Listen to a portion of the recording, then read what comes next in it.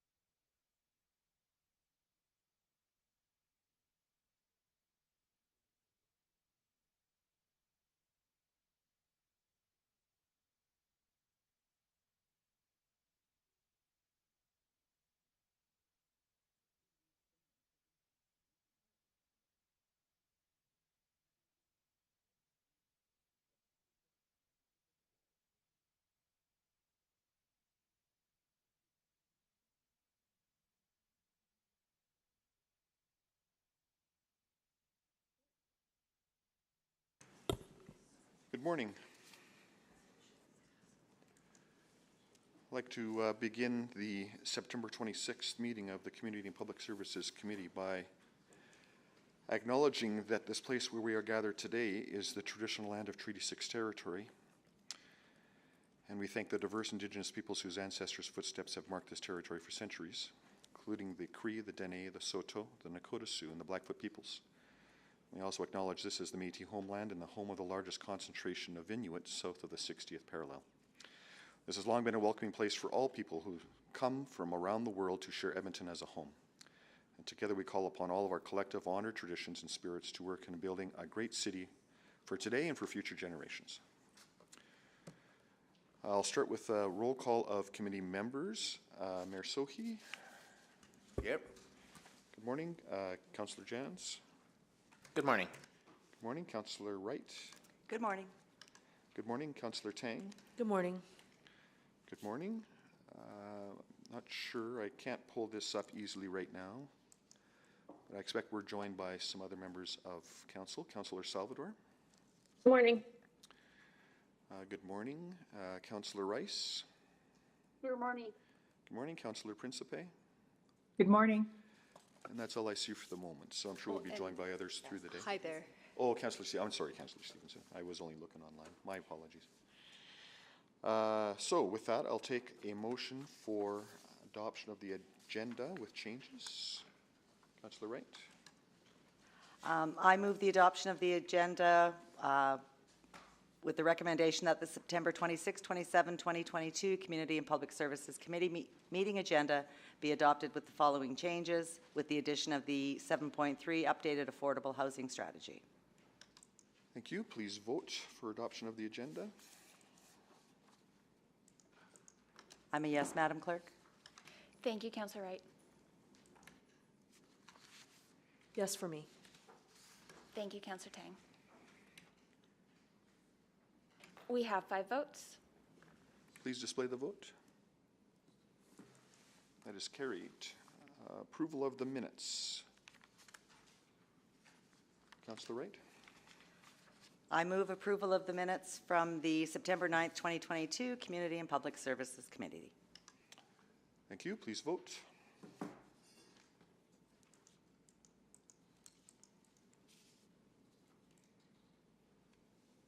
We have 5 votes. Please display the vote.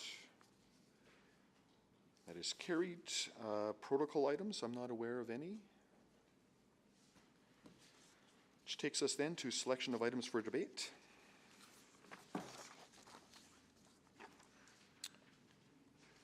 I will, while we're waiting for others to click on, I will select 6.1, 6.2, and 6.3. It's unfinished business. Councillor Tang? 7.1, 7.2, and 7.3, please.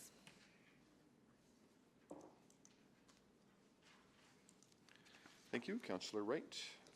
I'll remove myself. Any other selections?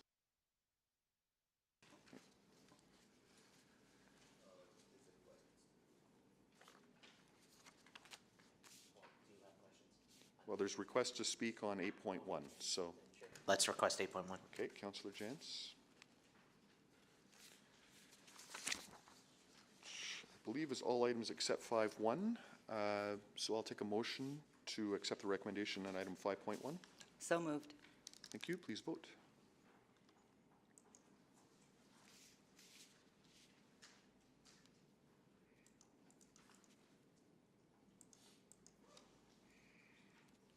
We have 5 votes. Please display the vote.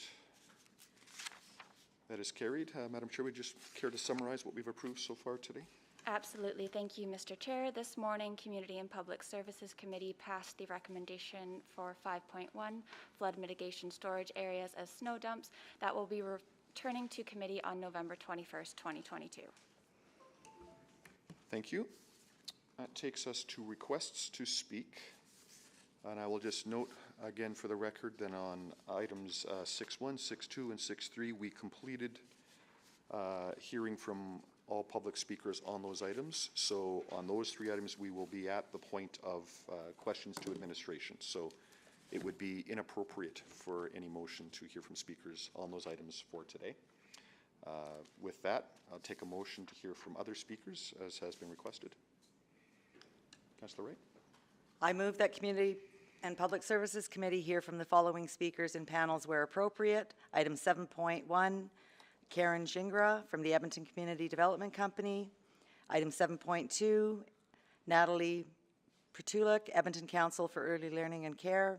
7.3, Ali Maddy, Multicultural Health Brokers Cooperative, and Nick Lilly from HomeEd. Item 8.1, Krista Frank, the Public Food Hub, and Amy Haydick, 124 Grand Market. Thank you. Please vote to hear from those speakers.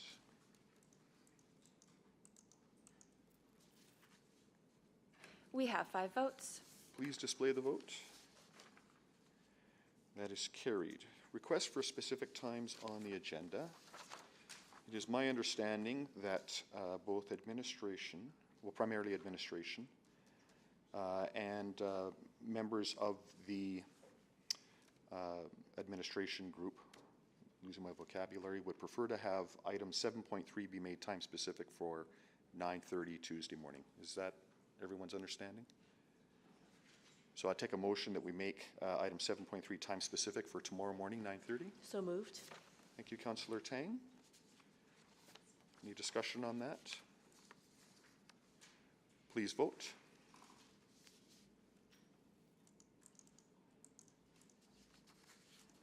We have all the votes. Please display the vote. That is carried. So anyone that's tuned in for item 7.3, the updated affordable housing strategy, will be taking that on first thing tomorrow morning at 9:30 a.m. I know of no other requests for time specific, so we'll be taking the items in order, starting with unfinished business. Are there any councillor inquiries this morning?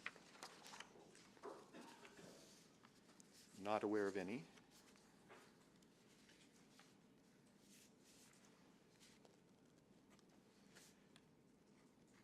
That takes us then to item 6.1. So we'll have our administrative team come up on item 6.1, and we'll start with questions of administration. This is the drug checking program item that we discussed at the last meeting. So please click on for questions of administration.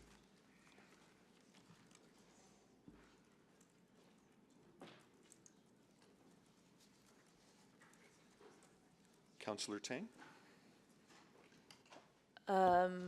We don't have an active motion right now, correct? That's correct. Yeah, Okay, so- we just started with administration, so And is the process that I need to put a motion on the table first? you don't have to, but you can. Okay, well, at this time, I would like to put forward the motion, and I want to give much credit to Councillor Rutherford for working very hard on this.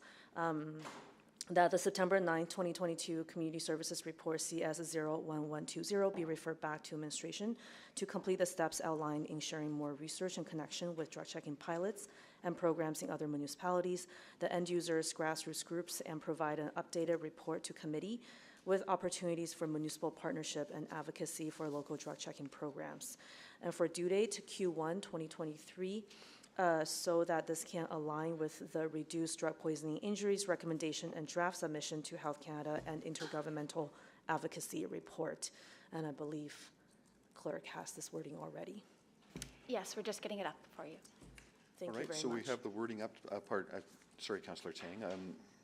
And I just want to maybe check, first of all, that Q1 2023 is reasonable timing from administration's perspective. The only thing I would offer is that the Calgary pilot, for example, I'm not sure how far along they're going to be. So as long as there's some grace, mercy, and forgiveness in terms of what we can provide from jurisdictions based on where they are in their pathing.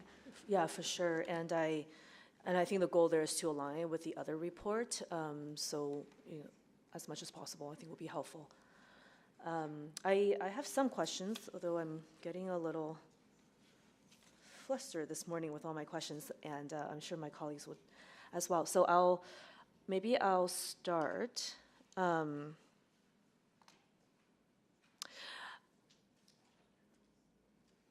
So I think in addition to the work that's being put forward in the motion, I'm wondering if administration has thought about what we can do right now to reduce overdose deaths, and also what's possible within the realm of city jurisdiction. For example, even when it comes to communication and public awareness, is there a way for administration to work with other partners to start shift the stigma that exists around people who do use? Well, I would maybe, in addition to my response, maybe ask Deputy City Manager Owen to see what ideas she might have on the comm side. But in terms of things that we can do or continue to do, is we do, in terms of a direct response to drug poisoning, we have Narcan being used by our peace officers, for example, and our security guards in transit spaces to save lives. So that is a direct action that we continue to do. But in terms of communications, I might defer to Deputy City Manager Owen.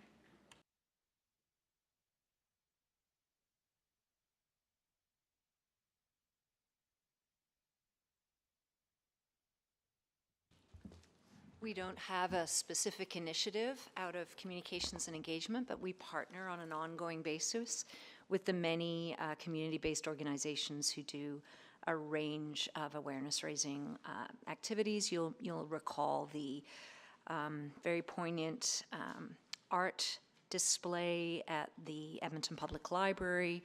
We work, of course, with the Community Mental Health Action Plan on developing messages that are related to a whole range of heartbreaking issues, but there is not a specific initiative coming out of our department on this particular issue. I will add, however, to what Jennifer said, and that is that we've been clear with staff about when they should and should not be offering naloxone services given their own occupational health and safety issues. Thanks. Actually, can you elaborate on that? Kind of the conditions of when to and when not to? Yeah, we have basically said unless you have been trained and unless it is a part of your job, you should not engage in a compassionate bystander activity while you are on the job at the City of Edmonton, unless it is specifically something you are trained to do and is a part of your job description. Employee Services put out that directive, if I'm not mistaken, and my colleague is nodding here. So we've delineated the appropriate level of risks to take and those that are not. Of course, people do what they wish on their own time, of course. Yeah, great, thank you. And just around, the various proposed actions of engagement, I'm wondering if the city, along with partners, have landed on outcomes, or are you using any of the lived experience engagement to build outcomes at the individual and community levels? So, in thinking about this down the road, what will success look like, et cetera? People with lived and living experience are always part of the discussions to ensure that our work is aligned. And in response to your earlier question, I had missed the point that our work with the Community Liaison Committee, of which there are 45 different folks from a range of organizations like Alberta Health Services, REACH, Salvation Army, Street Works, Boyle Street, Bissell, Mustard Seed, Homeward Trust, Edmonton Public Library, the U of A, the Alberta Alliance, who educate and advocate responsibly, Mothers Against Drunk Driving, all of those folks are part of our communications that we work through. Okay, that's great. And are mutual aid organizations part of that table? I see some nodding. They will be. We Okay. haven't engaged with them. We haven't started that engagement Okay. piece with them, but they are part of the plan. Yeah, I absolutely think that lived experience portion will be very helpful. Thank you. Thank you. Mayor Sohi? Thank you so much. On the application that is, or the work that is being already done for engaging with Health Canada on the exemptions, that work is going on, and this motion will supplement some of that work, right? Am I right? And some of the advocacy that needs to be done. That's correct. This is one of the elements of harm reduction. Yeah. And it's been the research and the jurisdictional best practices that suggest that not one of those items on its own is affected, but it's a suite Yes, of the different. spectrum of various interventions that are required to be really effective in making a difference and controlling the drug poisoning. There's also a program, I think, funding program that has started by the federal government. So along with exploring the regulatory changes to Health Canada regulations, can we pursue it concurrently, some of the opportunities for funding applications that we can assist with some of the community organizations that might have expertise in healthcare and the interventions and drug testing? Because we as a municipality, we don't have any expertise in this area, right? No, you're correct. And I think you're referencing the SUAP, that's a Substance Use and Addiction Program funding from the federal government. We have applied and have gotten some of that funding. That grant funding has now been fully subscribed to, but there might be other rounds that the federal government will put forward in the future. So there'll be, if second round is launched, do we know any organizations that are applying for funding in Edmonton? The Royal Alex Hospital Foundation has applied on behalf of the Community Liaison Committee, and they are prepared to do that again as well for those Okay. applications. And as part of this motion, can we assist with some of the maybe not, it doesn't have to be part of the motion, but is there a way for us to assist in some of that advocacy that we can do on behalf of the community to access that funding? Absolutely, and we will be doing that again through the Community Liaison Committee because a number of the social agencies are represented at that table. Okay. So we've been working with them through that first SUAP application and the implementation of the programs that we're doing with that, Okay. in addition to what we could potentially look forward to in other applications. I see, okay. So one is looking at what is communities being done, or what is being done in communities out there, what pilots are undertaken, and then the two engagements with federal government. One is with Health Canada on the exemptions, and the other one is we can do on funding. Okay, got it. Good. All right, thanks. Look forward to that. Okay. Thank you. Councillor Wright. Hi, yeah, my line of question was kind of on the exemption piece, because right now it is illegal for possession of these substances, right? Right, okay. So, yeah, so I just wanted to confirm that is being considered. We really can't do anything until we get that confirmation of the exemption, is that right? Okay. That's correct. And that's why I think it's really important for council to be aware that it does require, the municipality cannot act on its own. Okay, all right, okay, thank you very much. Thank you. Councillor Jans. Thank you. I'd support the move to referral.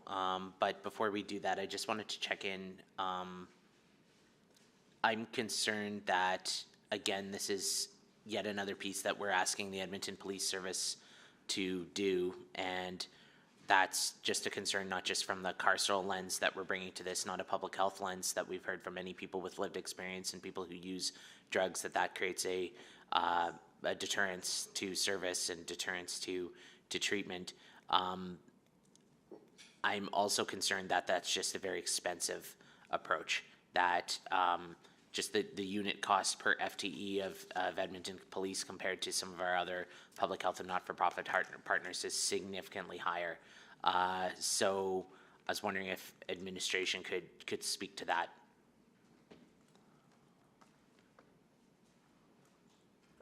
I'm sorry, I'm a bit unclear. Why is it proposed that the spectrometer would live with the Edmonton Police Service and not through a community agency? That proposal, the Edmonton Police Service is working independently through their psychoactive committee to look at purchasing a spectrometer and working with community partners to achieve that. Administration has only become aware of it, and hearing what community is interested in doing, acknowledge that we need to have a discussion and decisions made around who's going to own that spectrometer. But right now, EPS is in a different position than the community is on terms of that, acquiring that technology. Right, so that's something they're doing of their own volition, not as a recommendation, not that our administration is leading. Okay, so That it's is correct. possible we could also have spectrometers at, say, the Edmonton Fire Service or at Boyle Street or other partners too. That is correct, Okay, Councillor. excellent, thank you. I really appreciate the clarification there. Okay, that's all I have. Great, thank you. Councillor Stevenson. Yeah, thank you very much, and I think the referral motion back makes a lot of sense. I just want to clarify something that was shared earlier in terms of, so frontline staff that haven't been trained in the use of naloxone are expected to not intervene in those instances. Did I hear that correctly? Yes, and I'm uncertain if the policy has been fully rolled out, but that is certainly part of the conversation from an OH&S perspective. Yeah, and I think that makes a lot of sense from an OH&S perspective, but wondering what efforts are being made to provide training to all frontline staff so that they would be capable of administering that. I'm uncertain as to what those actions have been at this moment.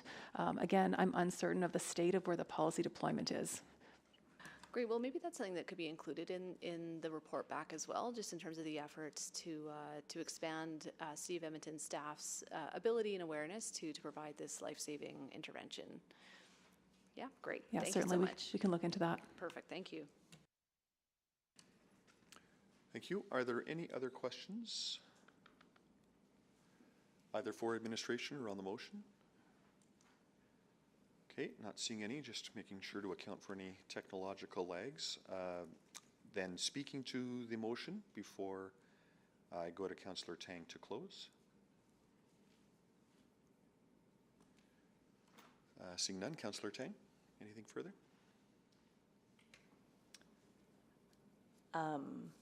Yeah, in the first 6 months of 2022, Edmonton saw 295 drug poisoning deaths, and that's 50 more deaths compared to 2021. I think that's a pretty staggering number. obviously an issue as complex and big as addiction requires so many inputs and collaboration. And I'm very interested to explore what, within our power, within the city's power, we can do more of. And I think it was interesting the bystander point came up because we do spend a lot of resource on other forms of bystander training. And, I'm curious, not for at this time, but I am curious if there is something more we can explore there. And I also think in some ways, I kind of wish this piece outlined in the motion actually came first. We talked to those who are going to be most impacted by policy first before we go to agencies and institutions. And that's obviously we're here now, but I will also just always encourage our folks to always bring those voices first in our effort to always prioritize the lived experience who are quite central to all of this. I want to acknowledge Councillor Rutherford and her ongoing advocacy in this space and the work she put behind with partners with administration on this particular motion and the originating motion. And I am looking forward to how the result of this really tie in to the next phase with the exemption work. And I think that is. Yeah, I think that's, I'll leave it there. I think there's a lot of knowledge on the ground. Let's lean on that. We've heard some really tremendous speakers even a few weeks ago. So let's lean on that. And I'll just leave it there. Thank you so much for the work to date. Great, thank you. Please vote.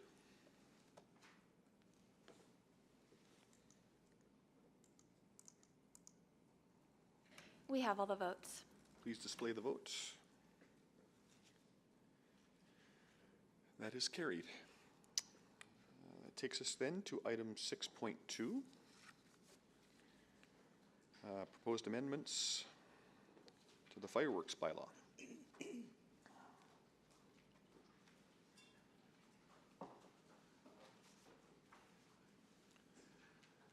And again, we're at questions of administration.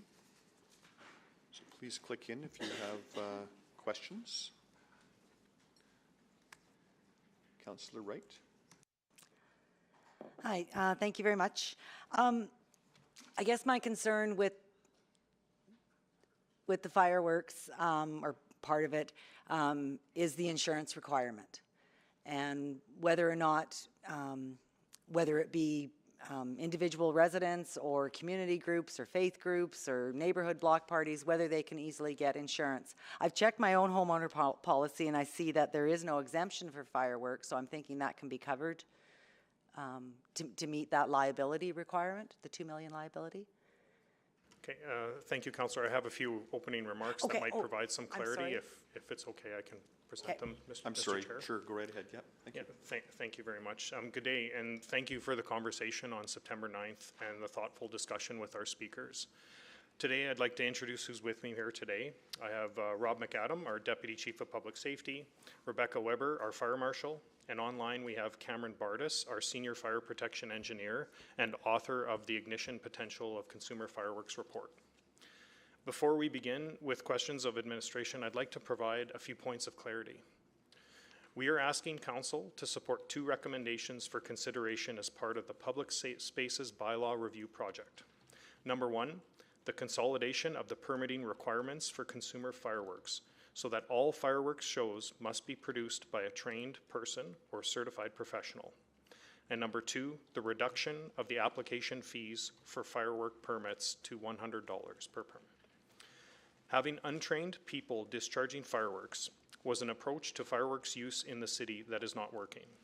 It is unsafe, causes confusion, and is difficult to enforce. As we outlined in our report, many jurisdictions in Canada have banned non-professional fireworks use and only provide permits to certified professionals. And as many cities are grappling with the same challenge that we are, on September 14th, 2022, the Canadian Association of Fire Chiefs, the governing organization that represents all fire chiefs across Canada, passed a resolution to advocate to the Government of Canada to ban the sale of consumer fireworks in Canada. However, the intent of our recommendations do not ban fireworks use or sale in Edmonton. We know how important it is for community and cultural groups to have fireworks be a part of their celebrations. We are not looking to take this away, nor are we looking to add intentional barriers. What we are proposing will reduce barriers and better support communities for safe fireworks shows. We are focused on ensuring the correct precautionary and safety measures are in place to protect life, property, and the environment of Edmontonians. And on September 9th, we heard that there may be confusion regarding what types of fire operator certificate requirements would apply to consumer fireworks if our proposed regulation changes were approved. And there are several levels for fireworks certification in Canada. As part of the Public Spaces Bylaw Review Project, administration will consider amendments that would require, at minimum, permit applicants have a display assistant certificate for consumer fireworks use in Edmonton. This is the first level of certification and is the least onerous to obtain. And as well, it's our current practice for the Tier 2 permits, and we would be looking to add that to the bylaw for clarity. To become a display assistant, one would need to complete a display fireworks safety and legal awareness course and then apply for certification through the Explosive Regulatory Division with the Government of Canada. The training to obtain this certification is available through 5-hour online courses for approximately $100 and plus a $100 fee to ERD to receive the certificate. This certification ensures permits are executed by suitably trained individuals, thereby reducing the risks associated with fireworks use and streamlining the permitting process and review time. In our current permitting system, display assistant certification requirements align with the manufacturer's requirements for Tier 2 permits.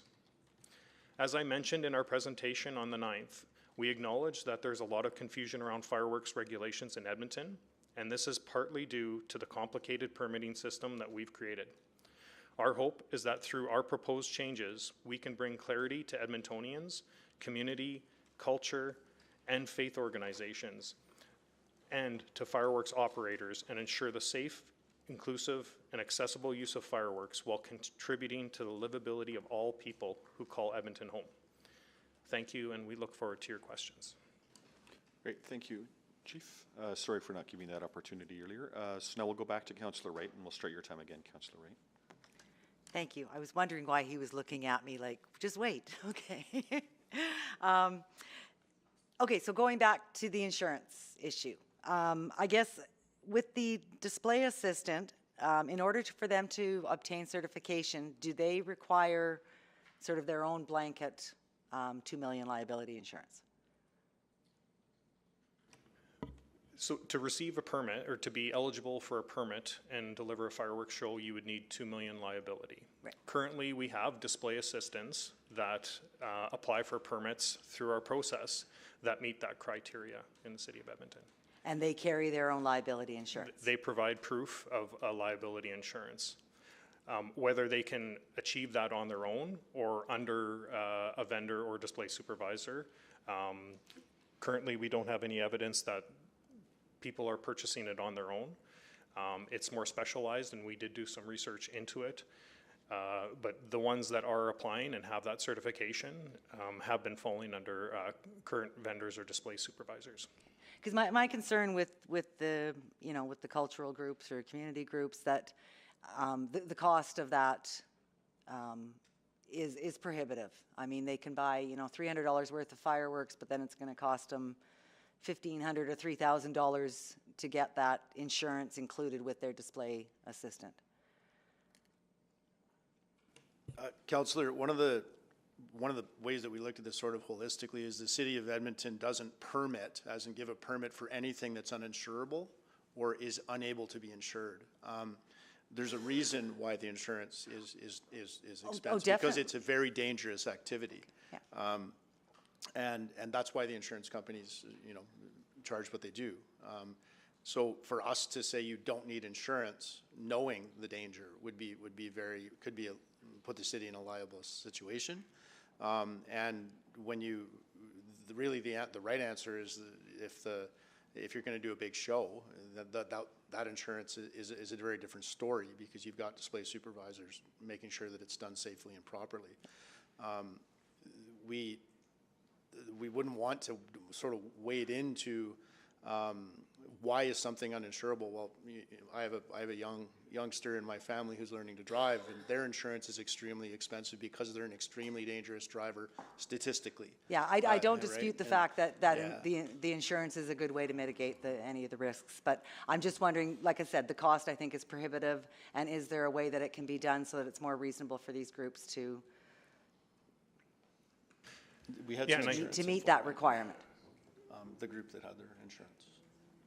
Yeah, and I mean, we've done what's controllable on our end, which is put forward a reduction of permit fees. The cost of a $2 million minimum liability insurance is quite reasonable in the industry. When we did an environmental scan, we looked, and others are at $5 million. We think that's fair. Yeah, again, not disputing that requirement. I do think it's necessary, but it's just the cost for them to get the insurance makes it prohibitive. And I mean, even with EFCLs or with the community league's own insurers, they aren't able to provide just a special rider for an event or something on their insurance. So again, is there another insurance company or another broker or somebody that would make it a reasonable cost for the groups?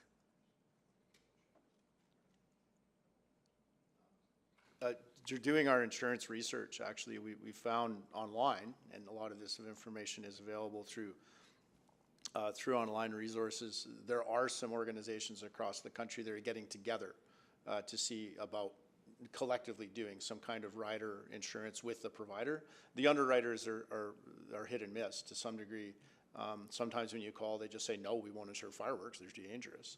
But there is evidence, and I can't provide you any specifically in Edmonton, where groups have gotten together to do collective insurance for fireworks shows in other provinces. But to be honest, yes, it probably is financially, it's tough, but. So I guess going forward, if we were to recommend changes or amendments to the bylaw, could that be part of the information that's provided back to council when the bylaw comes back to us?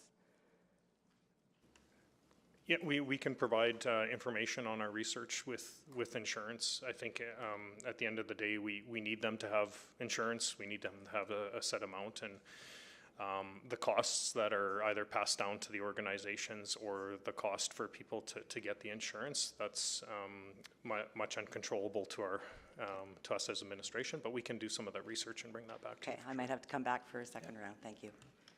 Thank you. Councillor Tang? Great, thank you. And thank you for the opening comments. So I guess with the proposed changes that you have mentioned, yes, the permit fee is cheaper, but I think to Mr. Mittal's description of how he used to apply for it, walk down the fire station, it's a very quick thing, whereas now it's much more onerous. I guess I'm just wondering if you can walk me through, if the temple wants to do a firework, can you walk me through the process a little bit? And, are these things going to make it easier or harder? Yes, thank you, Councillor. I'll answer that question. So when a group proposes, such as the Diwali event that you're speaking of annually, we do have some interaction with them before, offering conversation so that we can expedite the process when it comes down to it. So they call you? We will initiate the phone call over to them first, which we have twice last year, and start the conversation because we do know in the past it's warranted that we open up that communication with them. We're very, very familiar with the site, and last year we were very, very helpful in giving the suggestions on how to have an event on that property.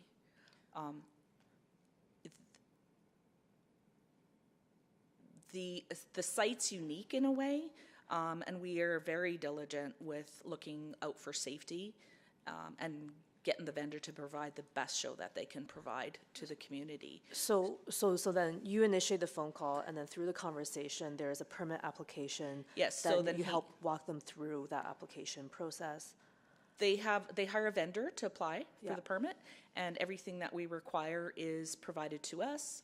The site, the proposed product that they want to sell, the insurance certificates, the fire safety plan, the remedial action plans, and we review that and then provide a permit with conditions. And our conditions are based on, this is the type of product that we're allowing you to shoot and, discharge, and provide fire mitigation strategies. So this is a bigger fire display work, and then so for example, the Evergreen example. Same thing happens. Okay, We but then- just don't initiate. But they don't necessarily have the capacity or the resource to hire the vendor, because the cost was quite expensive. So in this case, could they go with someone like the display assistant who goes through that 5-hour training? And is this training offered on a regular basis? Right? That's correct, Yeah. Councillor. Based on our research and some of the people that were speaking on September 9th actually provide that training, and what we okay. could see was monthly. There's opportunities. Now, the insurance piece is another piece. Do they need to be affiliated, or what does the requirements look like post that? Right. As a dive instructor, I had requirements and specialized insurance and things that I needed to meet to be able to maintain that, and so it would be different because it's such a specialized organization. Right, and if you're a specialized organization, you want to put on any other event, fireworks or not, you would still need insurance of some sort. Is that right? Yes, through our research, your insurance policies do not cover the use of fireworks on your own property because it's a preventable. You could have prevented the damage should something occur. So the research that we've done so far has said they just don't do it in that respect. Our research with EFCL was they don't have policies to add on to theirs to be able to cover fireworks. So most places just rely on the show providers to have their insurance to protect them, and so do we as a city. And then, can you describe how these changes might negatively affect small businesses, if at all?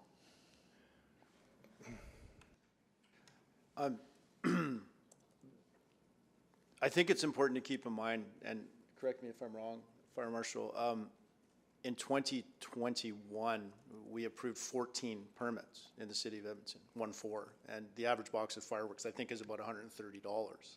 So there was 130 times $2,800 roughly in legal non-professional fireworks use in Edmonton in 2021, divided by all of the vendors that sell fireworks and online. So I can't speak to, and again, keeping in mind that part of this is to make people with training, make it easier for them to use fireworks and cheaper. I can't do any other math other than to come up with less than $3,000 gross in the city of Edmonton. But if you buy fireworks in the city of Edmonton to take them to like a county or another area where you're able to use them in any way you want, and keep in mind all of our municipal neighbors, that's not the case. I don't see there being a large impact.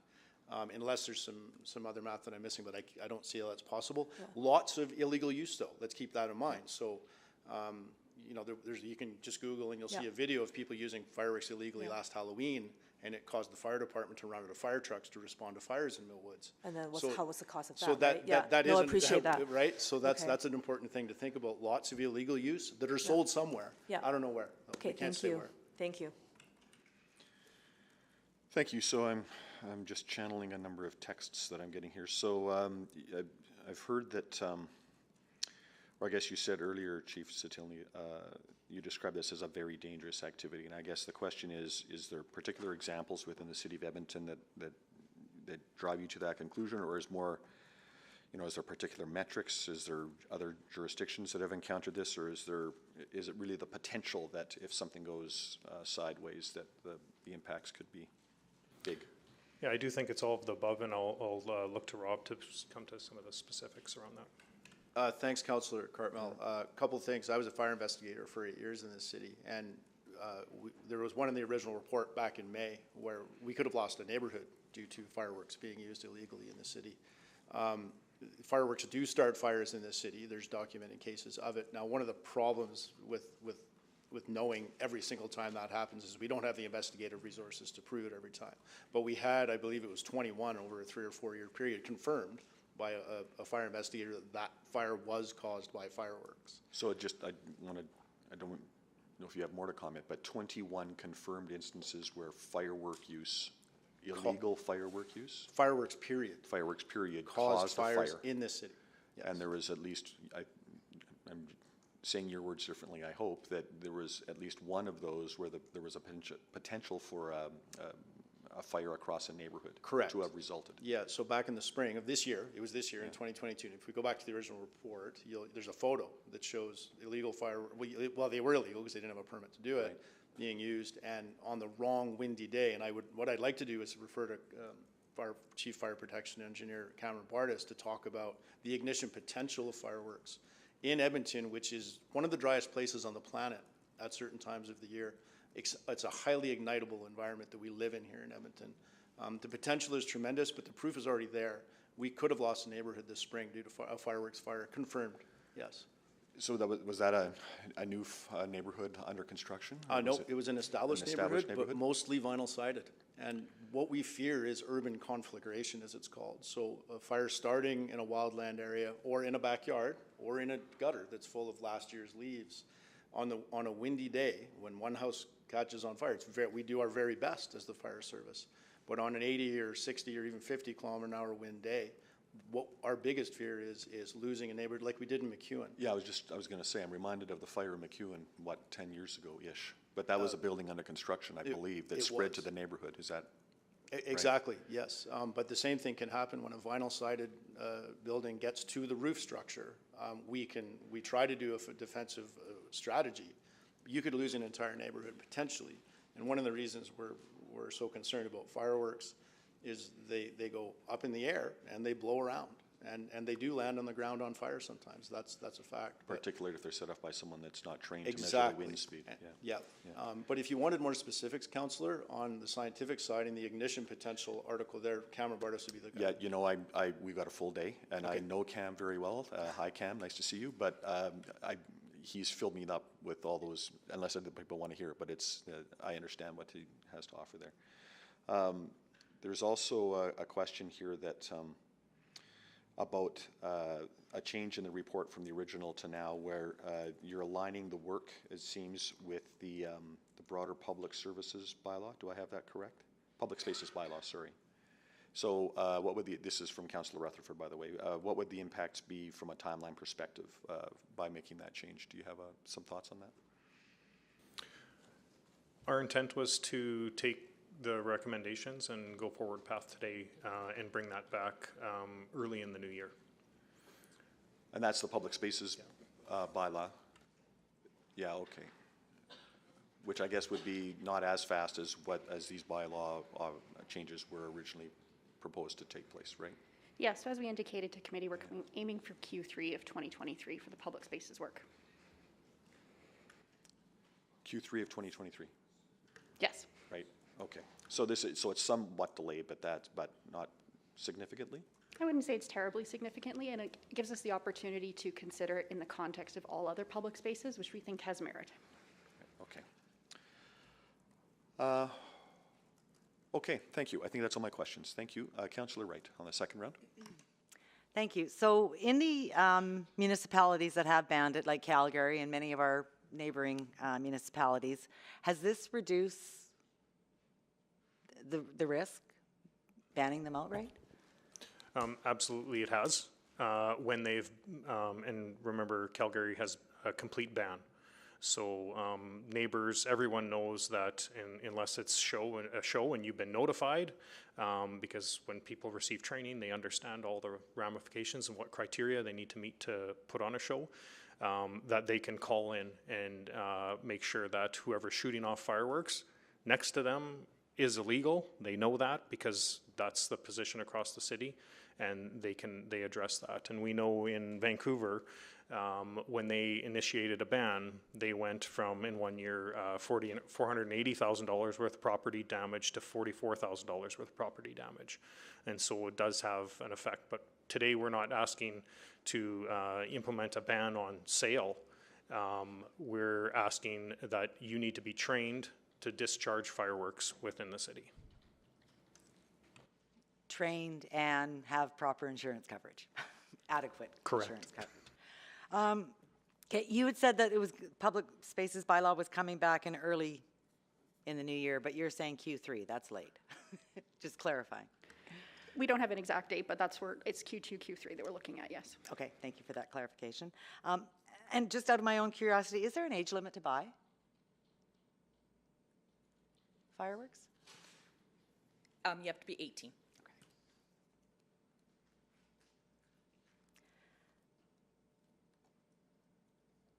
Okay, so I guess what you're proposing then to come back with, like, do you need any further direction from committee? If this direction is approved, we'll incorporate this into the bylaw revisions and the proposed bylaw Q2 or Q3 next year. Okay, and with those bylaw revisions that you're considering, that again will bring in or consider the insurance and the cost effectiveness of it for display assistants to provide? The insurance requirements would remain unchanged. We would still ask for $2 million minimum liability for anybody who's shooting off fireworks. But if it's not a reasonable or realistic condition to put on there, again, the cost, $3,000 or $1,500 is prohibitive for a small community group to do. Our research is whether it's $1 million or $2 million, that difference is negligible. It's what it comes down to is they need to have insurance. We will come back with some research around the availability of insurance, but to shoot off, to be trained around people, to shoot off fireworks on a property that you don't own, you need to have some sort of liability. And the city doesn't allow permits to organizations that aren't insurable or self-insured. Yeah. So, and again, not disputing the need to have that liability insurance. Councillor, if I may, there are some grants too available to help communities put on shows. That was outlined in our report. Yeah, I realize that. And then my other question, would that also include like a neighborhood block party? I'm not sure of the question. Would insurance? Sorry, would the bylaw also cover not only like community leagues or faith groups, but if a group of neighbors wanted to come together, they could set off fireworks for their event? In fact, that's some of the upside of this is that we want people to come together and celebrate together. And quite often when we don't approve fireworks permits, it's because the area, the safety zone isn't big enough for the size of the product. And we hear, oh, we don't want to use little fireworks. They're not exciting. They're not celebratory. So what this does is, and the EFCL spoke to this quite well, it brings people together to have good fireworks shows that they can enjoy together. And if a block party, if a neighborhood, if a community league wants to get together, same process, same rules, same permitting would apply to everyone. Okay, and if my property was large enough to have a display, and I'm thinking people in acreages and whatnot, and my homeowner's insurance doesn't have an exemption for that, for fireworks, I can still have that on my property? Correct. There's residential, commercial parkland. There'll be no difference under the proposed system. It's land is land, and private land would be eligible as well, yes. Okay. And for those, like our ground fireworks, oops, I'm running out of time. Could you consider ground fireworks on a separate tier? And again, our engineer Cameron Bardis would answer this more eloquently than myself. In ways, those fireworks are more dangerous than aerial fireworks because it concentrates the display close to the ground where combustibles are. They're not low risk. The groundworks ones, thinking of, they seem safer because they don't go up in the air, but where the combustibles are is on the ground. It's where you didn't clean them up under your deck very well, or there's a bunch of super desiccated leaves in the alley you don't notice. They're just as dangerous, and that's why we don't support a height a height restriction to not need a permit. Councillor Cartmell has allowed me extra time. Thank you. Goodbye. No, that's fine. I think this might be the last question of, it's kind of hanging out there. So does, Cameron, do you have anything to add on that count? Yeah, I think, thanks, Councillor. I think what's really important to understand is the differentiation there between low risk and high risk is comparative to display fireworks and consumer fireworks. Explosive content is definitely different, but in terms of fire risk, the results of conflagrations, I think are quite high with both types. And as the Chief mentioned, the ground-based fireworks specifically produce flaming materials, debris that is quite ignitable to nearby biomass, which again grows into what we consider to be a risk for conflagration type fires. So the low risk denomination isn't low fire risk, it's low explosive risk based on the classification of the fireworks. So if I was to say that a firework shot into the air might land on a combustible roof, or land in a space that's combustible, ground level fireworks could land in a pile of leaves or in a dry ditch and be just as combustible. Is that a fair comment? Very much, and there's something I tried to cover in attachment 4 in my report. The empirical evidence we've got for different events, it shows those low risk type devices actually being quite competent for ignition sources nearby to the ground. So in some cases, just as, if not more dangerous than, from a fire risk perspective, than the display fireworks. Thank you. So those are all the questions I have. So I'm going to move the recommendation in the report, which is to receive for information. And my understanding is that by receiving that report for information, that we'll move to incorporating these bylaw changes as part of the public spaces bylaw changes that will come to us in Q2 of Q3 of next year. So I'll just take a brief moment to very quickly introduce this or speak to it. And I really thank that, our speakers and the ongoing conversations we've had around this for the last couple of years, frankly, about trying to make sure that we're being fair and equitable to those groups that are trying to provide these displays, and whether it's from a cultural imperative or whether it's part of a community building effort, a place of celebration. But we have heard today that we have seen these displays start fires. We have had concerns most recently where there was a potential even to lose, more than one structure. And I guess, understanding that apprehension that simply by writing a law or creating a new set of restrictions does not mean that everybody's going to comply. We're still going to see fireworks that are available commercially online. They're still going to be shot off illegally. They're going to be, fired away in spaces. None of that is preventable. But we have a litany of law that is written that way. Not everybody follows a speed limit either. But when you're caught not following a speed limit, you get a ticket. And if you're caught firing off a firework without a permit, you're going to get a ticket. And I see some relative alignment there. I understand that the cost of the insurance might be the showstopper for some people, no pun intended. But I think that the cost of the insurance speaks to the risk, the potential risk that's involved here. I carry personal insurance for a number of things I do, and the cost of insurance is monumental. It's gone up double in 2 years because the potential of risk if something goes wrong is significant and massive, and so it's that we have to consider. While there's going to be a period of adjustment here, while our various community partners find their way through this new set of circumstances, I think that enhancing the safety of the public realm trumps those concerns, and that we need to make sure that we don't set a neighborhood or a ravine or a river valley on fire. In particularly dry times, I would know. And I was thinking this morning that we're all enjoying a really nice fall. We haven't had precipitation here in weeks. So I wonder about the potential of a grass fire from a cigarette that gets tossed out of a window this afternoon, as an example, right? So I think we have to be ever more careful and diligent about protecting that realm. And while I appreciate some of the proponents of this activity have come to us and shared their concerns, I think that it's within their realm of capacity to adjust to these new circumstances. So I'll stop there. If anybody else cares to speak, please click on.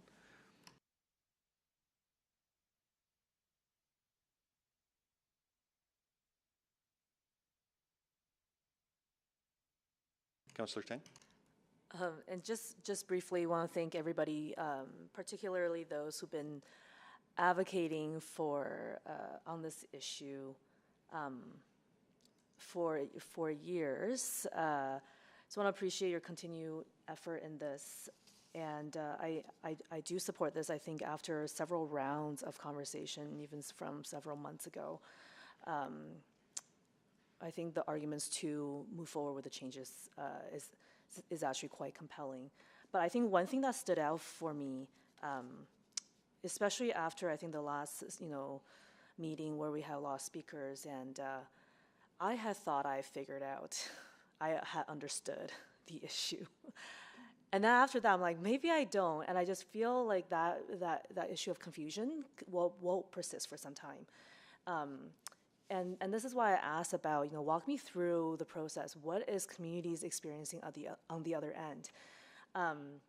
And yes, we have regulatory change, and I think we should, again, echoing some of my comments from the previous presentation, I think the tool for education will be really important. And I appreciate that the fire department has built a lot of these relationships over the years to try to alleviate that. Even if it's, like some kind of a visual depiction of like, this is what these are the different pathways you can do depending on the kind of display work that you want to do, and just very clearly lay out for some of these options for people, I think in the long run can be beneficial. And, of course, working with vendors to communicate that. So I just encourage, work in that space continue, especially considering how meaningful these kinds of celebrations are for so many reasons and so many people. But at this time, thank you for all the work. Thank you for all the advocates for your work. I am happy to support this. Thank you. Thank you. Councillor Wright. Hi, thank you. I will be interested. I guess we'll sort of stay with things as they are now until Q3 2023.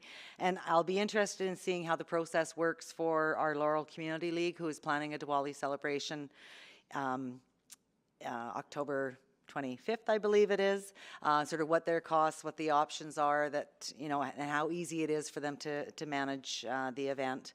And I do appreciate industry coming forward, the small businesses in our community, also wanting to make these events safe for our neighbors. And I appreciate what the community groups, cultural groups, and even just groups of neighbors are doing. To try to make it safe and fun for everybody. So I guess I will just wait until we get the new bylaw amendments and see how it goes from there. Okay, thank you. Thank you. Anyone else caring to speak? Very good. Please vote.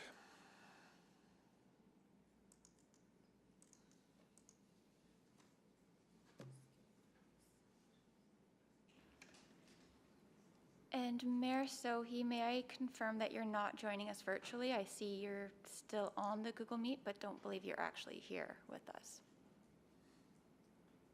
Okay, thank you. We have 4 votes.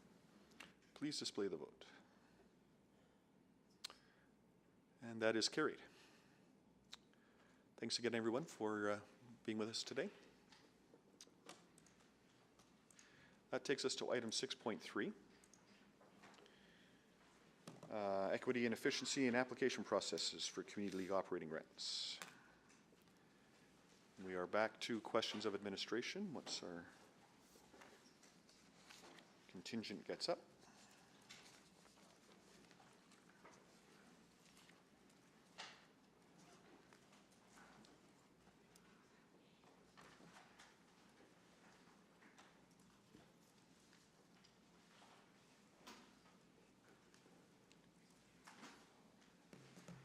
Questions of administration?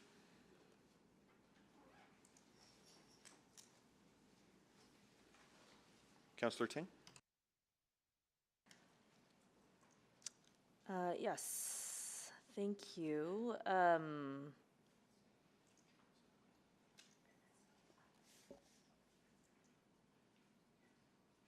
think, quite a bit of my questions were answered with the speakers back a couple of weeks ago. I just wanted to flag,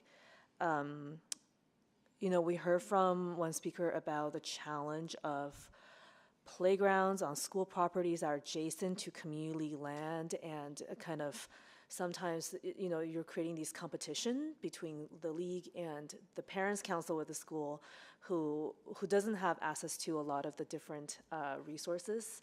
And I'm just wondering, there is a gap being identified. Do you know of any instances where the league is partnering with parent council in this way to kind of work in a collaborative way? Are there, good practices that we can kind of learn from at this point? Suzanne Young is online and is going to answer that question for us. Great, thank you. Good morning, Councillor Tang. I think there isn't a typical process through MPDP. It's either the parent advisory councils or the community leagues that are working to apply for those grants and to come through MPDP. And so it really is dependent on the group in the neighborhood. Mm-hmm. Yeah, I had wondered if, that MPDP transition to community parks framework could potentially fill some of gap. And I do have a subsequent prepared for this motion. For this report. We don't have any motion on right now, and I'm happy to move that we receive this for information as the questions continue. And I guess the only thing that kind of was, when I was reading through the report, this question of like efficient application process, I don't think it was very clear to me how things are being more efficient for the leagues. I've been getting a lot of feedback from various leagues that for some of them it's quite onerous to kind of go through that process. Some of them have paid league manager that are on paid time that they're doing this, but for volunteers it's been really challenging. So I guess I'm just wondering if you can share some insights about how this is going to help leagues reduce some of those kind of application challenges. Sure. For the operating grant specifically, we're working with EFCL to gather all the information necessary together. So because of the new tripartite agreement, there's lots of reporting required by leagues for that. So what we've tried to do is bring together information we need for the operating grant and things that EFCL needs to collect for the tripartite together, so that we're not asking for information more than once, that it all comes in one place and we can make decisions together. And hopefully that database will be helpful, right? Yes, they have the database for just that piece of work and then the other piece around facilities. Yeah, and then I think this reminded me a little bit of the sidewalk conversation we had. The city has a sidewalk strategy, and part of that is to encourage response, not just always to 3-on-1, because data shows that 3-on-1 calls for sidewalk repair tends to be concentrated in certain more middle class, more educated neighborhoods. So what about the other neighborhoods? And it creates that inequity. So we're trying to kind of also supplement it with a more proactive approach. And I guess when thinking about leagues that potentially have more capacity, maybe middle higher and more educated, knows how to navigate a lot of these kind of granting options, are we doing anything kind of on that proactive side to support the leagues that maybe don't necessarily have as much of that capacity? Recognizing capacity building is an ongoing exercise. Yes, and I think EFCL has been taking that on and really working hand in hand with leagues that are having issues. Mm-hmm. And that's one of the things, that equitable piece we want to look at as we move forward with the new formula for the grant program, is figuring out how do we help those leagues that don't have all that, the resources that some other communities do have. Okay, great, thank you. And I did move the motion. Yeah, I was going to confirm that. So okay, thank you. I think the receipt for information has been moved by Councillor Tang, and that is on the floor. So,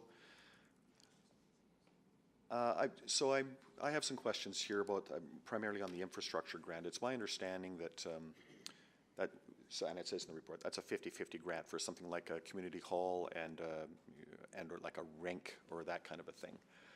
And that's a 50-50 matching grant, which can take some time for a community league to accumulate.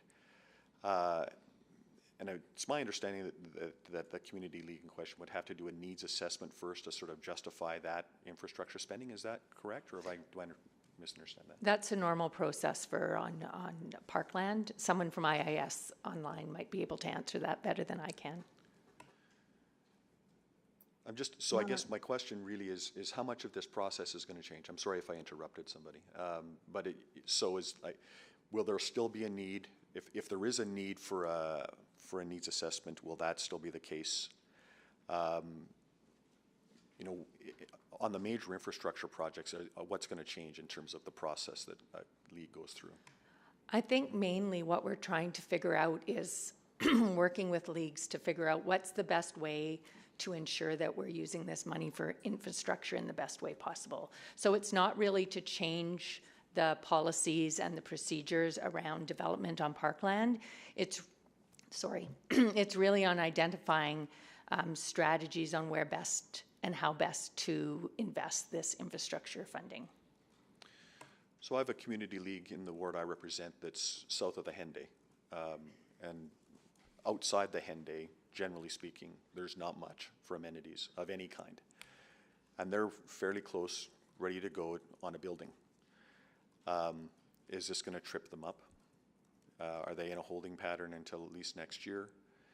Is there going to be, you know, another bureaucratic step that says, well, you might be ready, you may have your money assembled, but we're going to decide at the city where the next community league building is going to be built in Edmonton? Kind of wondering about that, because right now, if they've got their dollars ready and they apply for the grant, they're, in general terms, it's good to go, notwithstanding pauses for budgetary concerns. I don't anticipate that. I think one thing we'll have to look at is as we move forward, we've been fortunate in the past years, or leagues have been fortunate in the past years, that we haven't overexpended the budget. As things progress, if more leagues want to do more things or in different areas, or we target different areas for different reasons, there may be more of a competitive nature to it. But now I don't see that. I don't anticipate that changing. Is there a limit in terms of how many elements are done at one time? You know, so if you know, one league may want to do a building where another league may want to do a rink and a splash pad and a skateboard rink. Does that, like, can a project include more than one element? Yes, and we usually get people to phase that, to access funding appropriately. Yeah. They phase their projects, so then they can apply for a large grant one year and then a different size one the next year. So we support them in that work. Which sort of helps spread the dollars around, I suppose. Yeah, okay. Okay, I think that's all my questions. Sorry, put my glasses back on. Councillor Wright. Thank you very much. Speaking from the perspective of someone who's had to fill out these grant applications for community leagues, any way that you can refine it and make it easier for the applicants is greatly appreciated, and simplify things. I'm just wondering, with the way that the funding is going to be looking with the community parks framework, how is that going to impact the matching dollars that you would get on, like, provincial grants? Because I know a lot of the grants have been used for the MPDP? Yeah, Councillor Wright, a lot of the funding has been coming through CFAP, so the provincial grant funding. We've had some initial conversations with EFCL and Ms. Cunningham Shipley to understand if there's still an opportunity to leverage those with the existing grant, with the grant opportunities that there are. So I think we're going to be exploring that and having conversations with the province and our federal counterparts on the granting agencies. So we're early in the discussions, but certainly we'd like to leverage those, continue to leverage those where possible. Okay, that's great news to hear. I'm just going to see if I had some other question here. No, not at this time. That's all right. Thank you. Thank you. Mayor Sohi. Thank you. So the number of leagues that have never applied for funding or the matching funds, I think it was 25 leagues. Do we know where they are? Are they in underprivileged areas? And I don't have that information with me, but we do know that most of those leagues do not have a building. They don't have infrastructure, so that's why they haven't applied for the infrastructure grant. All the leagues are applying for operating grants. Oh, I see, okay. So these are the infrastructure grants that they have not applied for.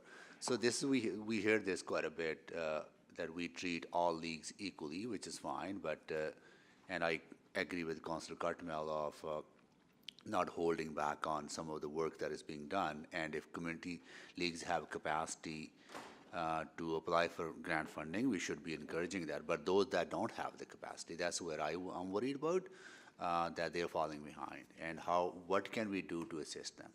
That's the next piece of the work that we want to do with EFCL, is to figure that piece out. How do we make sure that those leagues that don't have the capacity or don't have the volunteer, how can we work? So those are the next conversations we'll be having over this next year to try to figure that out, to make sure that there's certain areas of the city not being disadvantaged by this program because those leagues don't have the capacity to apply. Okay, well, so they'll work be undertaken next.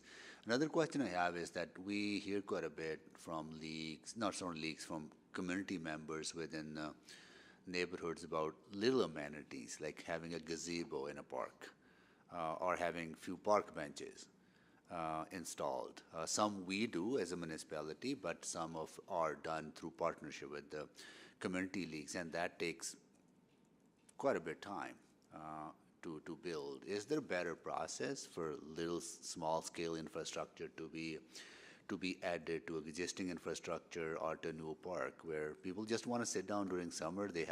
Maybe they need a couple of trees to be planted that will grow over time, and have little gazebo installed. Like, is there a better process to add those small scale amenities that go a long way in instilling confidence in the city services and the appreciation for the services and the tax dollars that people pay?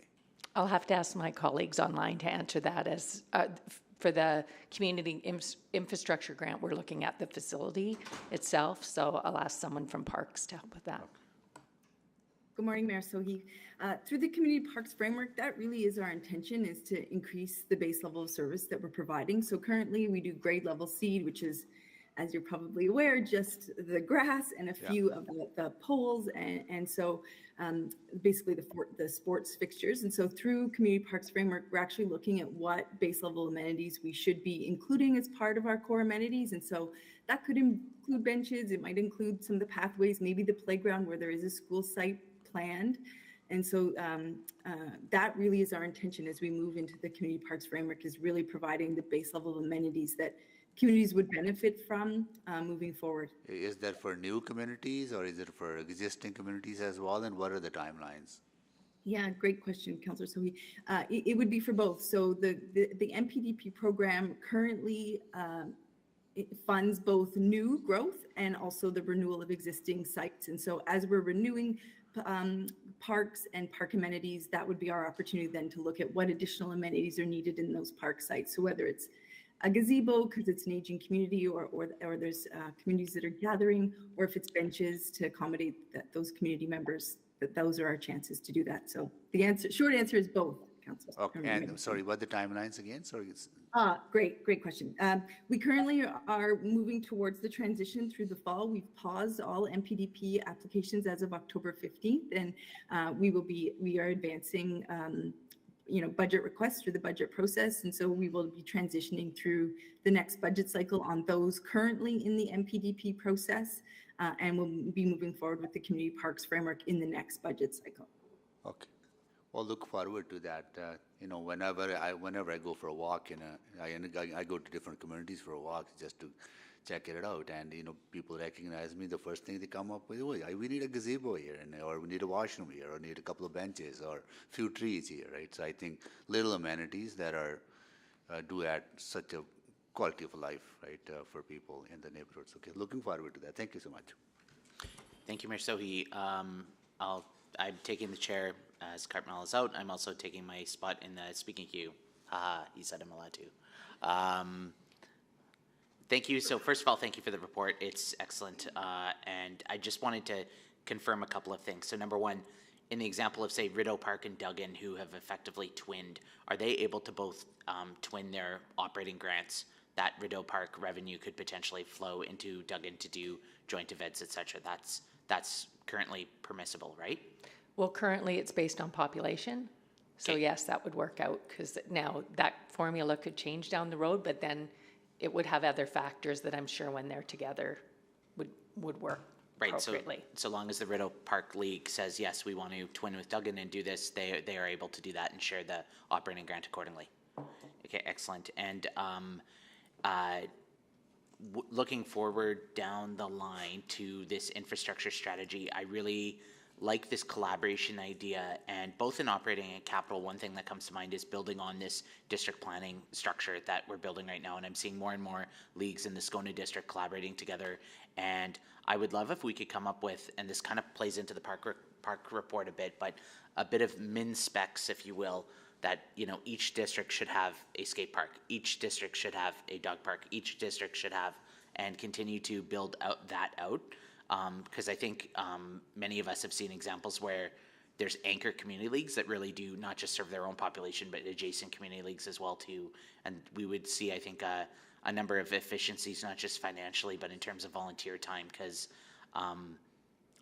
the one piece that I'm thinking about as I go through this report is just the hundreds of thousands of hours, and I can't remember how much, but the EFCL quantified it of volunteer time that actually goes into the city of Edmonton and how much money we save through that. So I'm just wondering, to my question, I guess, would be, are there any other administrative barriers that we need to change right now to foster this increased collaboration that is cited in the grant considerations? I think it's one of the things we as administration has brought forward to EFCL to talk about. I think it will take some work because of just, as you know, the history of community leagues is very individual oriented for specific neighborhoods. But I think, as pointed out, many leagues are starting to look at that for capacity reasons. And I think it's something that we'll have to really discuss seriously as we move forward with all the changes to the grants programs. Excellent. Well, yeah, great report. Thank you so much for the work. And I will turn the next speaker over to, I believe it'd be Councillor Stevenson. Yes, thank you very much. And thank you for the work that's going into this. I'm really excited to hear about the work that you're doing with EFCL around sort of the equal versus equitable funding for different leagues. I was wondering if there's been consideration, I apologize, I can't recall which report this was in, but there was talk of, I believe, a social vulnerability index that's being developed to look at different neighborhoods. Am I remembering that correctly? Yes, and that's part of the revitalization area that we have within neighborhood services. So part of their work is identifying next areas or revitalization areas that we're currently in, like Alberta Avenue and Inglewood, and then where would we go next? And so the social vulnerability index is one of those indicators that we use.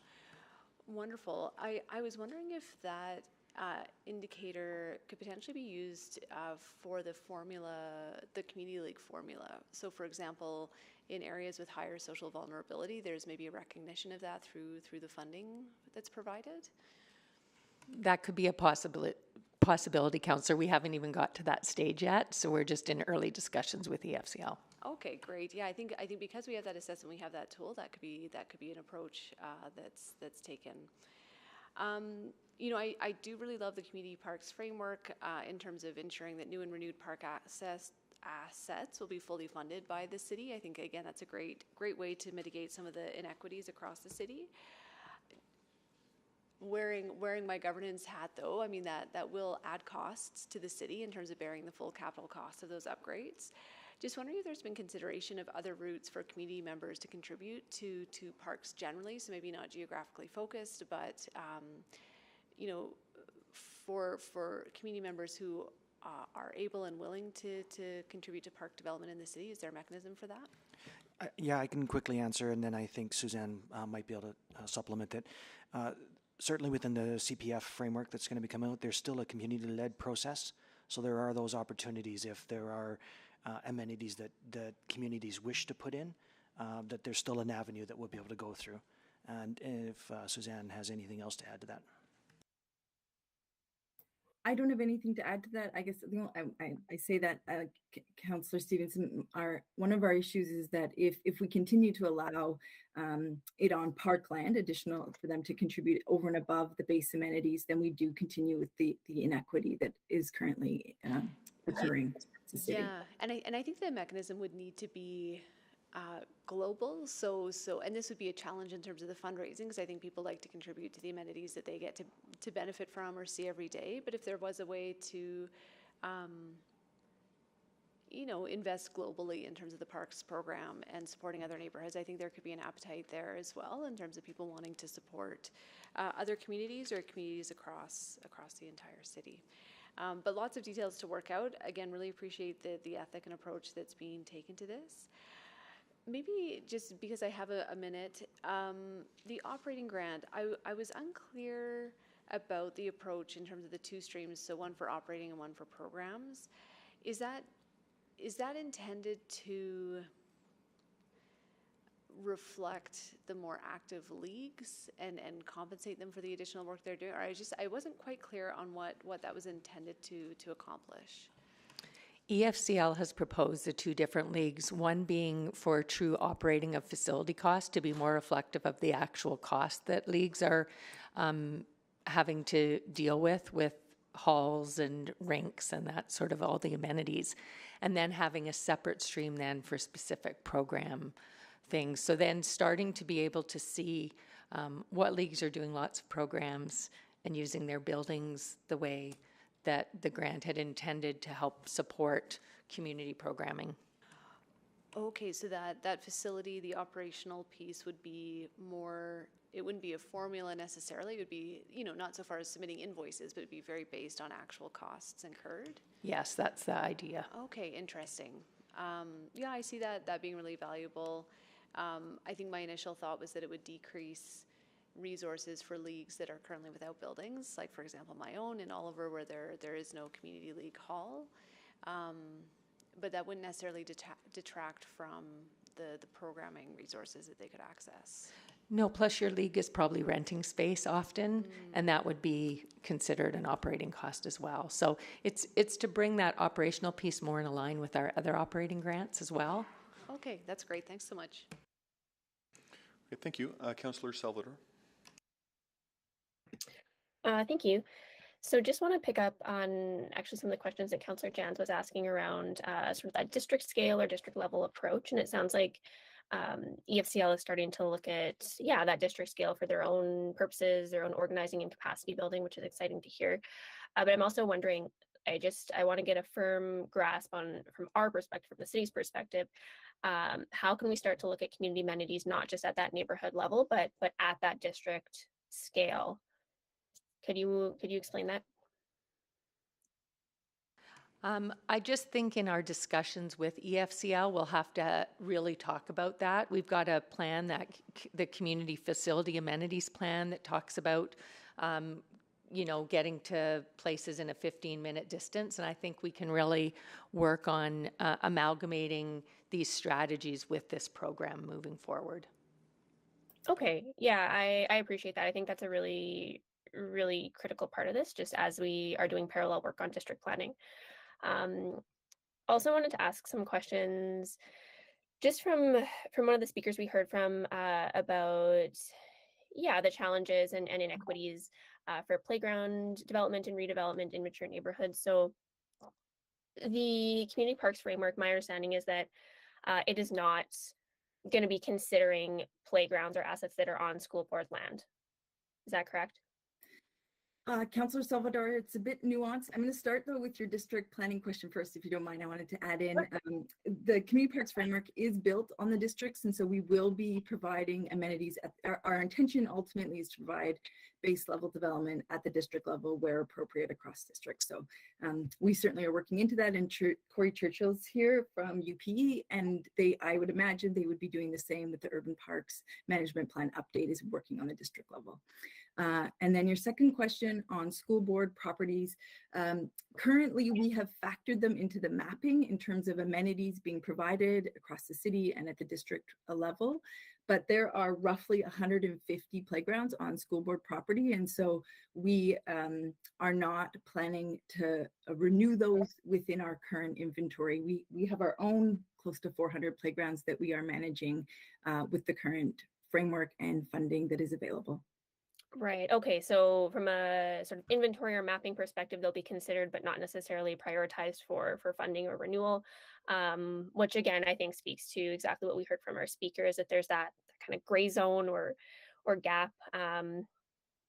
So maybe as a follow-up question, is there any room for conversation in the ongoing review of the joint use agreement about how to address some of that aging infrastructure? Yeah, I think Corey Churchill's probably best to speak to that, but we understand this is an issue, Councillor Salvador, and it's certainly been raised to the Joint Use Committee. Corey, can you speak to whether we've actually been working on any discussion papers around this issue? Yeah, thank you for the question.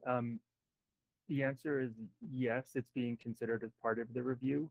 The joint use agreement land was last ratified in 2009. We've been working with all of the partners over 2022 on a number of specific theme areas to look at how best to review and renew that agreement. One of those areas looks at investment responsibilities, including better delineating roles and responsibilities with a number of amenities, including playgrounds. The work, no defined timeline for when that will be completed, but certainly continuing to work through 2022 and into 2023. Okay. Okay. Well, I really appreciate that. And it might be, yeah, I might be interested in seeing a bit more of a formal update on that work as well, just because I think it is really critical. Yeah, and I won't go into a bunch of details, but a number of the communities I serve are basically seeing shrinking playgrounds that are central to the community. So yeah, I'll leave that there, and I'll yield the rest of my time. Thank you. Thank you. Next, we have Councillor Rutherford. Councillor Rutherford is ill, but is participating from home, but can't speak. So I'm going to go to Councillor Jans to ask her questions. Thank you. Thank you, Mr. Chair. On behalf of Councillor Rutherford, overall, the report, I'm just reading from here. Overall, the report is good at identifying the issues and inequities, but I'm not sure we're there yet with meaningfully addressing those issues with the proposed solution. Her hope is exploring a funding formula with ESCL, with direct engagement with the leagues as well. Will this be happening with the leagues and not just the EFCL, or will the engagement just be with EFCL? No, the plan is for EFCL to engage with the leagues. Right. Okay, excellent. And she flagged the difference in funding of the 161 leagues. The funding range was between $6,000 up to $70,000. The base amount's $4,900. But is there a consideration of not just per capita population, but also a league's geographic area? Could the funding formula look at changing these or looking at other considerations? Yes, we want to move away from the population-based formula and have it more consistent with other operating grants. Excellent, thank you. And then some community leagues have had multiple infrastructure projects, some others have had none. Do we have a sense of the reasons for that, aside from age or date of inception? Most, as I mentioned to Mayor Sohi, most of the leagues that have not received an infrastructure grant is because they do not have amenities. So that's why they haven't. And I think it just depends on the resourcing and the capacity of groups and the issues they've faced within their leagues on how many infrastructure grants they've applied for. Many of them might have just been small grants that don't take a lot of money to match. Where some other leagues have had bigger projects, rehabs, or even we contributed to builds. And then a question about taking into account the age of the buildings. Is there a consideration there? The age of the community league buildings, for instance, like how we could look at that. I think that's where the assessments have come in the past to identify the needs, and then EFCL is looking at redoing those to get a newer sense of issues. Just scanning the questions here. Yeah, a question as well about a consideration about median income of neighborhoods, SES, et cetera, as a consideration, I imagine, in both capital and operating funding. Is that something contemplated?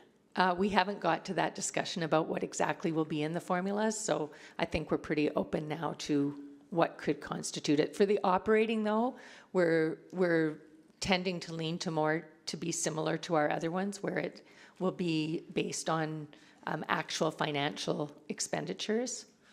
Yeah, there's a couple of other process barriers leagues encounter, again, from Councillor Rutherford. She cites a league that just simply wants to add a bathroom, like a porta potty, but they were told they can't unless they have surveillance 24/7. Is there going to be a subsequent review of other city processes that currently act as barriers or engagement with leagues about that? I'll have to ask a colleague online for that because we don't really deal with that within the grant program. Okay, maybe we can flag that as a subsequent, and then maybe Councillor Rutherford will follow up there. But I think we all have had, sometimes it's the grants, sometimes it's other processes as well too. I'm just babbling to buy time if Councillor Rutherford has anything else to add. She says Councillor Jans is her favorite councillor. He is smart, and I'm supposed to read this part out loud. I think I'm good. I don't see any of that. What? No, it's her words. I can't read it. Oh, sorry, it's a Councillor Tang, not Jans. Councillor Tang, see? Councillor Tang is next. Yes, I just have one outstanding question about the CFEP funding. So my understanding is that it only allows $500,000 per organization every 10 years, which feels like a pretty significant limitation if we want EFCL to access this and help with, accessing more funds for all the new parks with that current provincial regulation in place. I guess I'm just wondering if you can speak to that challenge a bit more. How do we overcome it? Because otherwise, we as a city will lose out quite a bit on funding from the province. I'm not sure about the timeframes for CFAP. That's the provincial program you're asking me about. I do know they have two different streams, though. They have a large stream and a small stream. So I think that might open up possibilities for different projects. But if the limitation is for one org every 10 years for that maximum amount, and EFCL is kind of taking that role on in terms of supporting this access to the funds for the new parks, even with the two streams and whatnot, aren't we missing out, I guess, is my concern. Oh. Yeah, Councillor Tang, I think we're early in the discussions around that. We've had an initial discussion with EFCL to understand what would be possible.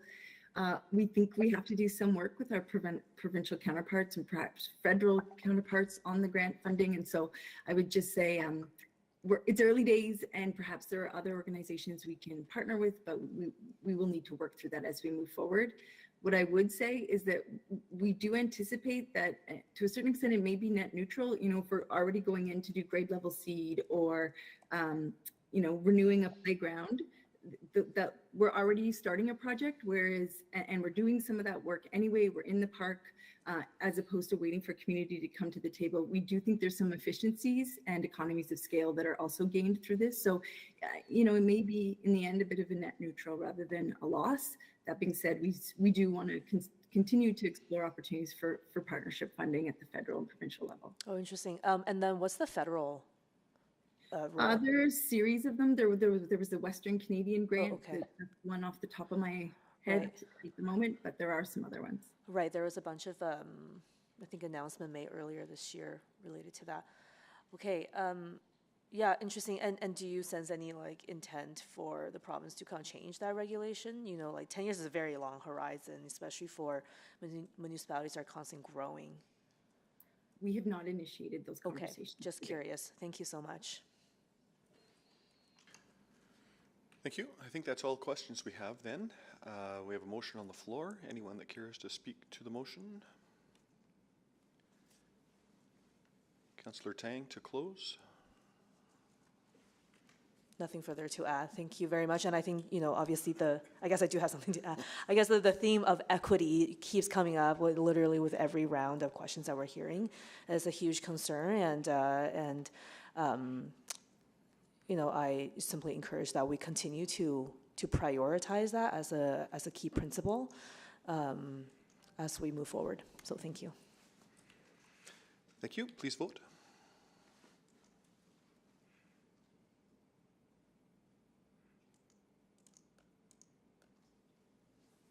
We have all the votes. Please display the vote. That is carried 5-0. Thanks very much again. We'll continue the conversation along. Oh, a subsequent? Yes, I can't Councillor click Tang. on, but I would like to, just in response to the joint use agreement issue that came up, I would like to put forward the following motion: that administration prepare a report that provides updates on the joint use agreement land review ongoing with school boards and how it could address aging infrastructure renewal, i.e. playgrounds on school board-owned lands, due date end of Q1 2023, Community and Public Services Committee. And just to quickly introduce this. There's no, I think this particular issue has been ongoing for quite some time.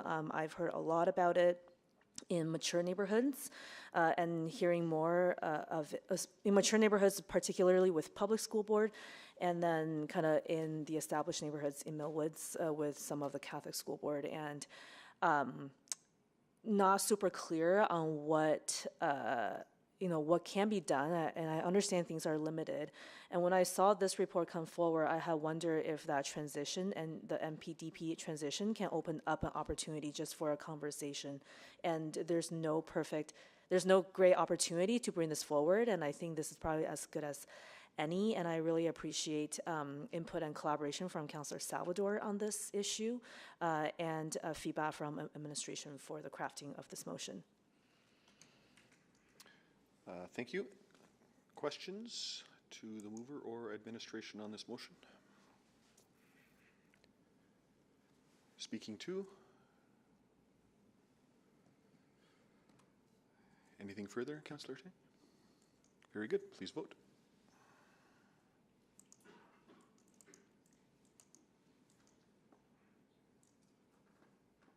We have all the votes. Please display the vote. And that is carried. Very good.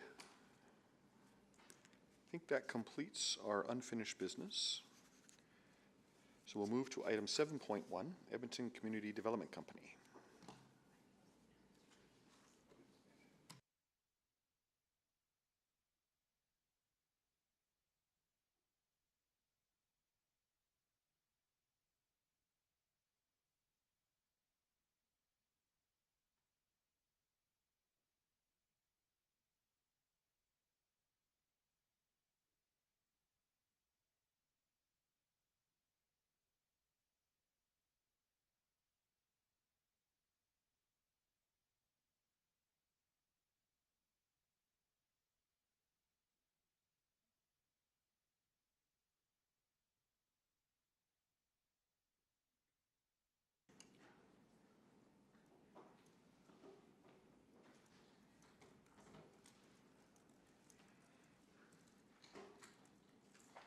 Good morning.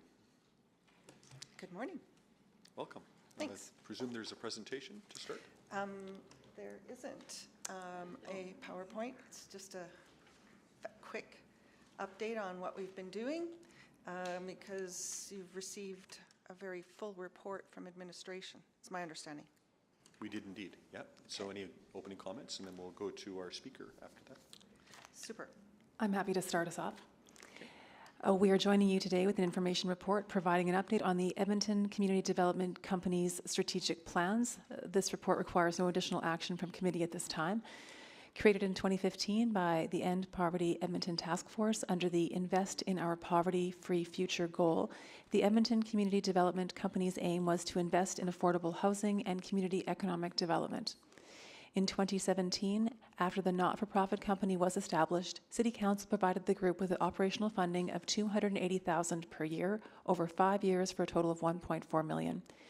During the fall 2021 City Council budget deliberations, an additional one-time operational funding of $280,000 for 2022 was approved. In addition to the operational funding, the City of Edmonton committed to transfer approximately $10 million worth of city-owned land to Edmonton Community Development Company to assist in the launch of the not-for-profit. These lands were in some of the neighborhoods where significant disinvestment had occurred. The report in front of you today shares the progress the company has made since its inception as an incorporated nonprofit company, as specifically outlined in the 2017 funding agreement, which aimed to offset the company's operational costs. In addition to the summary of progress, this report shares the new strategic direction and priority areas of work as per the company's 2019 to 2023 strategic framework. Representatives from the ECDC have registered to speak with you and will share their progress and their strategic framework with you. Thank you. Thank you. I show one speaker registered to speak. So I guess I'm wondering if there's some confusion. No, they are part of our delegation. Oh, they are. Okay. So does that complete administration's presentation then? It does. Okay. So we'll ask you to step back then, and we'll hear from our speaker, which is Karen Gingras. Okay. I'm still confused. It's either administration or a speaker, but not both. So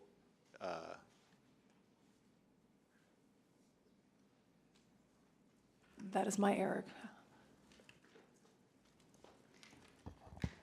There was a confusion with the speakers list and the delegation list, and we've asked the ECDC representatives to be part of our delegation as they are most appropriate to answer the questions about their group. okay. So then we don't have a speaker. We do per not. se. Okay. I So then apologize. okay. No, that's fine. So then we'll go to questions of our delegation then.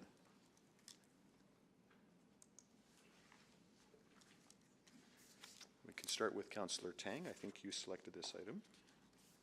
If you have questions. Yeah, sure. I mean, I think, yes, there's been very comprehensive reports, but part of a public conversation is also to share that information publicly. Not everyone is going to read these reports. So I'm actually disappointed that there's not a more extensive, description. I understand the organization has seen a change in leadership and a bit of that kind of change in strategy. I'm just wondering if you can kind of elaborate what kind of around when did that kind of change, and kind of a tangible difference before and after, and kind of progress. And again, I will also just stress that sometimes I think for report purpose, it's not just for this council, but also for the public, for the media as well, to have a really thorough understanding of the issues. So thank you. On December 1st, 2021, we had a change in leadership, and our first ED retired, and I became the second ED. And since then, we've put a lot of emphasis on making sure that we're achieving the commitments we've made, and that includes commitment to communities, number one, and I don't think that's a big change. I think that was there all along. Focusing on projects that were a bit slow to get going, so we've really upped the action on Arts Common, or I should say the 118 project.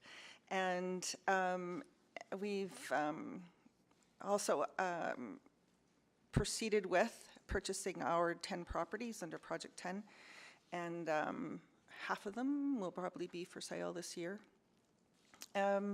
So I think the difference in the leadership style, if that's one way to frame it, has been a bit more action-oriented towards community economic development. Yeah, and this was one of the game changers coming out of the End Poverty Roadmap, and 2016, 2017, right?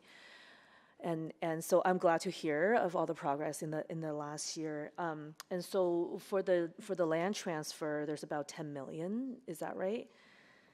It's 10 million in total. We're currently at, I think, around 6 to 7 million. Still have a little bit left, and admittedly, it's going to be a challenge to develop the larger parcels of land. It's difficult to cover all the costs of infrastructure, so we are seeking partners. But it is still a challenge to find partners who can, because of course we want to build some affordably priced homes, to find partners who can build that way. And so there's been no so the project haven't commenced because it's been a challenge to find partnership. And so you have gotten 6 million out of that 10 million for the land transfer, just to repeat that back to you. Thank you. Sure. Right, oh, sorry, go ahead. Oh, yes. So yes, we don't have all the land as yet. We do have big parcels in Fraser and Eastwood. The land in Macaulay, though we have found development partners, we're waiting, we have one agreement already in place, and that's the land between 106A Ave and 106th Avenue on 95th Street. So we have one agreement in place, and we're just waiting for another proposal to come forward, and we are really hoping that one will result in development on the other parcel that we have right adjacent to the 106 Ave. And then what's the timeline for that one? I'm hoping this year. Okay. And then, so those 10 homes, and then you said half of those will be, sorry, switching gear. Okay. The 10 homes, problem properties, you're hoping 5 of those will go up for sale by the end of the year. So I think those are all like really positive and like pretty rapid. And what's the plan for the other 5 that you anticipate? Yes, for the other 5, I'm waiting to see how sales go for the product that we've built, which is duplexes and larger parcels of land. We've built a 4-plex. Of course, things have really changed since we started the project with respect to construction costs, the input costs, but also the land costs. And so we have, as you probably know, a database of problem properties that we've gotten information from communities. And so we have a really great realtor that we have gone through the database, and he will proactively go and find, approach the owners for these properties. Unfortunately, they're not usually willing to sell if they're not already on MLS. So I'm not sure about the type of product. So I'm waiting actually on 4 homes. So we'll probably have 6 for sale this year, or a total of 6 at least by spring. And the remaining 4 homes, I'm waiting to see how what market reception is for those homes. We may also be looking at getting some grants from the federal government, because they made an announcement with respect to net zero residential support. So we may proceed with some net zero building. We have to see. Awesome. I may need one more round. I have some more questions. Thank you so much. Thank you. Councillor Stevenson. Yeah, thank you. Thanks for being here today and for the report and presentation. I certainly have noticed a huge shift in the organization in the past few months, and really credit your leadership for that. So thank you so much for all the work you're doing. Project 10, the Macaulay Community Development Co-op, the agreements that are in place for the ring houses, these are all really great successes. They're happening quite quickly. I think for me, I'm really thinking about sort of the long-term sustainability of the model. And I think that the organization has been challenged from the start in terms of being land rich but cash poor. And that poses a lot of challenges in terms of not having that seed equity. So just wondering what the thoughts are there in terms of, do you want that additional land right now? What's the plan to kind of build up that equity? So right now, I'm quite content with the land we have: the Fraser land, the Eastwood land, of course, the Macaulay land. And until we actually can show that we can develop on these larger parcels, I'm not ready to say, okay, we need more. We need to wait and see how things develop. We are actually in consultation with 2 nonprofit organizations for those larger parcels. But I think that's going to take a bit of time, because it's, I think organizations need to get some seed funding from CMHC to do their research. So that will be a bit of time.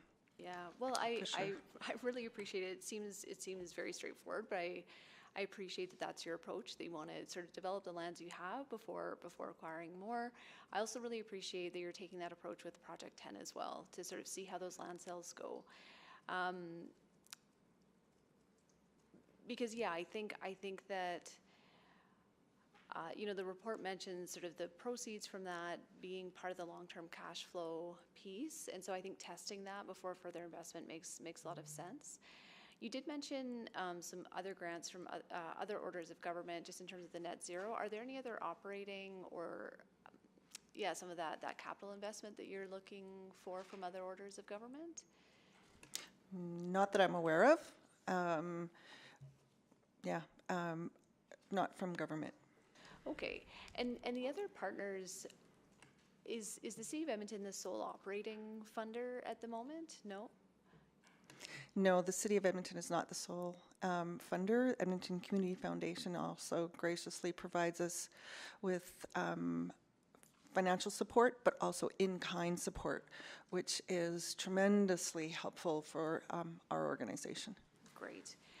Well, one thing, and I know we've had conversations on this in the past, I know it's a very alive discussion, particularly in Macaulay and other neighborhoods where this is happening, is, shifting away from providing more affordable housing in these neighborhoods, focusing on that market piece, especially for Project 10. That's something that,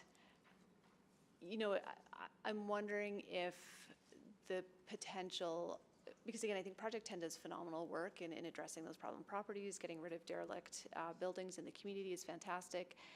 Have you looked at what refocusing that on affordable housing might do in terms of the cash flow and the sales of those units? Yes, I have. I update my cash flow projections for Project 10, and actually for all my projects, but for Project 10, because of the changes in the construction inputs and delays in permitting, rezoning, etc.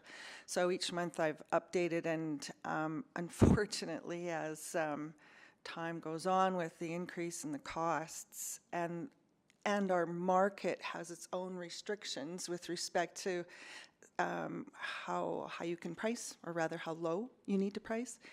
And so yeah, for sure, our goal is to have a net profit that we can use in our operations, and it's projected to be close to 800,000. And in that projection is also the payback of our loan with the Social Enterprise Fund, because there is no way we'd be able to do what we're doing without that loan.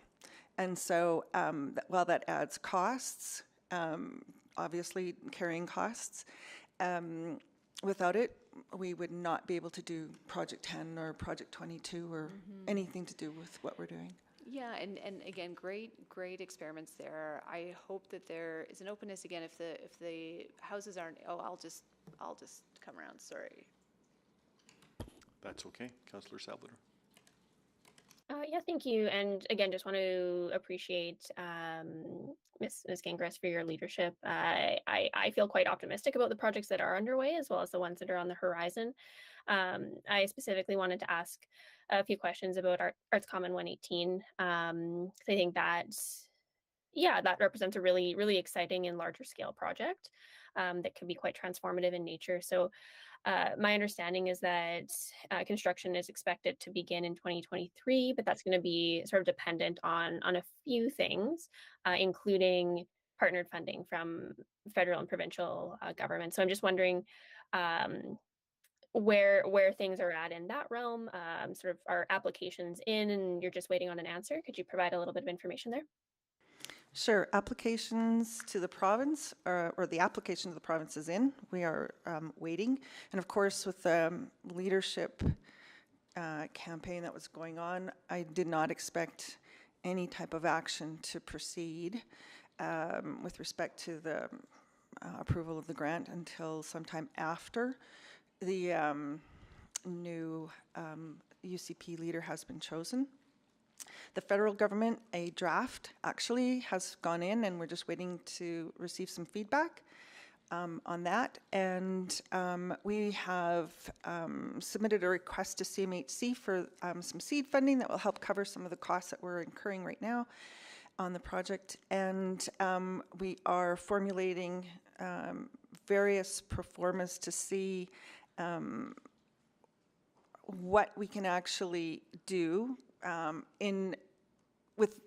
various levels of funding, because, you know, it's essentially try to be prepared for whatever's going to come forward with respect to the funding. And so we have a project manager, we have an architect who's just done a great job for us.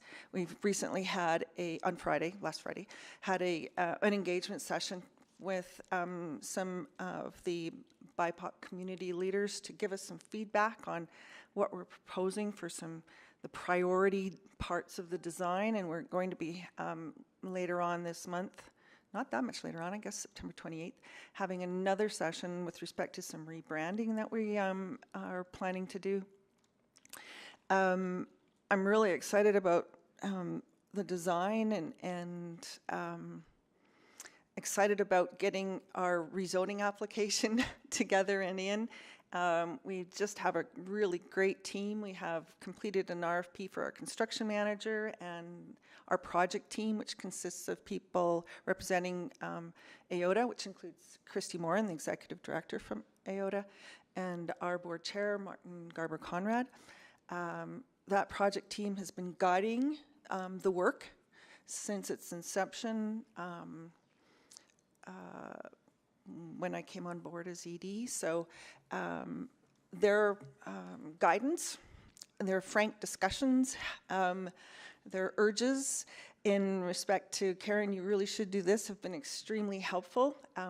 We have very experienced developers and others on that project team, which I think is just super. And I think we're moving ahead really quickly.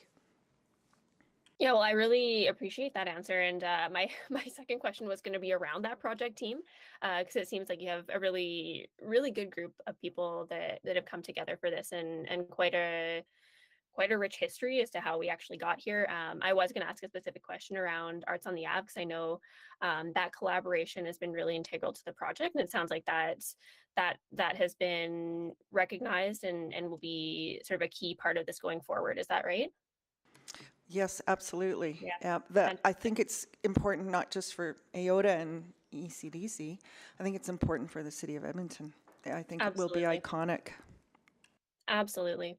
Okay, well, I appreciate those answers. And I guess at this time, you know, from the city's perspective, we have made a very clear commitment to this project, providing land, funding. So it's really just a matter of waiting for some answers from those other applications that were recently submitted. That was not a question. I apologize. Oh, yes. Yes, we are. We're waiting. But thank you for your time today. I yield the rest of my time, Mr. Chair. Thank you. Councillor Tang.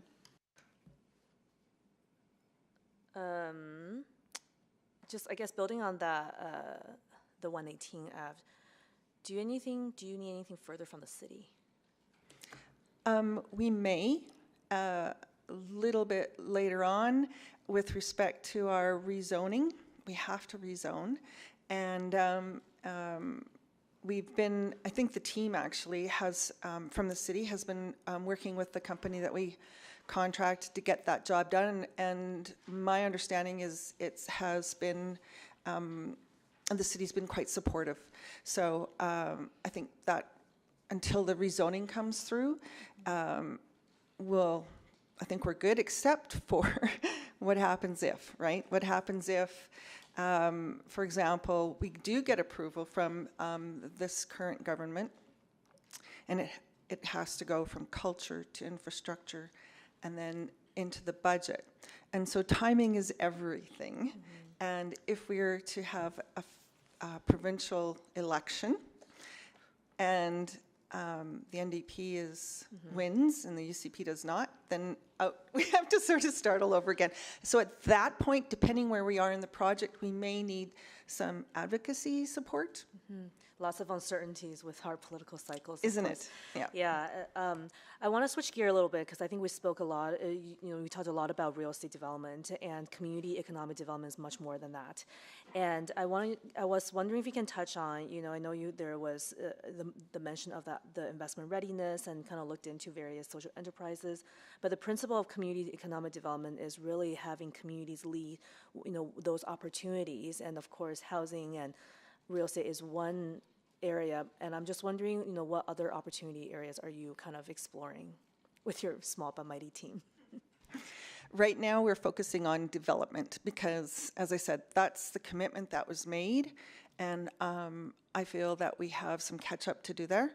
And so focusing on that. Although throwing into that focus prior in 2019 when we were essentially the backbone organization for the Macaulay Development Co-op. And I think that was part of that community economic development. So it wasn't just our project. The whole community really came together. And with 91 investors, I think that was a big success for the community of Macaulay, and most certainly for us as well. And are you connected in at all, a kind of broader, say, national level with any of the community economic development kind of networks? With respect to like SEDNet? Yeah. No, not with SEDNet, but within our construction projects, our large construction projects where we tender out, we are planning to actually do community benefit agreements. Okay. And so that's with Biosocial Canada, and our first project will be the 118 project where we have a community benefits agreement. I think that's fantastic because when you think of all the spectrum of what that will encompass, it's just great. And I think it ties well even with like the next report on end poverty. And so, I appreciate that you have a priority, have a focus that's laser sharp, and I think that's great. But let's not forget those other threads of conversations for economic development opportunities and encourage you to stay connected with those networks. Final question on finance. Are you going to be having an ask in the upcoming budget, or is that going to be incorporated as administration's, I guess, existing budget, or have you had that conversation? I haven't had that conversation with the administration. Okay. I don't know if Ms. Flamen, you have anything to add to that? Not at this moment. Okay, because so it's been $280,000 every year from the city for the past 5. I'm assuming that you're going to still require that operating funding support. Is that right? Excuse me. That depends entirely on how well we do in our sales. Yeah, absolutely. If we have great sales in the price range that we need them in, then frankly, I think we'd need very little, if any. And then finally, Martin. And are we going to keep seeing that kind of continued co-investment in this corporation? Thank you. The Community Foundation, before I left, committed 5 more years of funding at the same level as before, which adds up to approximately $750,000, and we anticipate that our other partners will also continue to contribute. So the direct community contribution over those 5 years approaches $1 million. We realize it's not as much cash as the city has committed, but I think it's quite a substantial commitment on the part of the community. Glad to hear that. Sorry, I went over my time. Thank you all. Councillor Stevenson? Thank you. Yeah, maybe just very briefly, just following up with Project 10, is there the possibility that that's reimagined as non-market housing if the market sales don't materialize? That is possible. One of the things that we're looking into is, again, because of the federal budget, the 2022 federal budget, there is support for programs that are support home ownership in alternative programs. So we have actually started doing some research to see how we can do that and partner with United Way. Initial discussions are yet to come. I think that's scheduled for this before the end of this month. So that's pretty exciting, I think. And then, yeah, and if sales don't go as we hope they'll go, then yeah, we might be in a rental situation, or maybe we look at that rent-to-own program that comes a little quicker. And we have actually been in discussions with a nonprofit who is also supports people in home ownership. And so there may be an opportunity to partner with them on a few of the home builds. Great. Yeah, I think, that reminds me of that other need in our community around halal financing for home ownership. So that could be a great space for the ECDC to move into. So one of the things I really appreciated in the update was that some priorities had been set aside. So, the Food Hub, Social Enterprise, Innovation Lab, I think that's really positive in terms of streamlining focus. I did have a bit of pause, though, just in terms of the work that was noted around the new strategic framework. It still continued to list the 5 priority areas of adequate income, affordable and relevant housing, attracting local businesses, enhanced employment opportunities, supportive social programs. So again, I'm just wondering if there's a need for further focus. Again, we're about to be speaking to End Poverty Edmonton. I think a theme is, lanes, not silos, but just wanting to make sure that everyone is focused on a really specific mandate. So just some thoughts on that in terms of how you might take that ethic forward in the strategic plan refresh. I think one of the key things for us is, and will continue to be, that development. We are actually going to be expanding the second phase, let's call it that, Project 22 I call it, into other communities rather than just Alberta Avenue and Macaulay. So Inglewood, Parkdale, Cromdale, Montrose, Belvedere, Baldwin. There's a long list that we are going to be expanding in. We've already started to gather data on problem properties within each of those areas. Sorry, I'm just mindful of time. No, that's okay. But I think that's exciting. I think when I think of the success of the Calgary Municipal Land Corporation, again, I think they do have that very singular focus on development. So I appreciate hearing that that's the direction in which you're headed. And I think, still certainly those other supportive pieces that you want to be hitting with your development activities, but really focusing on that is very exciting.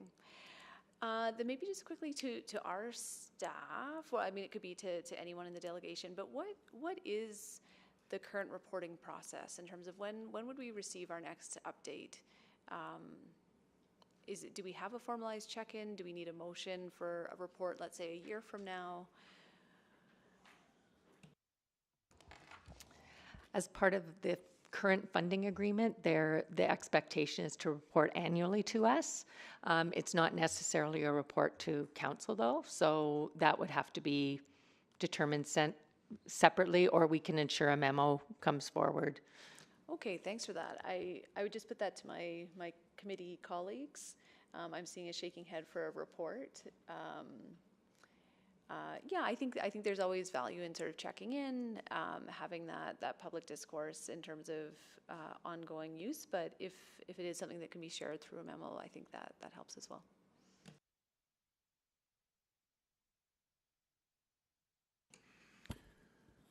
Any further questions? Anyone care to put the recommendation? Oh, okay. Councillor Tang. I'm happy to put forward the recommendation to receive for information, I believe. Yes. Yes, and I just wanted to, yeah, no, I appreciate the point about the memo, but I think my understanding has always been, the governance of ECDC is fairly unique, as it is a game changer out of EPE. It has its own board structure. There is no direct connection to council other than kind of this piece. Is that correct? Can you just, maybe? That's correct. We have, we're a nonprofit company. We have 3 shareholders: Edmonton Community Foundation, Homeward Trust, and the United Way. So it is quite a different governance structure. We have various committees of the board, and And I think our affiliation with the city is more along our day-to-day work and the support we receive from many different parts of the city's administration. Right. Right, and so if we want a kind of a regular check-in reporting, then that will also kind of fundamentally revisit that governance piece. And I don't necessarily want to go down that. I think a memo at this point would be sufficient. And so I am happy to put forward this motion as it stands. Councillor Wright? Hi, I just wanted to voice my opinion on the memo. I think if we are providing funding and administrative support, I do think that council, even though we don't have any direct control, that we do get some of that information back. Thank you. So there's a motion on the floor to receive for information. There is already a mandate for reports to come back annually. So not hearing any other change or desire. I'm hearing murmurings about it, but not an actual motion, so. Okay. Leaving the motion as it stands, no amendments being offered. Very good. Speaking to the motion then. Can I actually put forward a motion then to have a memo come back? When? When's the next time you want funding? Or will we receive that information then when funding is requested? So we've just heard that the governance is with the United Way, the Community Foundation, and Homeward Trust. So presumably funding requests go to those bodies first. Go ahead. Could I offer that we'd certainly be willing to bring a report to council? I would suggest Q3 works well for all of us. In addition to whatever reporting is required to administration in response to the funding. Well, the annual report comes in Q3 every year, so we would have this conversation again in a year. That doesn't require a motion unless we're asking for something different. I'm just offering that if you want a direct report from us rather than simply a memo from administration, we would be happy to do that. But I don't think that requires a motion. I'm just offering that we commit to doing that. So what I'm going to do, what I'm going to suggest is this, because I've been confused about this whole thing from the beginning of this particular item. I still think there's some weird overlaps in who's here as part of the group. So I'm going to suggest we take this offline. A subsequent motion can be made later in the meeting on this item, that we receive this item for information and consider a subsequent on other reports or inputs or what have you, if one is desired. Okay? And we'll have the lunch hour to figure that out. So anything further on receipt of information of this report? Seeing none, please vote.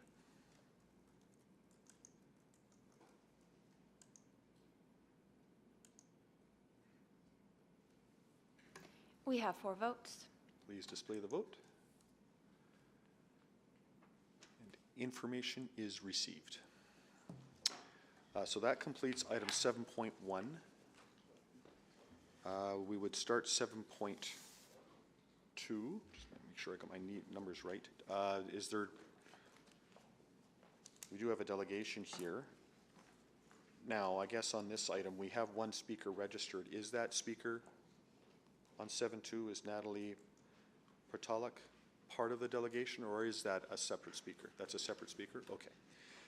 Is there time then, Ms. Fleming, to do the presentation now and then, or should we just wait until 1:30 and do it in a more holistic manner? I could get through the speaking notes to introduce the item, but we would have to break up the presentation and then the delegation, so. All right.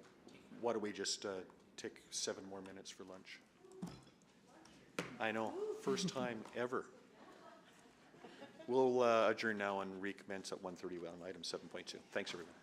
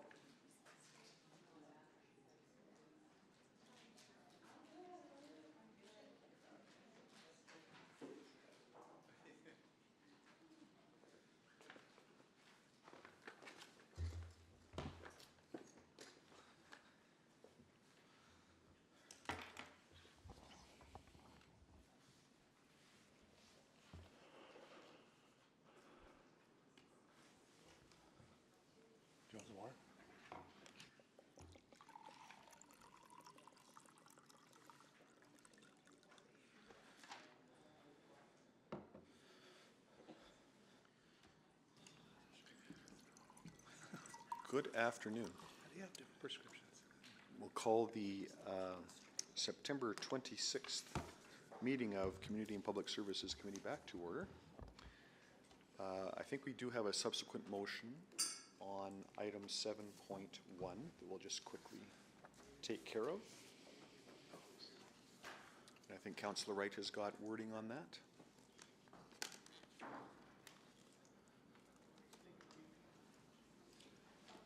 Yes, I do, and I'm just wondering if the clerk has that. Is that sufficient?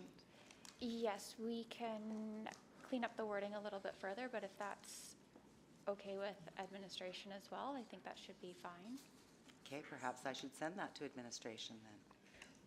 We can I get think it it'll up. be fine if you just read it. Okay, It's pretty so straightforward. subsequent motion on item 7.1 is that administration bring forward to Community and Public Services Committee the annual report from Edmonton Community Development Company in Q3 2023.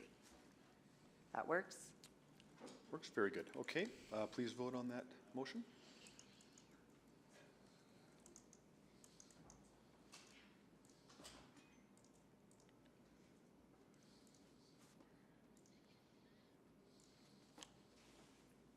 We have 4 votes. Please display the vote. That is carried. Very good. That takes us then to 7.2, End Poverty Edmonton Progress Report and Strategic Plan. Over to you, Ms. Flaman. Thank you. Thank you. Before you is a recommendation report that requires a decision from committee, but first some background. In 2016, Edmonton City Council approved $27.2 million in funding for the launch of End Poverty Edmonton to steward the vision of eliminating poverty in a generation using a collective impact approach. This 5-year investment from 2017 to 2021 came from multiple committed partners to support the new End Poverty Edmonton structure, including the City of Edmonton's contribution of approximately $15 million. In 2021, administration conducted an evaluation of the End Poverty Edmonton initiative to both measure the overall impact of the initiative and to review the funding agreement as it is now at its end. This evaluation resulted in 5 recommendations, and End Poverty Edmonton acknowledged those areas for improvement and began work to address the specific recommendations. Those 5 recommendations were: 1, setting clear priorities; 2, strengthen evaluation; 3, review governance structure; 4, strengthen funding agreement with United Way; and 5, include people with lived experience. At the November 30th, 2021 City Council budget meeting, an increase was approved to Social Development's operating branch by $2,100,000 on an ongoing basis, with funding from the Edmonton Police Services funds to provide operational funding to End Poverty Edmonton. The funding was to support progress in reducing poverty through a funding agreement with a caveat that $600,000 of this funding would be held in abeyance subject to reporting to this committee in 2022 prior to the 2023 to 2026 budget deliberations. The report before you today provides an update on progress made by End Poverty Edmonton since presenting to City Council during the 2021 budget deliberations, allowing Council to direct the release of the final $600,000 should it choose so. Today's representatives from End Poverty Edmonton have registered to speak and will share with you the progress they have made on each of these recommendations. Thank you, and we'd be pleased to answer any questions that you may have. Is that the completion of your presentation to start with? Yes? It is, and there's 1 speaker virtual and the rest are delegates. So the speaker registered as part of the delegation? No. Okay. No. So then we'll go to the speaker first. And that would be Natalie Pratulik. She's online, or she's remote. Great, thank you. And it is Pritulik. Pratulik, okay, so. If Madam- I could get clarity, I believe other members of the delegation have a presentation as well.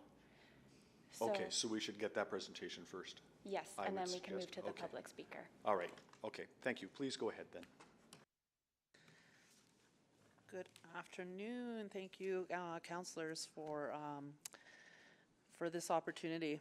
I'm excited to be here today to share with you the gains that End Poverty Edmonton has realized in scaling systems change on the road to ending poverty in a generation. And pardon me, I left out Mayor Sohi. I just saw you walk in, so I wasn't ignoring you. So together with Ben Henderson, my Stewardship Roundtable co-chair, and Eric Amidman, the End Poverty Edmonton Executive Director, we're going to walk you through the changes to our structure and legal container, the ways in which we are addressing the City of Edmonton recommendations for our work, and provide some updates on progress on the game changers, including one we're just expanding into. So as you are aware, End Poverty Edmonton was initially enacted as a task force of the previous iteration of this council. In 2015, Edmontonians of many backgrounds gathered at themed tables to discuss the entrenched and dehumanizing aspects of poverty in order to find our common ground and explore the evidence of promising practice. The solutions, definitions, and approaches that emerged from that process formed the End Poverty Edmonton strategy and then the roadmap to guide our journey. With funding from the city, the Edmonton Community Foundation, and wraparound incubation support from the United Way of the Alberta Capital Region, the End Poverty Edmonton initiative moved into the community, or more accurately, into the United Way building through its heart. Like United Ways was in the community and hired its first executive director in 2017. In the first few years, numerous community organizations, the city itself, volunteers, and other Edmontonians contributed to much of the success of the 35 roadmap actions that we initially indicated.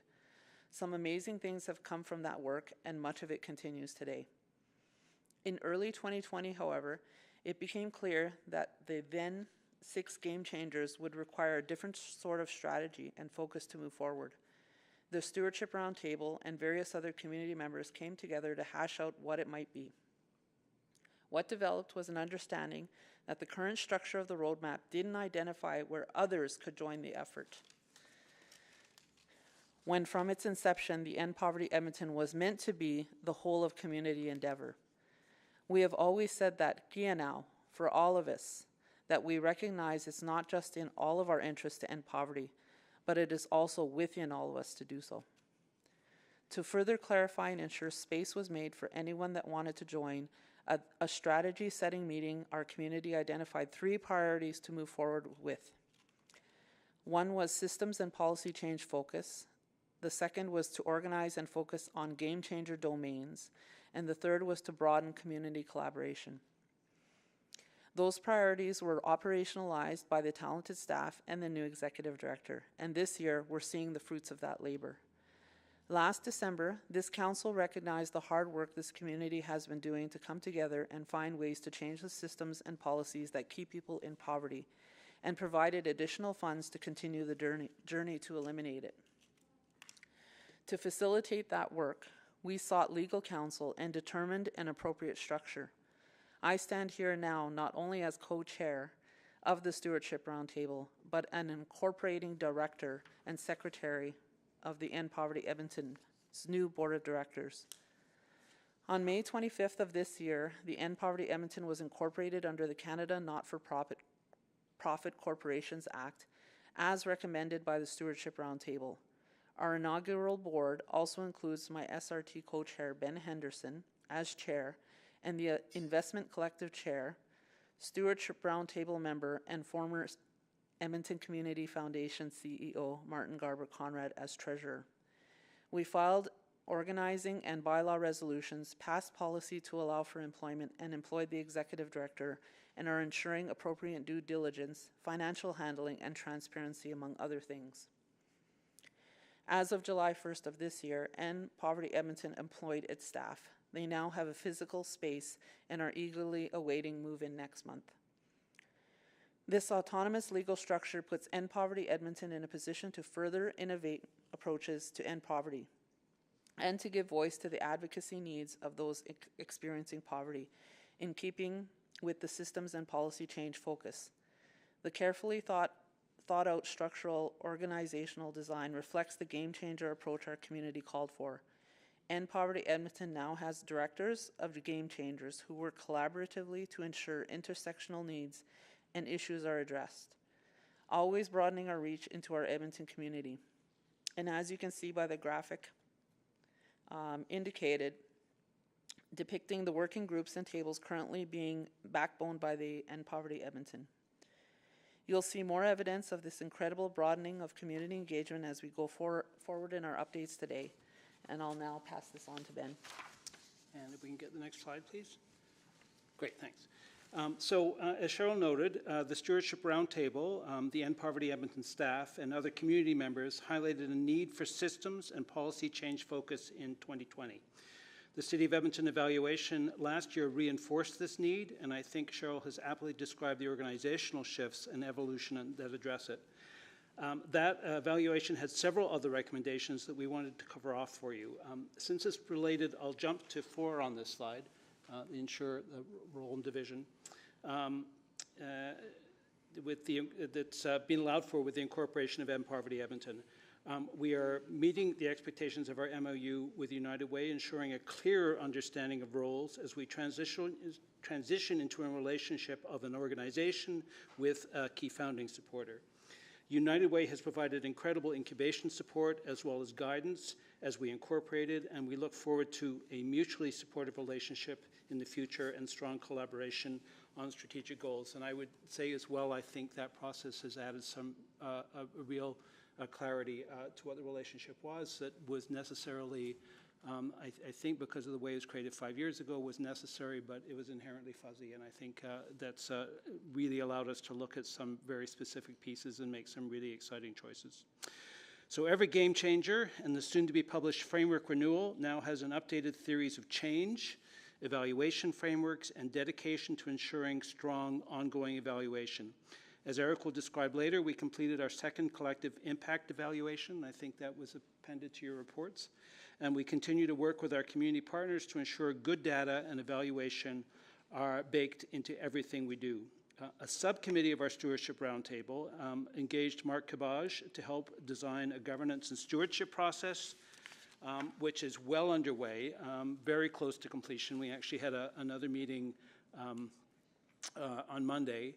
And that process is helping us define roles and responsibilities of the board, the Stewardship Roundtable, and the other groups within the End Poverty Edmonton sphere, and is talking about how we distribute that leadership and decision-making and oversight. It is the hallmark of a collaborative and collective impact work, doing something that we wanted to be broader than a traditional structure is never an easy thing to do, but I think there's some really interesting opportunities that are coming out of it. And I can just share really quickly before I pass it on that at the meeting last week, I think we've really solidified that the Stewardship Roundtable will continue to be the larger policy oversight guiding piece in terms of what we're doing and why we're doing it. And the board effectively will be able to take on the more executive function of relating to staff and the kind of responsibilities that come with an organization. I think that will allow us to continue to do the kind of legal function we need through the board without losing that ability to be broader and more collective and larger thinking through the Stewardship Roundtable. The next stage of that, I think, or the last stage of that now, will be making sure we have that the Stewardship Roundtable is comprised of the right folk that we need to represent the larger community and larger thinking. And that's the last piece of the puzzle that we'll be working on over the next month or two. So with that being said, I'll pass it on to Eric to talk specifically about what we're up to. Thanks, Ben. So the lived experience component is something that we've been slow to bring on board. Probably a lot of that has to do with me in that I didn't feel comfortable just taking the box that we're doing it or that we're engaging people with lived experience, but figuring out a mechanism to make it a meaningful piece of our work and guiding our work or providing direction to us. So we've hired now a director of lived experience. You'll meet her tomorrow morning as she led the city's lived experience needs assessment on housing. I also hear from some of the participants there, and I think we were figuring out how to make that meaningful and inform our work in a more directive way. We've also finished a communication strategy and are restructuring our sort of brand around the game changers as opposed to the roadmap items because it's about systems change, and that's what we will be focusing on going forward. And as Ben mentioned, the community goals framework is about to get published. That is how we identify whether or not we're doing we're being successful within those game changers. So what do we want to do around childcare? Is that happening in the community? And essentially, are we doing what we said we would do or not? Next slide, please. We have also sort of moved into a space of greater advocacy where we know that a small initiative like us is not going to end poverty, and so we need to bring in a lot more people to that conversation. We also need to be a part of conversations that traditionally poverty is not considered to be part of. A good one would be economic development. The city's economic recovery plan names end poverty, but names us as part of the childcare component, not as part of the economic development. And I think we're wanting to show that link, that if you leverage economic development for poverty reduction, you get more return on that investment of economic development and a response that helps the community broadly, not solely in that economic way. We've also expanded a lot of tables to include more people, bring more people into this conversation and be a part of addressing poverty in Edmonton. Next slide, please. There's 8 game changers. We are leaning into some more than others, in large part because of resources and wanting to demonstrate that return on investment. One of the early places that we've got tangible benefits or tangible results is on the inclusive economy. So the idea is, how do you transform Edmonton's economy to benefit more people? There's something like 130,000 people who live in poverty. How do you transform an economy so that more people can take advantage of the Edmonton opportunity? To council's credit, you passed a social procurement motion, which essentially leverages your buying power to do social good in the community.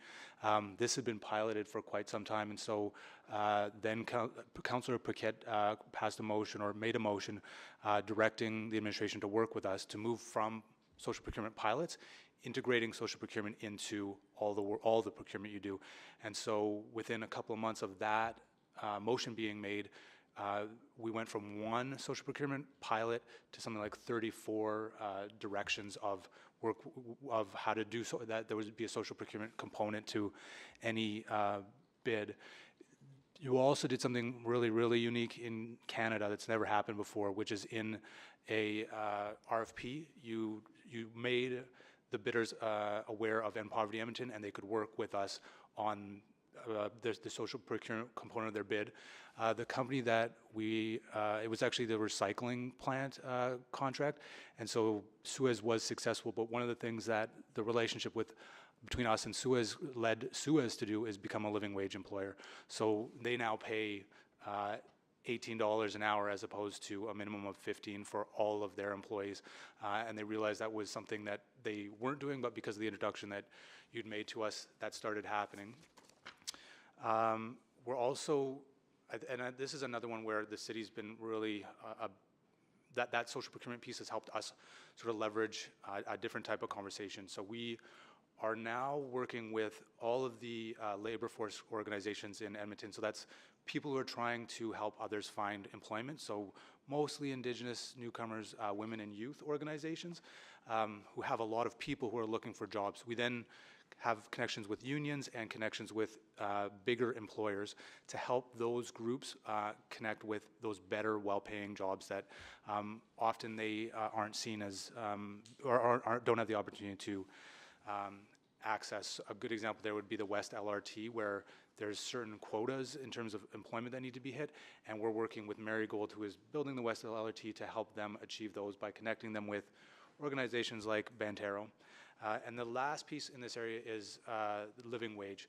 So we founded something called the Alberta Living Wage Network, along with a couple of groups in Calgary. They're now up to 20 municipalities participating in that, and we're starting to certify living wage employers. So again, the city has a policy to be a living wage employer, but one of the things that we can also leverage is anybody who works with the city should also be a living wage employer, and so we can certify them so that you know that the people you're working with are also living wage employers. Next slide. Another area, or another game changer that we're leaning into is early learning and care.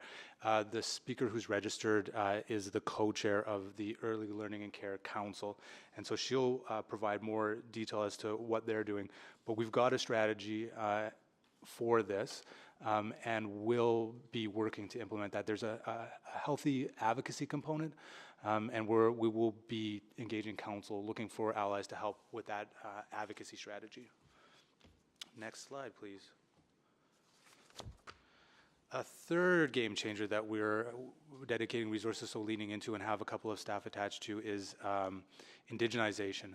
So the concept being that if you don't engage and work with or are active within the Indigenous community, we're not going to get towards this goal of ending poverty. You've met with the Indigenous Circle, I believe it was last month or earlier this month. That's a group that we support or is sort of founded within us. And you've also had conversation about the Indigenous Culture and Wellness Center. A business case should be coming to you before year end, we hope. Councillor Tang is helping us steward that to get in front of you.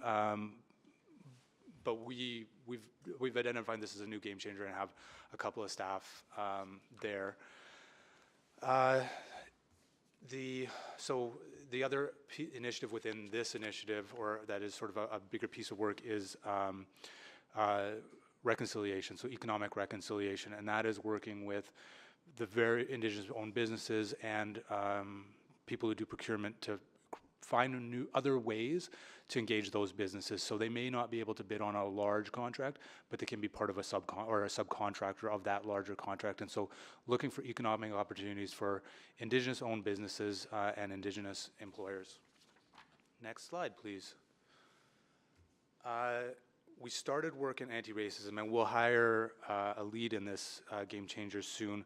The big piece of work that I would draw your attention to, I think it's a good a demonstration of where End Poverty Edmonton adds value, is the collection of race-based data. We worked with Edmonton Public on their motion to begin collecting race-based data, and I need to get it right because they've changed it from race-based data to extended student demographic data. But essentially what that's going to do is Edmonton Public will now have, well, once they start collecting, and that's happening very soon, once they start collecting that data, you can start figuring out what's happening within the system. So there's a belief that black students are more likely to be expelled. We'll know whether or not that's the case, and it probably is the case. We know Indigenous youth move around a lot, and we know that has a really negative impact on their learning. When we can prove that or point to that, we can start developing programs or responses to that so that we can address systemic racism within that system. That motion led us to bring together all of those logos you see up there to start having conversations about policy on collecting, in this case, race-based data or identity data, so that we can start figuring out how that's playing out systemically. So we can say with confidence that there is systemic racism within the Edmonton Police Service. What that looks like and how that plays out, we don't know. When we start collecting that data, we can identify how race is playing out within that system. AHS is at the table. Any big system really is at the table, and what they're collectively trying to do with our support is develop policy for the collection and use of that race-based data. Next slide. This is the last game changer that I'll address because it's the newest one that we are starting to get involved with, which is complicated landscape. And so figuring out our role is where we're starting, how we can be useful in the housing conversation. We think there's things like identifying how much homelessness costs us in Edmonton so that we can change the conversation about homelessness. We know it's very expensive, and so how we direct those resources matters, and we can direct them differently if we do something like that. And so we are going to find our role within that system. Thank you. Thank you for your presentation. So we'll now hear from our speakers, or speaker. Our speaker's remote, so I don't think it's necessary to change seats or whatever. We'll just stay right there. I don't think we will have any confusion there. So we have one speaker registered for this item, and that is Natalie Pritulik. I hope I've got your name right. And I'll just maybe just outline quickly the rules, and that is that you'll have 5 minutes to make your presentation. There's a timer online there. You might see in another window, so maybe just keep an eye on that. Once you've had a chance to make a presentation, then councillors will each have an opportunity to ask questions of you, and then we'll return to questions of administration and our delegation. So thanks for being here. Please go ahead. Great, and good afternoon, everyone. And my name is Dr. Natalie Pritaluk, and I'm one of the co-chairs for the Edmonton Council for Early Learning and Care. So thank you for this opportunity to speak on behalf of the Edmonton Council for Early Learning and Care in support of the work of End Poverty Edmonton. Childcare is one of the End Poverty Edmonton game changers, and our council is composed of volunteer members from school divisions, government administration, community organizations, post-secondary institutions, and childcare and day home operators, including Indigenous childcare. We understand that childcare is fundamentally important in not only reducing poverty, but supporting healthy child development, parent employment, and making our city a more vibrant and inclusive place for families and children. Since 2018, this council has been working towards our vision of a high-quality system of early learning and care that is affordable, accessible, and inclusive public service, especially to meet the needs of low-income and vulnerable families. Recently, we've been brought under the End Poverty Edmonton umbrella, and because of this, we have received additional staff and communication support to continue our work. Given that our members are volunteers who have other job commitments, securing additional staff means that council members can take on the role of expert advisors while the work is carried out by End Poverty Edmonton staff, contractors, and research partners. Another advantage to the new structure is direct connection to the staff overseeing the other game changers, as our work is not in isolation of all factors that contribute to poverty. For example, working with the Inclusive Economy team can help us tackle the massive challenges around the significant lack of trained early childhood educators and address the urgent need for workforce development in the childcare sector, as childcare operators in Edmonton are struggling to increase their spaces because they simply don't have the staff. With the rollout of the federal provincial childcare agreement, there's an immediate opportunity to create a system of childcare that works for everyone.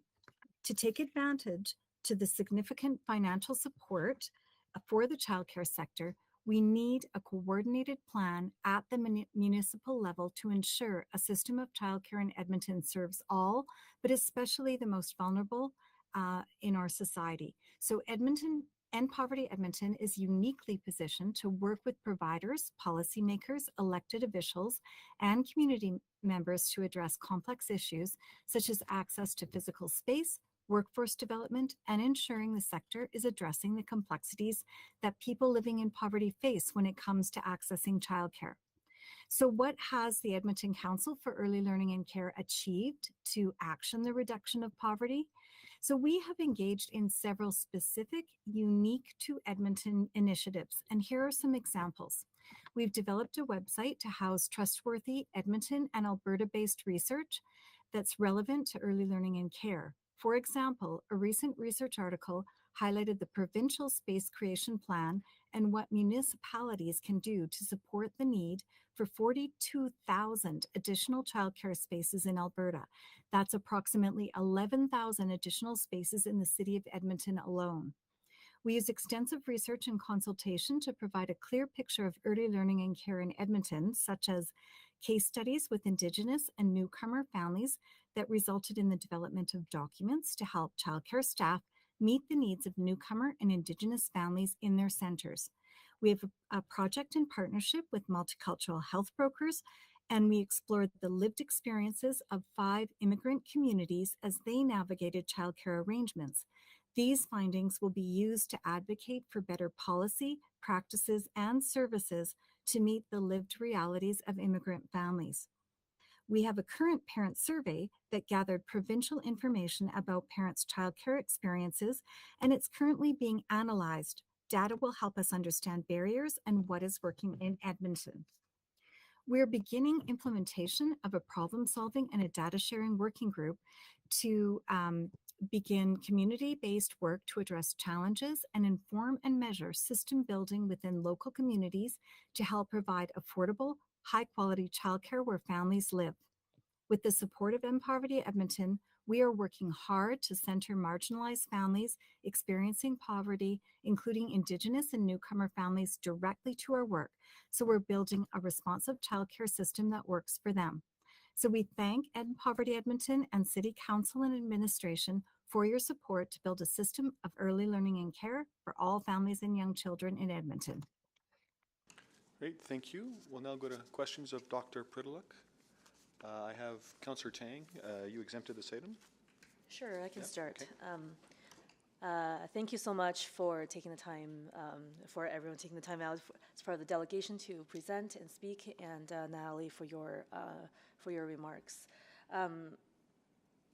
I think there's a word that keeps coming up, which is systems, and I hope at the end of this presentation we'll really clear up on what that kind of systems change really means and why it's unique. And I guess, Natalie, from the Early Child and Learning Council's perspective, childcare as a system, there's a lot of different players, and poverty, from what it sounds like, is playing a secretarial role to support the work that underway, including research and planning, engagement, et cetera. Is that correct?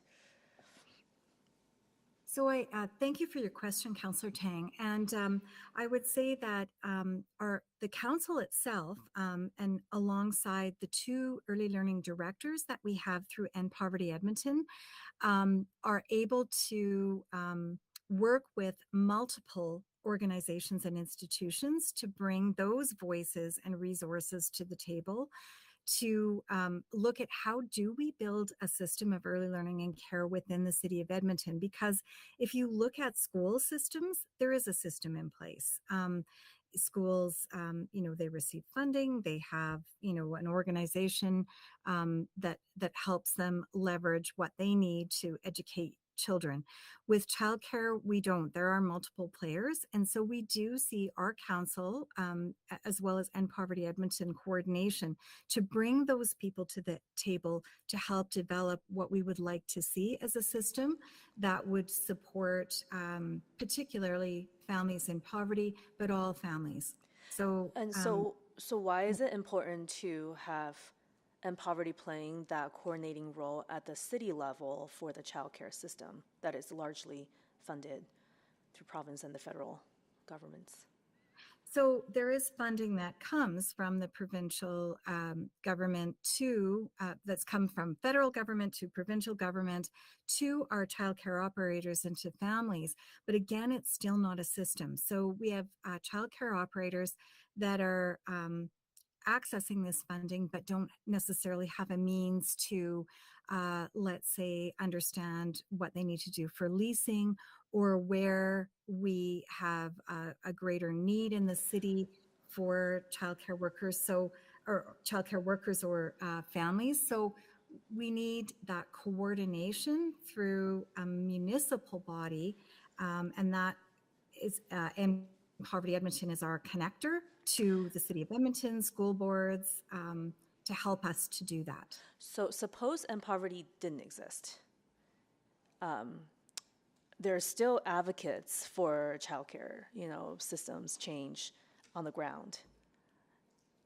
What's different? Why is it important that, I guess, suppose if they weren't here, can this work still continue?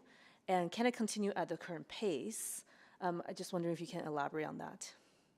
So I would say it would be difficult, as I had said before, to continue the work at the pace we would like to continue it at, because there is a certain degree of urgency with the federal provincial agreement that we act now to ensure that we're helping to coordinate this in a logistical manner in Edmonton. So to answer your question about End Poverty Edmonton, they are that coordinating body, as well as linking this to other game changers. So we now have access to inclusive economy. We have access to the indigenization, and that helps us to know who to connect with, and the work that is unfolding in those areas, the research that's been done, the evidence that's been gathered, to help us make a more concerted effort in ensuring we're getting it right. Thank you. That's helpful, especially that linkage with other system or other issues that requires a systems approach to tackle.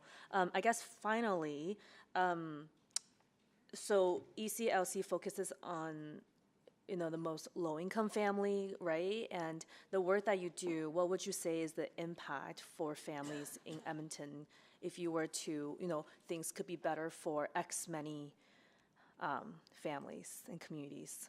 Have you done some work to quantify that? So we're beginning to do some of that work, but what we have done is, yes, we've certainly had case studies and we certainly have done research in that area. So I would say that some of the things that we need to act upon to ensure that we're meeting the needs of lower income families is, first of all, we need to make sure that they have access to quality childcare, because we know that the quality of the childcare impacts child development, impacts their child's ability to learn, to be successful in the education system. So that means ensuring that we've got quality staff, that we have the locations in the right place. Yeah. Thank you. I'm out of time. Okay, sorry. That's okay. Thank you. Councillor Wright. Hi, thank you. Dr. Prittulak, I'm just wondering, so you don't receive any financial support from End Poverty Edmonton? It's just more that extra expertise and connections, is that right? No, we do receive financial support it equates to staff. So we currently have a full-time early learning and care director, as well as a part-time early learning and care director to help us to do this work. And this is an increase in staff because we have a lot of things on the go. That was only just a snippet of some of the things that we are doing. And so we've received that, as well as communication support. So a lot of that work used to come off the side of people's desks. And now that we have coordinators, 2 directors to help to do this work. In fact, this afternoon, one of our directors is conducting a focus group for the initiation of the problem-solving working group that will look at specifically at communities in Edmonton and developing a model that can support those communities. That was a long answer to your question, but yes, we have staff that supports our communication work, as well as 2 directors, a part-time and a full-time director. Okay, and none of that funding is available through the federal provincial channels? No, That's not strictly for childcare space, or? That the federal provincial agreement is specifically to develop childcare space, so that money goes to childcare operators. It's also to increase inclusive childcare spaces, but that again goes directly to operators. And then there is also subsidies that families can access for childcare. However, our research has shown that it is not equitable for families that are of lower income, and they actually receive less when you look at the overall impact of those subsidies. So in answer to your question, no, there is not direct funding from the provincial or federal government for an organization such as this to create a system. Okay, and I'm just also wondering about you talked about the ability that End Poverty Edmonton gave you to connect with other groups, and I think Eric mentioned the Edmonton Public School Board was the look at your phone again, Eric. What was it? The extended student data? Okay, okay. The extended student data, can you, could you have made that connection on your own? For the extended student data? Yeah. I would say the connection that we have made with Edmonton Public is that, and Edmonton Catholic and the Francophone School Board, Edmonton Public has actually formally signed off on recommendations that we presented to school boards to assist with creating a system of childcare. So we know that Edmonton Public is on board with that, and as well as Edmonton Catholic and the Francophone School Board. So they are partners in this work, and the connection to the extended student data, as that is not necessarily the work of this particular game changer, but it could inform that work. It's nice to have the connection of the two game changers to say, okay, you're doing this work, how might that impact the work that we are doing around childcare? All right, thank you very much then. That's all I have. Great, thank you. Any further questions of our guest? Okay, not seeing any, so thank you very much for your presentation and for joining us today. We'll now go back to questions of administration and of the delegation. And again, I'll start with Councillor Tang. And if others would care to click in, that'd be great. Yeah, great. Thank you very much. I have some specific questions, but I wanted to maybe start with that systems change notion. I think back in November during the budget deliberation, there was a question posed to you, Cheryl, about if you had $2 million, would you fund something like Poverty Edmonton or something like Bantero that provides a frontline service because the need is so high? And the answer at the time was poignant because it's about, and poverty does the work of changing the condition, changing that system. Can you, I guess I'm revisiting that because that's the thing that keeps coming up for me in this report, and I think that's the debate for a lot of people. Why is that important? Has that changed for you as a frontline provider, certainly recognizing you wear lots of different hats? And what does it mean to change the condition? What does it mean to change the system on these key issues for poverty? Thanks for that question. Yeah, so my answer wouldn't change, and I'm going to step off poverty into a different realm just to demonstrate why my answer wouldn't change. The reason recently was came into law a new Child Welfare Act, a federal Child Welfare Act, geared towards helping Indigenous children. Probably 85% of our funding at my organization is by the province, and our Indigenous children are grossly overrepresented in that system, 70%. So having this change going to the federal system, and as the nations are coming on board to assume care of their own children and jurisdiction over their own children, it changes, it's a game changer for us at Bantero. What it's going to change us into, I don't know, but I do know that it's going to be better for our children, right?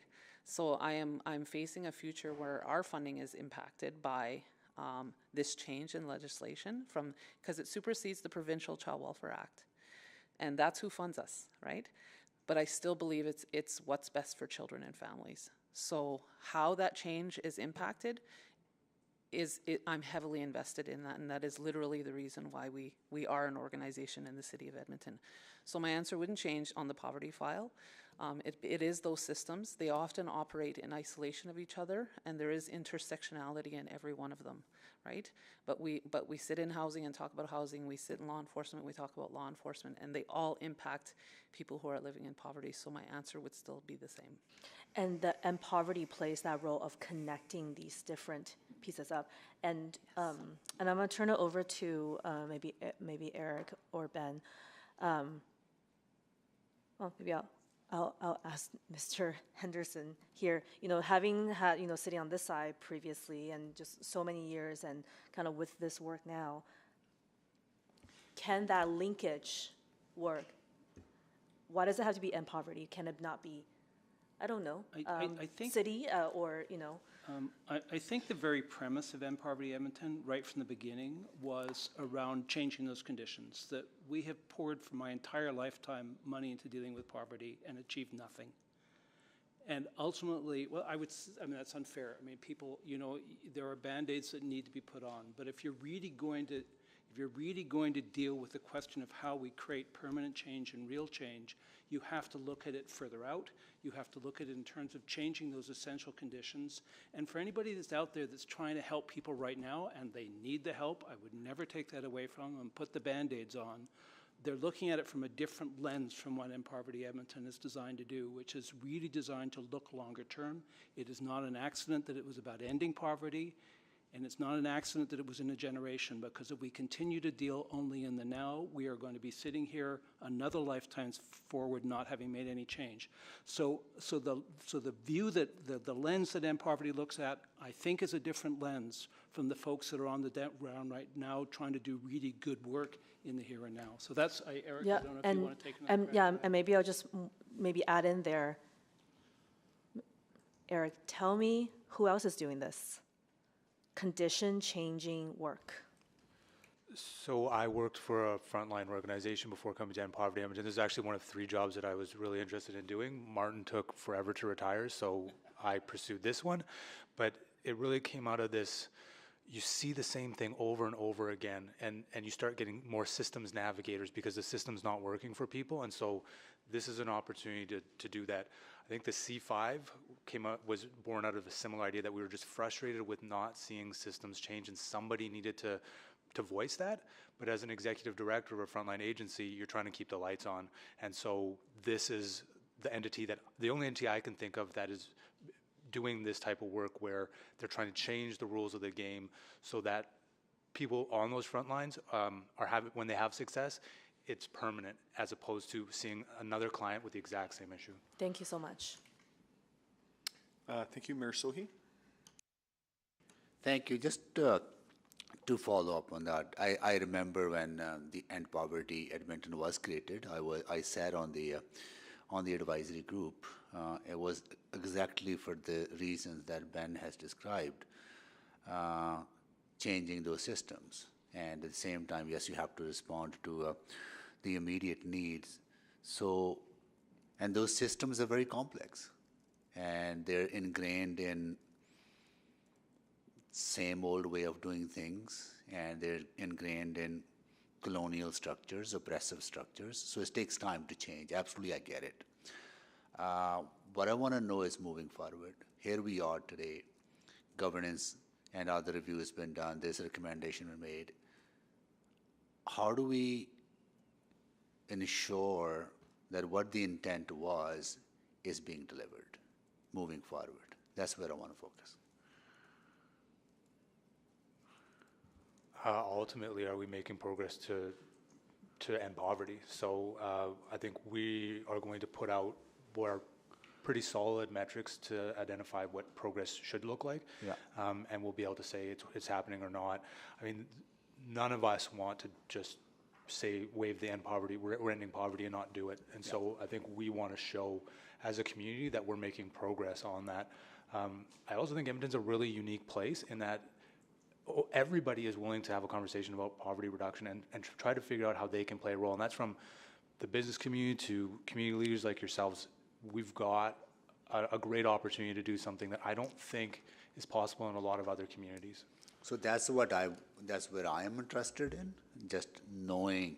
I know it's very complex. It's not that next year when you come back here, you'll be able to give us a clear roadmap in a way. This is what's going to happen over in 5 years, 10 years. I understand it's very complex, but I need to understand that we are getting into that direction where we are actually moving toward changing those systems that will make a generational difference. Maybe as an example, I'll just jump in if that's okay. You know that we've been talking about living wage for 10 years or longer. Yeah. And it's one thing to talk about it, it's another thing to actually, and we know the difference that makes. We know the number of people who are living in poverty in this city, who are working 2 or 3 jobs, where both parents are working. We know the consequences of that for those families. So when you actually can start moving that living wage discussion out into 60 or 70 businesses that are now doing it, that are now committing to living wage, that's going to have an effect. Yeah. You know, and it's one example, but I think there's a whole bunch of other places where it's one thing to talk about it, it's the other thing to have the wherewithal, the mechanism, the tools, the resources to be able to move that out into the community and actually get commitment. And that'll make a real difference for all those people, and it will create a wave, I think, particularly in the times we're in right now, that we'll see some real difference in terms of that. So I raised it as one example. I think there's many others. No, I hear, and that's the kind of work I would like to see demonstrated, because we spend a lot of money on reacting to things, whether it's mental health issues or addiction issues or even policing issues are reactive, right? So, and we spend millions and millions and millions. So That's what I want to see. Like if which I continue to support. I continue to support the work that you're doing, but I just want to know the path and demonstrating value for money, that these are transformative changes we are making in changing systems that will give us benefits, not next year, but maybe 5-10 years from now. One of the things that I'm really keen on, and as we went through the governance discussion that I've been fierce about, is we need to understand what the next, we know what the last 5 years look like, we need to understand what the next 5 years look like, but that has to be in context of the 20 years, right? Yeah. That we can't be sitting, we need to understand how the next 5 years feeds us towards that long-term goal, and be really, and make sure that we have measurement on both of those things, and a plan on both of those things to understand how the next 5 years fits into the 20-year goal. Okay, and that's the work that the governance part of the Those are precisely the questions in terms of our strategic planning, in terms of the kind of discussions that the stewardship group now needs to have around, are we focusing on the right things? How does that get us there? What does that get us there in terms of the amount of time? Yeah. We can't do it all at once. We know that, and we need, I think that's part of the work that's already happened, is about being more focused and making the choices now that will make the biggest difference, and then keeping an eye on that and understanding when we're being effective and when we're not. If we're not, then we need to take the limited resources and move them to something else. And we needed a governance mechanism that allowed us to really have that discussion. Okay, good. Thank you. Thank you. Councillor Stevenson. Thank you. Thank you so much for the presentations. Yeah, I think there's so much to celebrate in this report. I think the new organizational structure is great. The dedicated board of directors, I think, is an excellent approach. Maybe just want to start, for me, just reiterating the importance of ending poverty, that it is an achievable objective. I think, I'm thinking of the example, 2015 to 2017, child poverty in Alberta was cut in half, right? And that came from an intentional change in policy.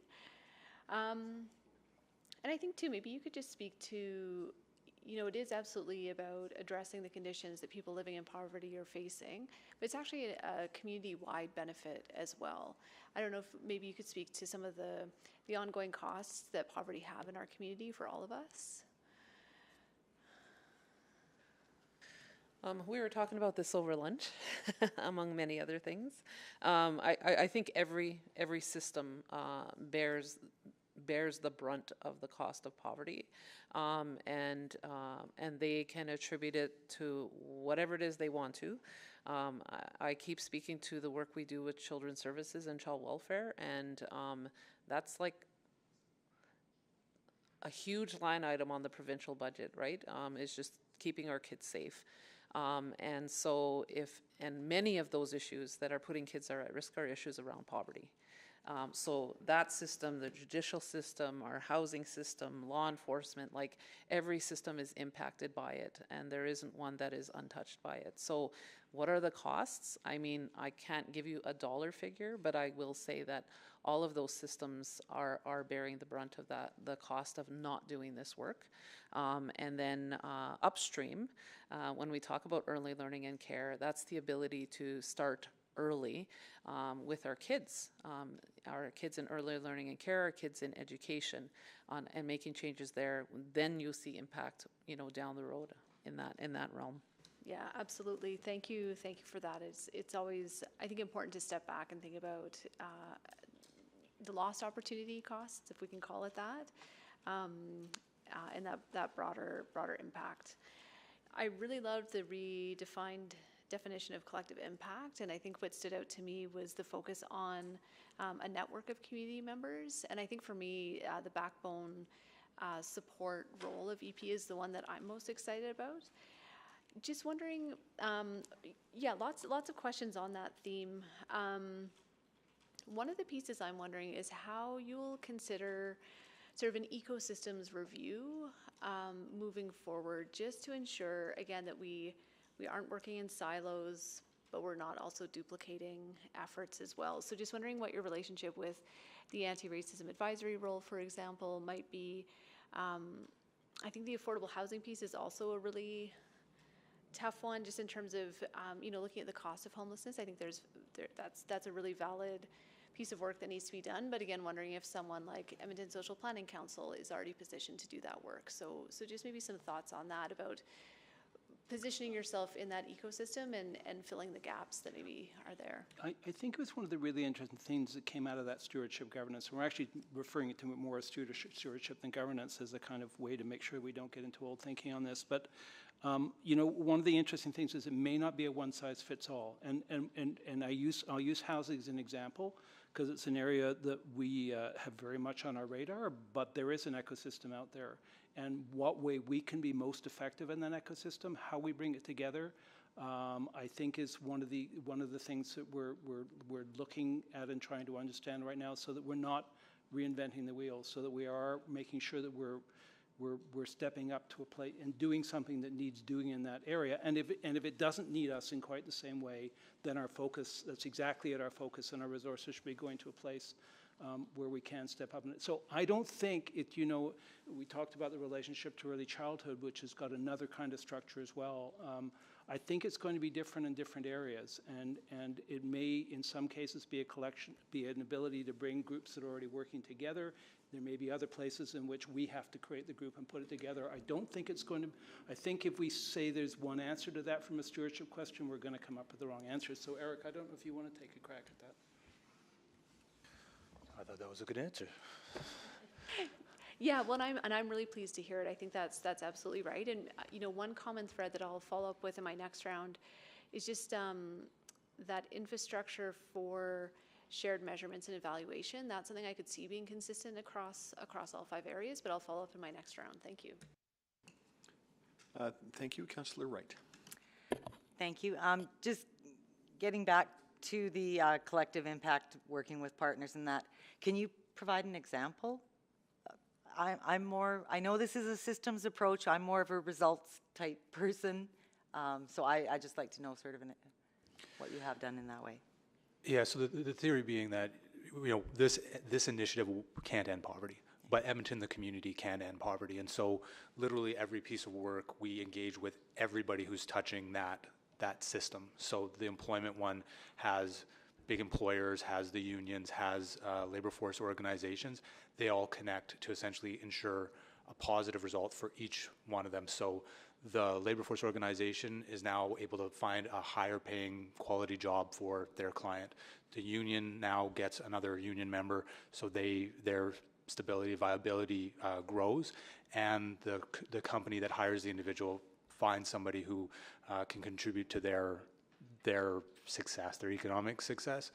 And so it's matching, basically bringing everybody together and match need and gaps being fixed. So it's hard, like I think we could point out to anyone, the race-based data table is, yes, we chair it, we call the meeting, we bring everyone together, and then collectively they work on developing the policy for the collection of that data and the ethical use of that data.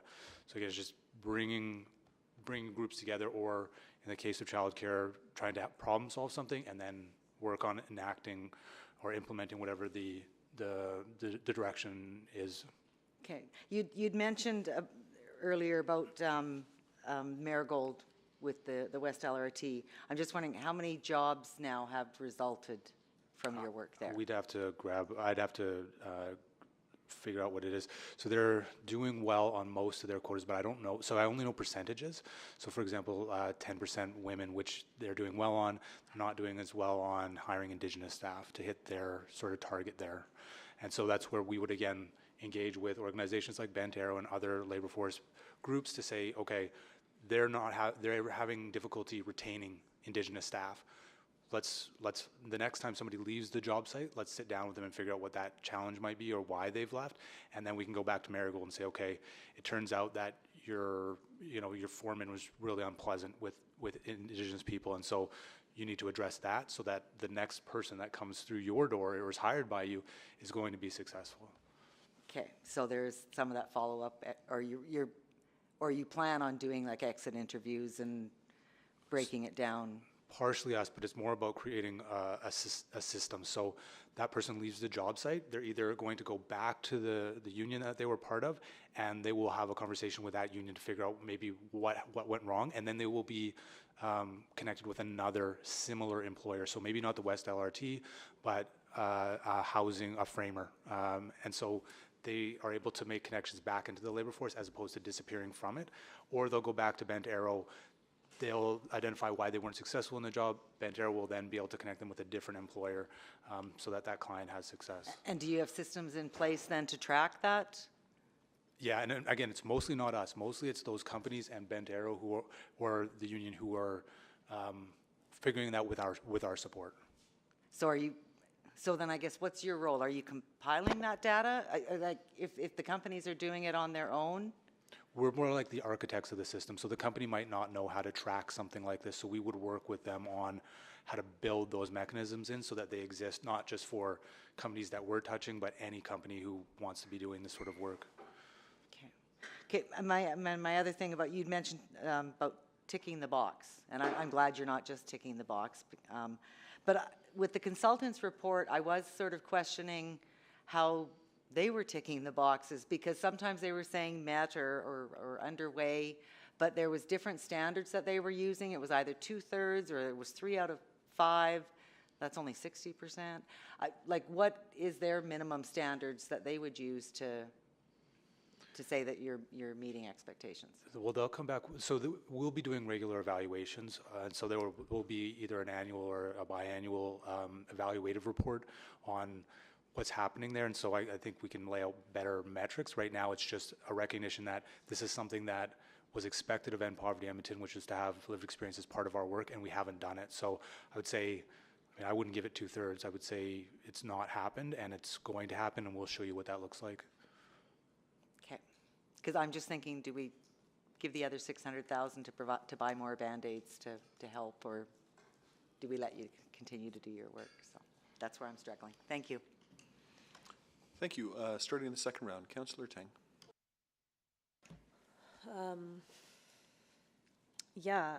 So just maybe I'll start with measurement. So I was revisiting, the original motion, the really long one, and it was about demonstrating progress towards desired outcomes in the scaling of EPE, key activities and outcomes strategic planning document. And how do you feel that your report today measures up against that original outcomes planning document? I think it's making progress. So we reframed our work around these 8 game changers, these big systems that we want to work on. And 2, we've developed a framework that will allow us to report on progress there. It should go live end of the month, approximately. So I think we're doing better. Okay. I think we still have work to do to actually measure poverty with something other than a poverty number. Yeah. is obviously challenging. You want to show success or results when it comes to childcare. You need to be clear as to what success looks like and then report back on how successful you've been. And I think we're in a good spot in terms of being able to point out what we think success looks like and point out what kind of success, or are we having success in terms of what we determined is the outcomes. Yeah, and just back to the inclusive economy, like the signing on of the living wage network. I know this is a pretty rudimentary kind of measure, but there's 60 companies on this. On average, what would you say is the number of employees who are moving into the living wage category? I mean, it's the full spectrum, like from knifeware to the United Way to the City of Edmonton. Right. So somewhere between 50 and several thousand. Right. And some of those already have been, paying living wage for some, and then some are kind of learning more about this and kind of transitioning, but that's still a lot of people. And without EPE, for example, would you say that pace of raising awareness, getting companies on board would just be a lot slower? Much, much slower. Advocating for that and explaining the benefits of being a living wage employer, there really is not anyone to do that other than, End Poverty Edmonton, Momentum and Vibrant Communities Calgary in Calgary. And now like I said, about 20 municipalities have now signed on to be a part of the Alberta Living Wage Network. And so those conversations are now happening more and more across the province. I think it also allows for some interesting things to happen. For example, say the local restaurant will say, I can't pay a living wage because if I do, I increase the price of a hamburger by 50 cents and I will lose customers if I do that. And so we can help create a community where that's the expectation, and then they're able to do that and pass the costs on. So I don't think there's anybody who has the function of advocating for something like that or promoting a living wage. Yeah, no, that's helpful. And I guess just to Councillor Wright's point about Marigold, for example, you help the company transition into kind of this policy. How is that different from, say, them hiring a diversity consultant? Yeah, so they have and had very little success with that diversity consultant because you need somebody to make those connections to the MCNs, the Banteros, the E4Cs of Edmonton, like the local context. So in other words, you need somebody with those relationships in place to create a more interconnected network to move the systems forward. Okay. Sorry, just one more minute, and I'll add in one more back to my original motion, because I was part of what my hope with that was also that you have more interconnection with existing initiatives. And I think in the past year, when community well-being and safety, anti-racism, and urban well-being kind of came forward, I saw very little of EPE in that. And I guess if you can comment on how you have been working with these initiatives that have so much overlapping overlaps or alignment. You know, some of that may be history, and that may have been the timing of when those groups were created and the mandates which they were created with. I mean, I think that would be, I'm not sure that they were challenged with working with us. I don't think there's any lack of willingness from our end. I think we're very interested in doing exactly that. But thinking about how those different groups were set up, they were set up autonomously in a very different kind of way. This was not part of the mandate or the window that they were given. I think there's that may be an underutilization of us, quite frankly, but I'm not sure we can do that without some direction from you guys that these things go together. And that's why I kind of put it in the motion, right, for the direction. Because I think to some extent, and this is always the nature of these things, that the mandates have to be created to do that, and I think we're keen, we're interested, we're working in all of these areas, but those were created autonomously by council in a different way. I'm out of time. That's my gut feeling. Thank you. Mayor Sohi. To our administration, just want to follow up on the status of the Indigenous Wellness Center. I know we had a roundtable with the Anti-Poverty Edmonton's Indigenous Circle, and they've been working on it for a while. So just want to get a sense when will see some sort of presentation or report coming to committee or council? I believe Ms. Miller's online. If you can answer that question, please.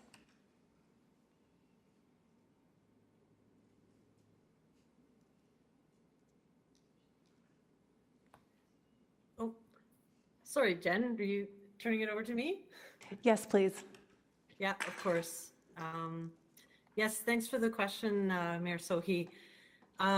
So the Indigenous Relations Office has been involved with the Indigenous Culture and Wellness Center steering committee for a number of years, really since the inception of the project through the End Poverty Edmonton Roadmap.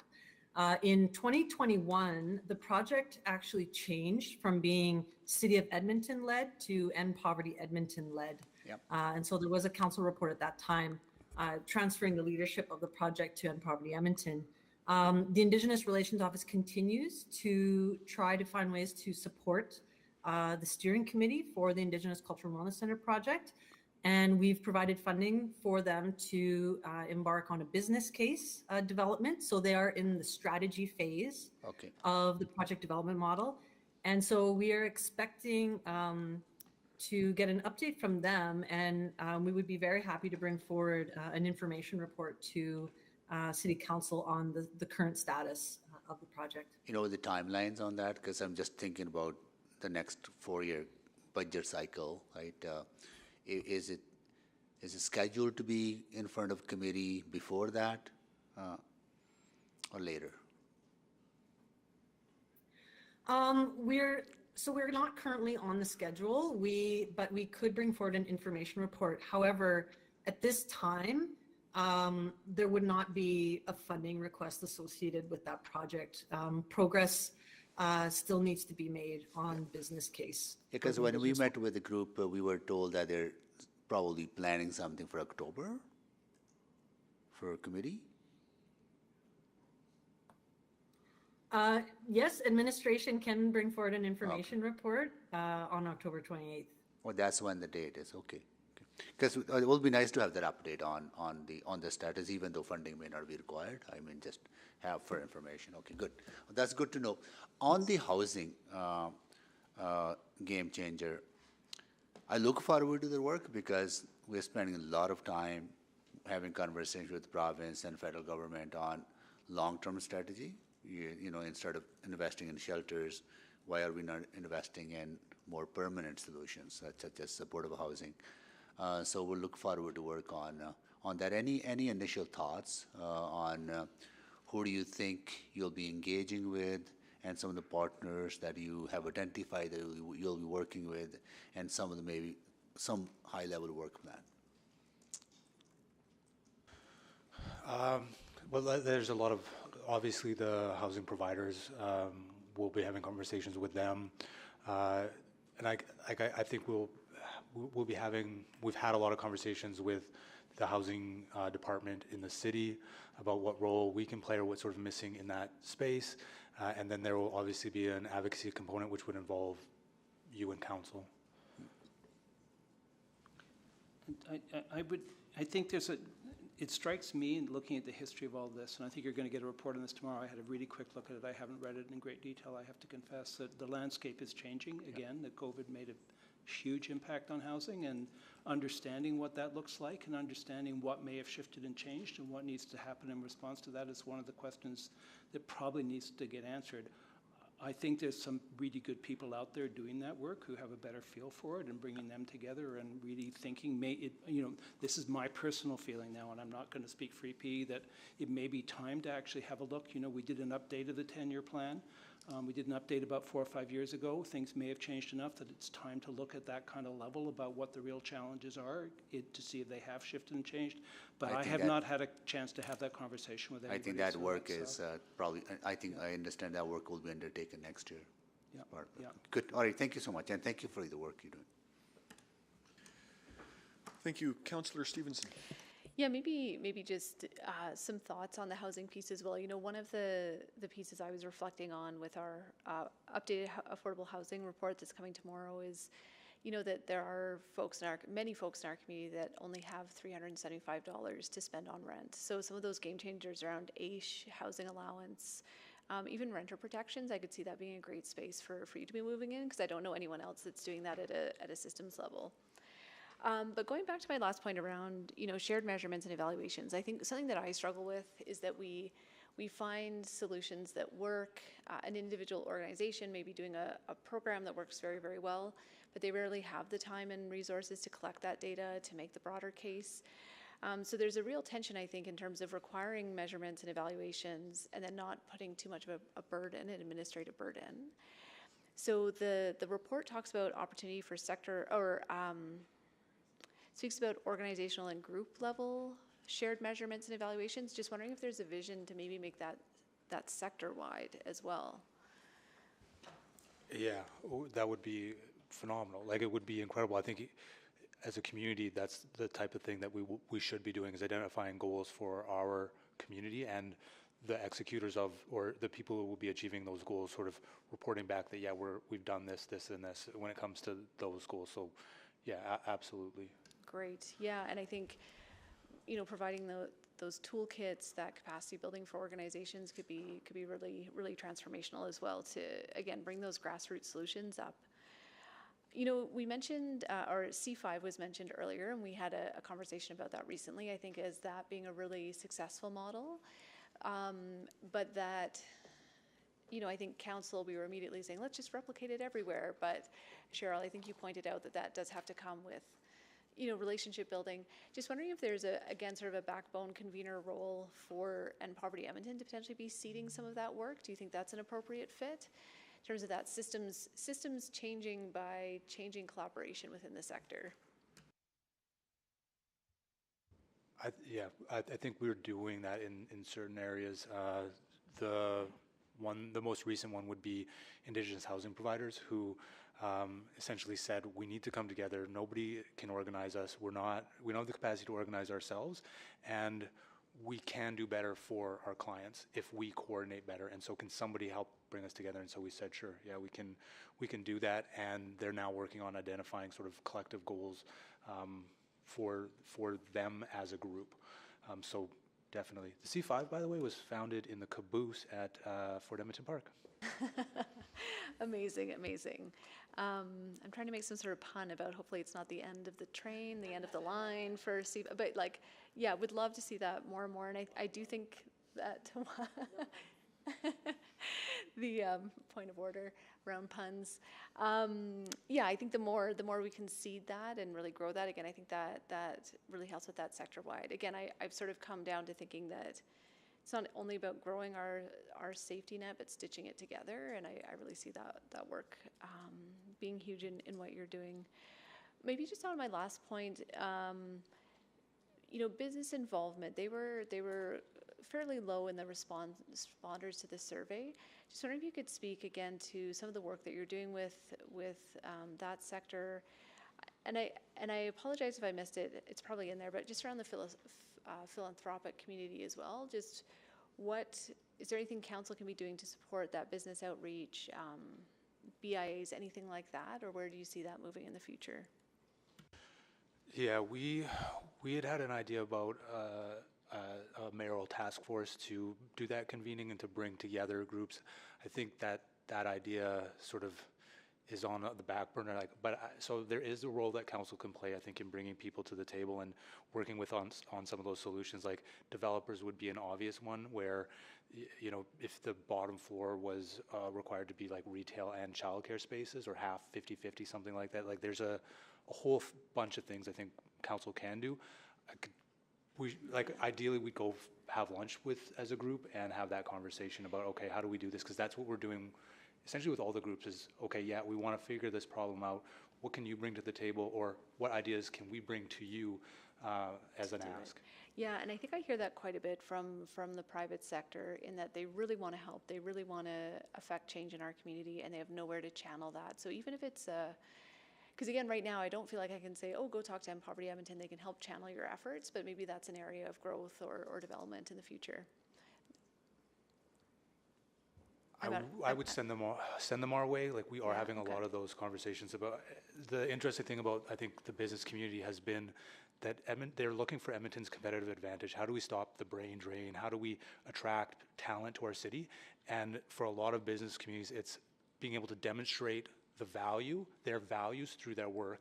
And so if we're the community that ends poverty, that's how we're going, that's our competitive advantage, or that can be our competitive advantage. It's the reason why people will come here. It's the reason why people will stay here, because it's not the weather.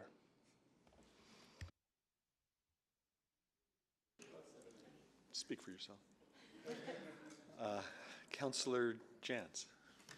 Yeah, thank you. I really didn't have a lot of questions.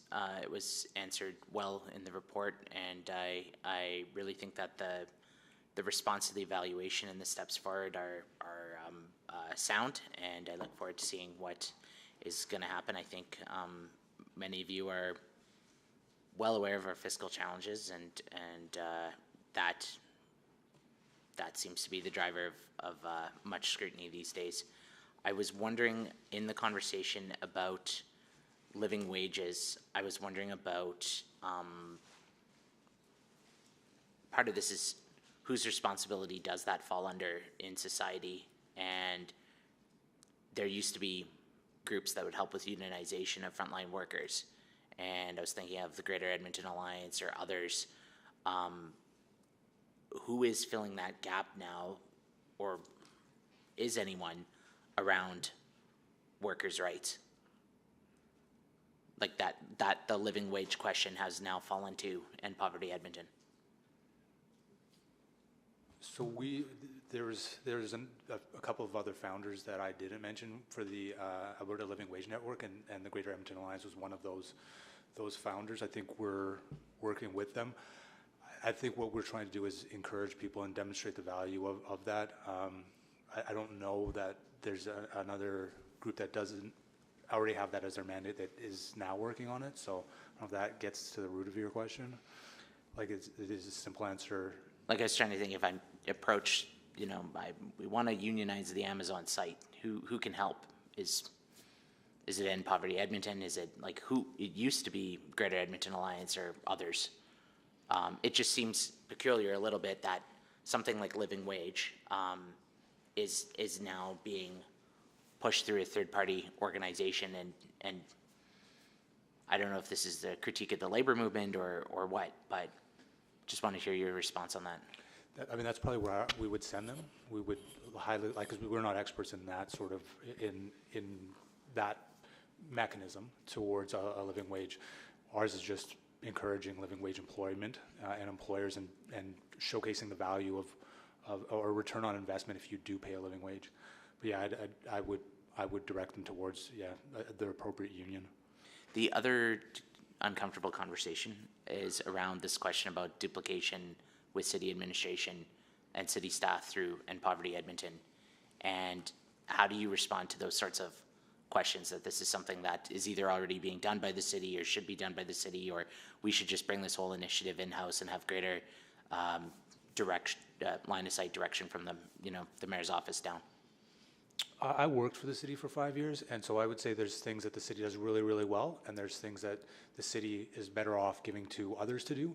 And the work that we're doing, I mean, because we work so closely with the city, we know we're not overlapping. We play roles that the city either can't do or doesn't do well. And so we would take on something like that, which is often more controversial work. So when somebody has to get upset, it's a lot easier for us to get upset and say that's wrong, that's not okay, than it is for the city to do something like that. Yeah, just to add to that, because I was reminded by Councillor Stevenson's question about the housing piece, and one of the things that came out in our stewardship discussion and governance was that because we're not running programs, because we're there asking a different set of questions, we have an ability to be bold and nimble. And we don't have to worry about, except coming here, we don't have to worry about, is somebody going to support our next program if we say something or if we take a position. And I think city staff are in a very different relationship to you, and that I think that is one of our real opportunities that we need to embrace, is that we have a capacity to ask, perhaps a bit more difficult questions than anybody else does, and we should be doing more of that and taking more advantage of that, and that may well be the role that we play in the housing discussion. Yeah, no, well, again, I commend all of you involved for the additional steps, the response to the evaluation, and for pushing ahead, so thank you. Thank you. Councillor Paquette. Oh, thank you, Mr. Chair. Can you hear me okay? Yes, sir. Okay, great. Yeah, so I obviously, I understand in Poverty Edmonton. I sat with Ben, what's your honorific there, former councillor? Do we call you councillor? I honestly don't know. Anyway, we'll move on. I've got a question about just clarifying, because there are folks who, this is not intuitive. What End Poverty Edmonton does is not intuitive. They say, look, there's some hungry people. Why don't we use this money? Go give them some food, right? Problem solved. Except it obviously doesn't solve the problem. So the analogy that I can think of, and maybe you can make this a little better for me, is that you serve two kind of, or actually three functions. One is you help people who are giving the food to make sure that the farm is, or the collection of farms are aligned, so that you don't have any waste. There's going to be waste, but I mean, that's the ultimate goal. The other thing I think of is sort of like the connective tissue that sort of helps the body of helping organizations function. And the more you can sort of get that together, the better the entire ecosystem will function. And then last is sort of, you've got this sort of ability to do a flyover and to see things from a perspective that people who are really engaged every day on the ground may not be able to glimpse. And maybe you want to clarify all that for me, but that's sort of the way I see it. I don't know if it really is an answer to your question, but it strikes me that there's a difference here between the kind of charitable model that we have always lived with, which is about making sure that, you know, you can get food into someone's belly tomorrow, and an investment model, which I think is really, you know, that change in systems change model, is to make sure that they're fed in the future and that you're not having to continually go back to an inappropriate well in order to make sure they get food in their belly. And I really think at the essence of what we're trying to do with End Poverty Edmonton is not bring the people together that are putting the food in the belly today, but to make sure that the need for someone to be there in the future to do that is erased.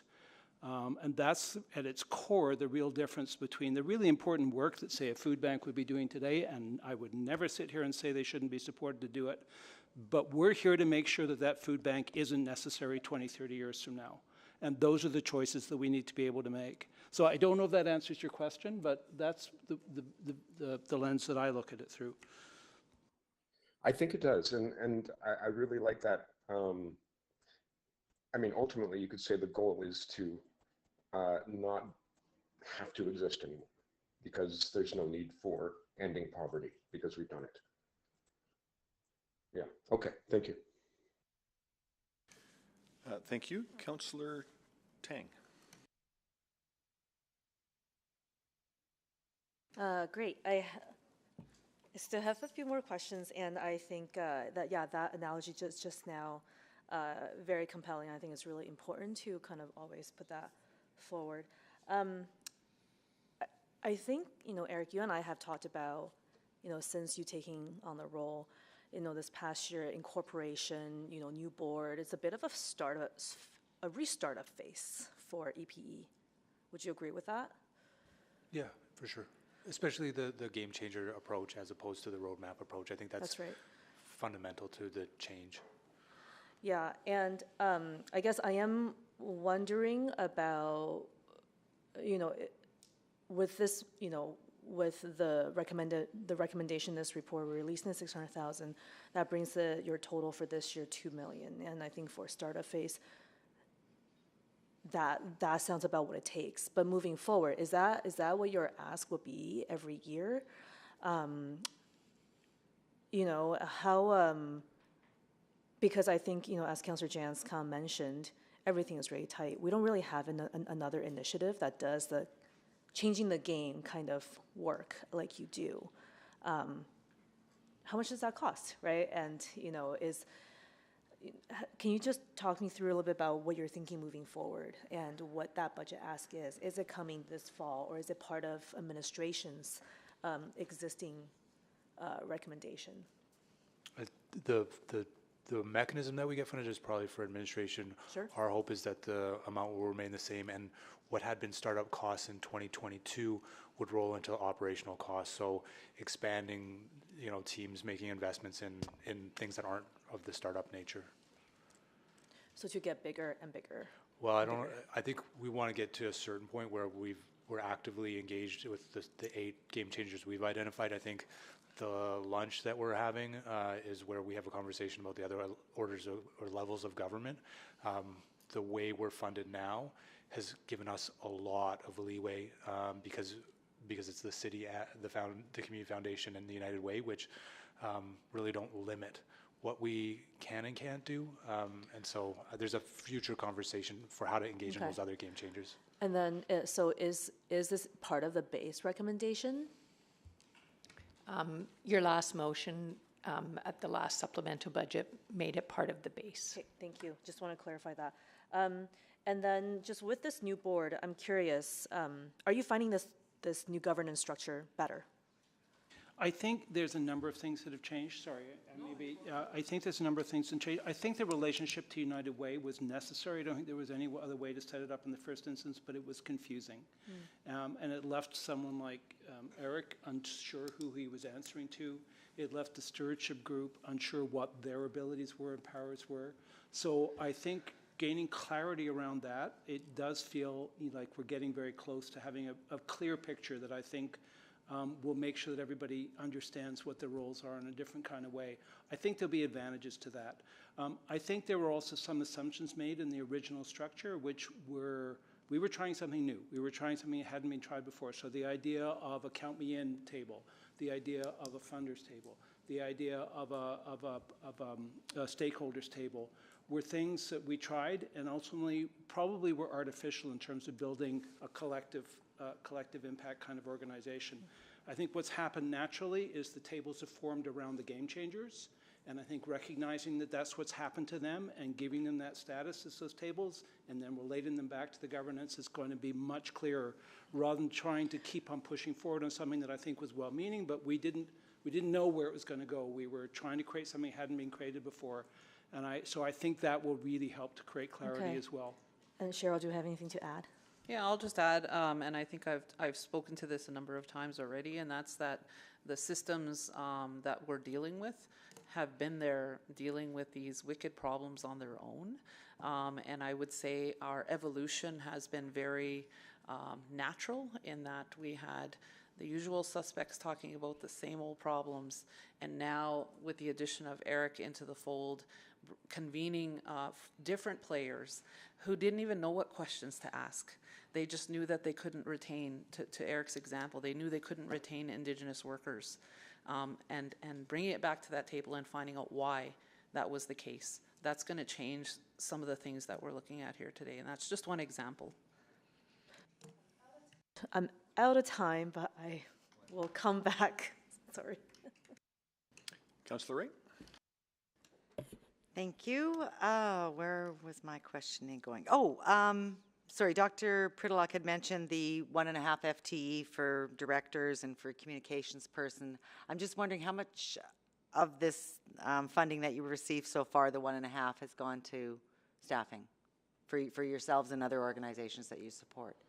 Almost all of it. There's been some consulting dollars for things like websites and stuff like that, but yeah, I mean, other than a couple of laptops and rent, the vast majority of that funding will go to staffing. Okay. Research, sure, yeah. A few smaller contracts, but the vast majority is staffing.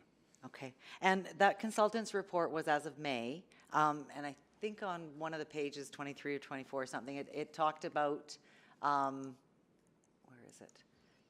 The chaotic and disorganized culture. Has that changed since May? Yeah, I think I run a reasonably tight ship, but yeah, like I think we've got, I think the lack of clarity was what is being referenced there, and there is clarity of roles with our staff. The governance questions are being answered.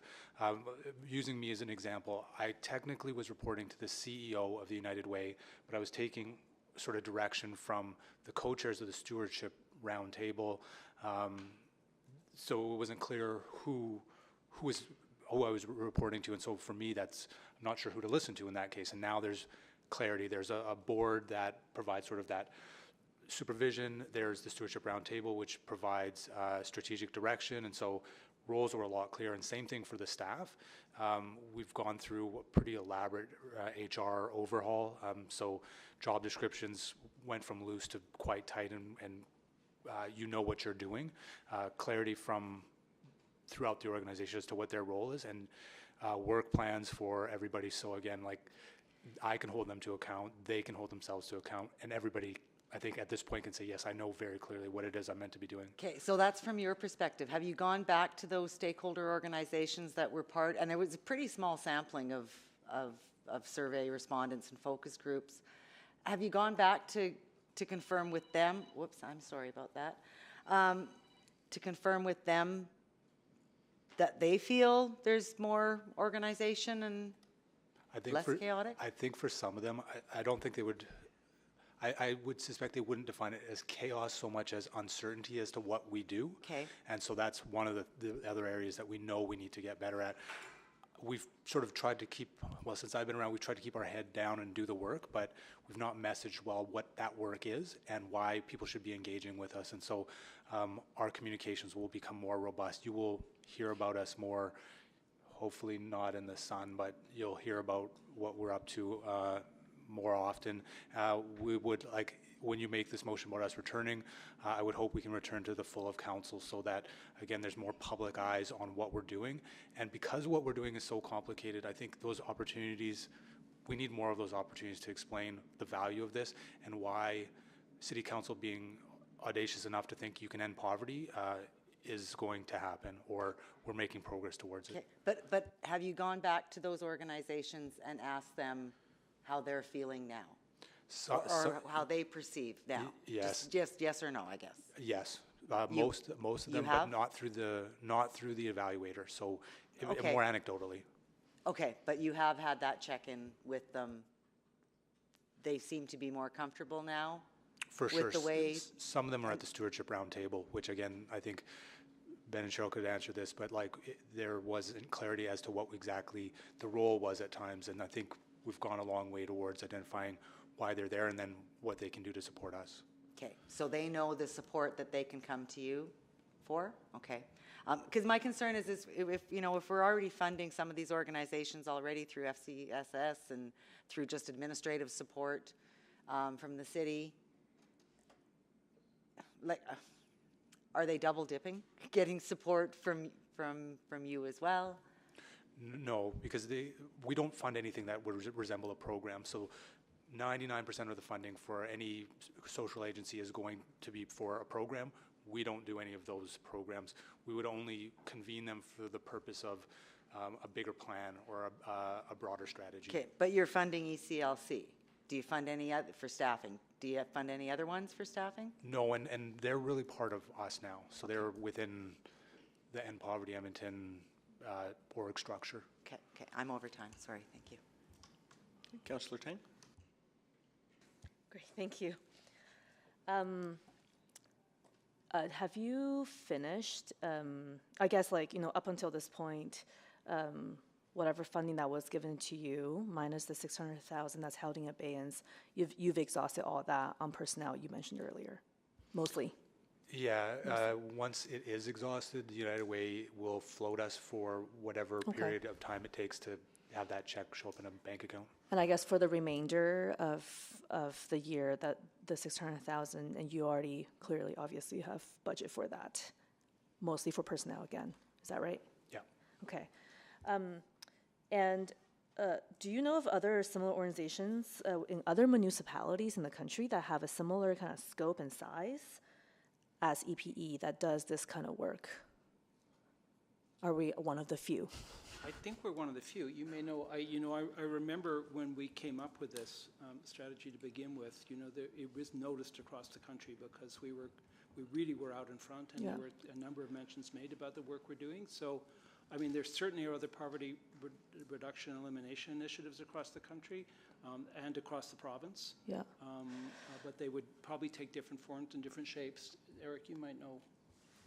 Yeah, it is kind of all over the place. So most are now trying to move towards this model or emulate what's happening in Edmonton because it's seen as sort of getting it right now. There's differences though, like a St. John has like an $8 million budget, but they do a lot of funding in similar to FCSS, or like Perth is going to try to basically copy this model, Edinburgh is going to copy this model because it's seen as like this is the way you get at the causes of poverty. Yeah, and I think I think the words like umbrella organization has come up, which I don't really think EPE is. You're really kind of and I don't even know if backbone really is all that accurate either. It's a very unique role. I would say unique in the country as well. So I'm glad to hear that. My final question, back to your point, Mr. Henderson, about you know, sometimes it's better for something to be out of the city's realm. And you specifically referenced the housing report tomorrow. I guess I'm just curious, you know, when it comes to lived experience stories, sometimes it can come in conflict with existing policies. And when you do that work, but you're still funded by the city to tell recommendations that could potentially contradict city policies and programs, how do you navigate that space? Yeah, how do you navigate that space? Because I think it's really interesting what you did with this role from the table to, you know, this director of lived experience, and I look forward to the debate tomorrow. But I'm wondering if you can touch on that, because if they can do that better, yes, still funded, isn't there an inherent contradiction sometimes? I think, quite frankly, you're funding us to fill that space. And if we're not prepared to say what needs to be done, you know, even if it's uncomfortable, then you're not spending your money well. Okay. You know, I don't think there's a contradiction for me. I feel no contradiction, and I think that's one of the real advantages to us not being a funding organization, is that we, you know, in some ways we are being funded to look carefully and with fresh eyes and with unencumbered eyes. And this was part of the problem with us being with United Way, is there were certain things we were not able to say when we were under their umbrella. And we had that debate 2 or 3 years ago. And it was clear that there were certain things we couldn't jump into that we wanted to jump into because it put them in a difficult position. Oh, interesting. Okay. And I wouldn't say potential. I would say it's a given. It's a given conflict every single time. Okay, great. Yeah, I think that's the expectation you should have of us. We've worked most closely with Councillor Paquette's office, and it's often a problem-solving session. So here's policy X. Can it do this? Can it do that? How do we enhance this? I also think like part of our responsibility is to speak truth to power, whether it's council, the province, or the federal government, because things like the housing regulations often trap people in circumstances that they would like to leave, but risk their housing if they accept a promotion or extra hours, and so we need to be able to say those things. And I think, again, it's a conversation we should have about funding, but you know, do we want to access other levels of government to fund this work, to fund the other game changers? I don't know yet. Mm-hmm. Great, thank you very much. And Mr. Chair, I think at this point I am happy to move the recommended motion. I can read it out loud. Yeah, please read it. That the committee recommend to City Council that the $600,000 of 2022 funding for the operational expenditure budget in social development, citizen services held in abeyance for EPE pursuant to operating budget amendment 2 passed at the November 30, December 1, 8, 10, 14, 15, 17, 2021 City Council budget meeting be released. Thank you. Speaking to it or introducing it at all? Well, first to you as the mover, Councillor Tan. Just asked to introduce it. Yeah. Yes, okay. So I was the original person who put the motion during the budget deliberation, and part of, you know, what I really wanted to see is actually for this conversation. And I really appreciate that you all let us dig into a lot of these areas, and I look forward to kind of that measurement report coming back, because I think that is really important. I think today, in today's conversation, you've highlighted some really, I think, important elements that certainly taken me a while to wrap my head around, and I imagine for others as well, and differentiating between EPE's role as a convener, as a systems changer versus a service provider. They're very, very different things, and to me, this is a yes and conversation, and we need both in order for that to work. And I think one thing, you know, I do still want to see moving forward is that intersectionality with existing initiatives. I think, you know, as you're building that capacity, as you're building more team members, don't wait for others to invite you to the table, because they're probably still unsure or don't know, or there's maybe chaos going on, who knows? And but I feel like, over the time that I've been following this initiative and being part of currently the Stewardship Roundtable, seeing a lot of the progress made, you're really developing a really unique expertise that I think can benefit so many areas at the city, outside the city. And so I look forward to see what this funding can further solidify some of that position. And anyways, so I just look forward to that. And I'll just leave it there for now. Thank you. Thank you. Mayor Sohi? Yeah, just to speak. Yeah, we're just speaking now. Yep, okay.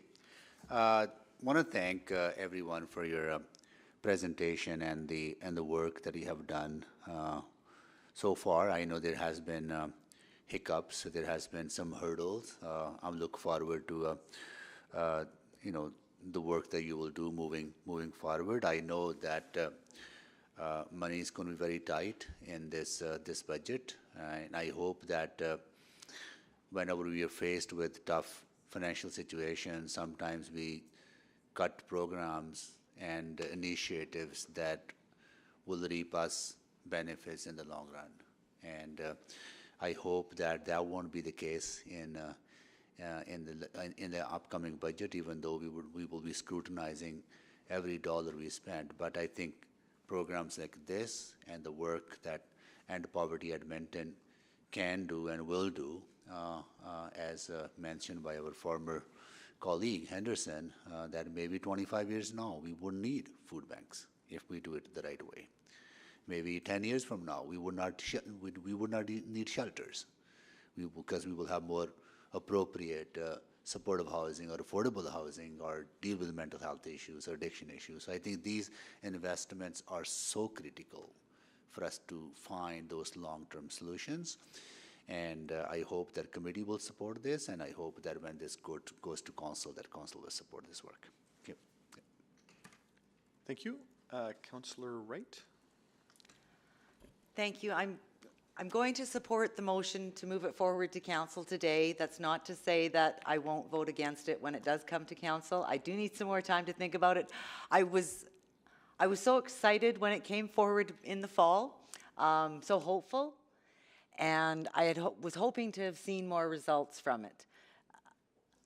So I will take the time to be thoughtful about it before making my decision then at council. Thank you. Thank you. Councillor Stevenson? Yes, thank you so much, and thanks not only for the presentations today, but for all the work that you do on a daily basis.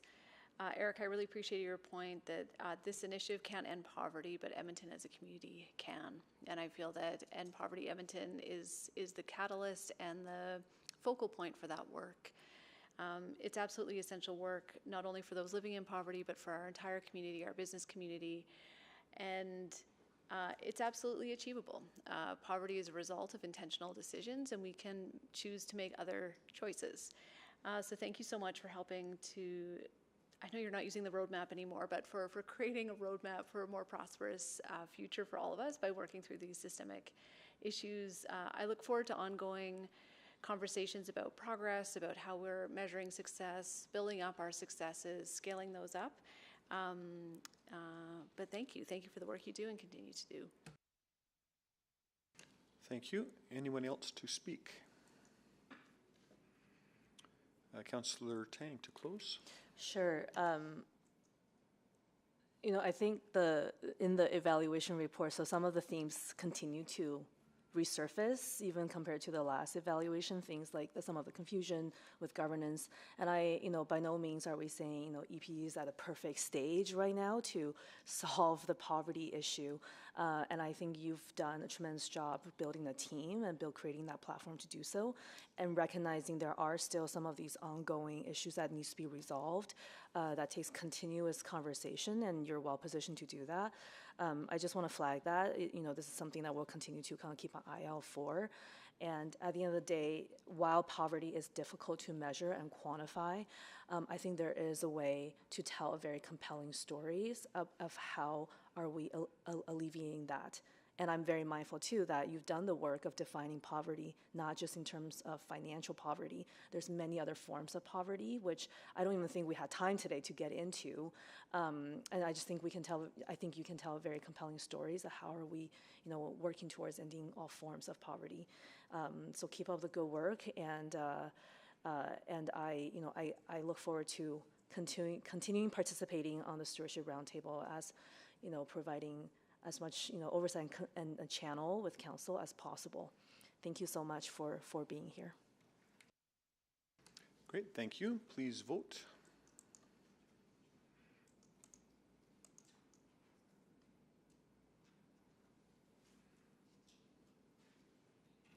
We're just missing one vote. Councillor Jans? It's not coming up for me, but yes. Thank you. We have all the 5 votes. Please display the vote. And that is carried, so we will pick this up at council next week. Thanks very much, everyone, for being here. Thanks for your presentations and for your answers. And good to see you again, Ben.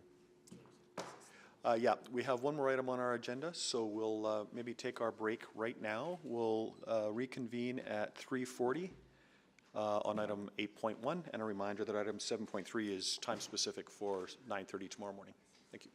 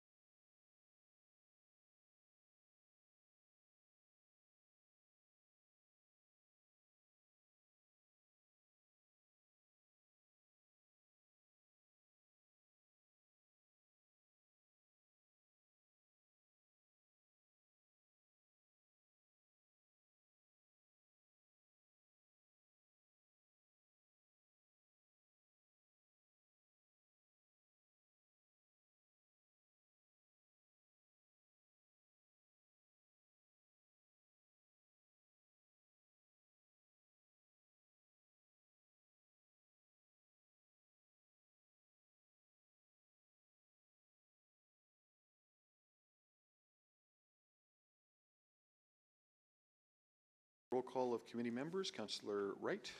Good afternoon. Afternoon. Councillor Tang. Hello. Hello. Councillor Jans. Good afternoon. Good afternoon. So this takes us to item 8.1, Farmers Market Update. We'll hear comments or a presentation from administration. Just some brief opening remarks. Very good. Thank you. Please go ahead. I'm Chris Thiessen, Director of Property Transactions and Real Estate. The report before committee today is in response to an inquiry regarding farmers markets in Edmonton and how they align with the city plan. Joining me today to answer questions you may have are Ken Snyder, Branch Manager of Planning Environment Services in UP, Eric Backstrom, Senior Planner, Amanda Jellin, a Manager of Regulated Road Use and Parks and Road Services, and Deputy City Manager Stacey Padbury.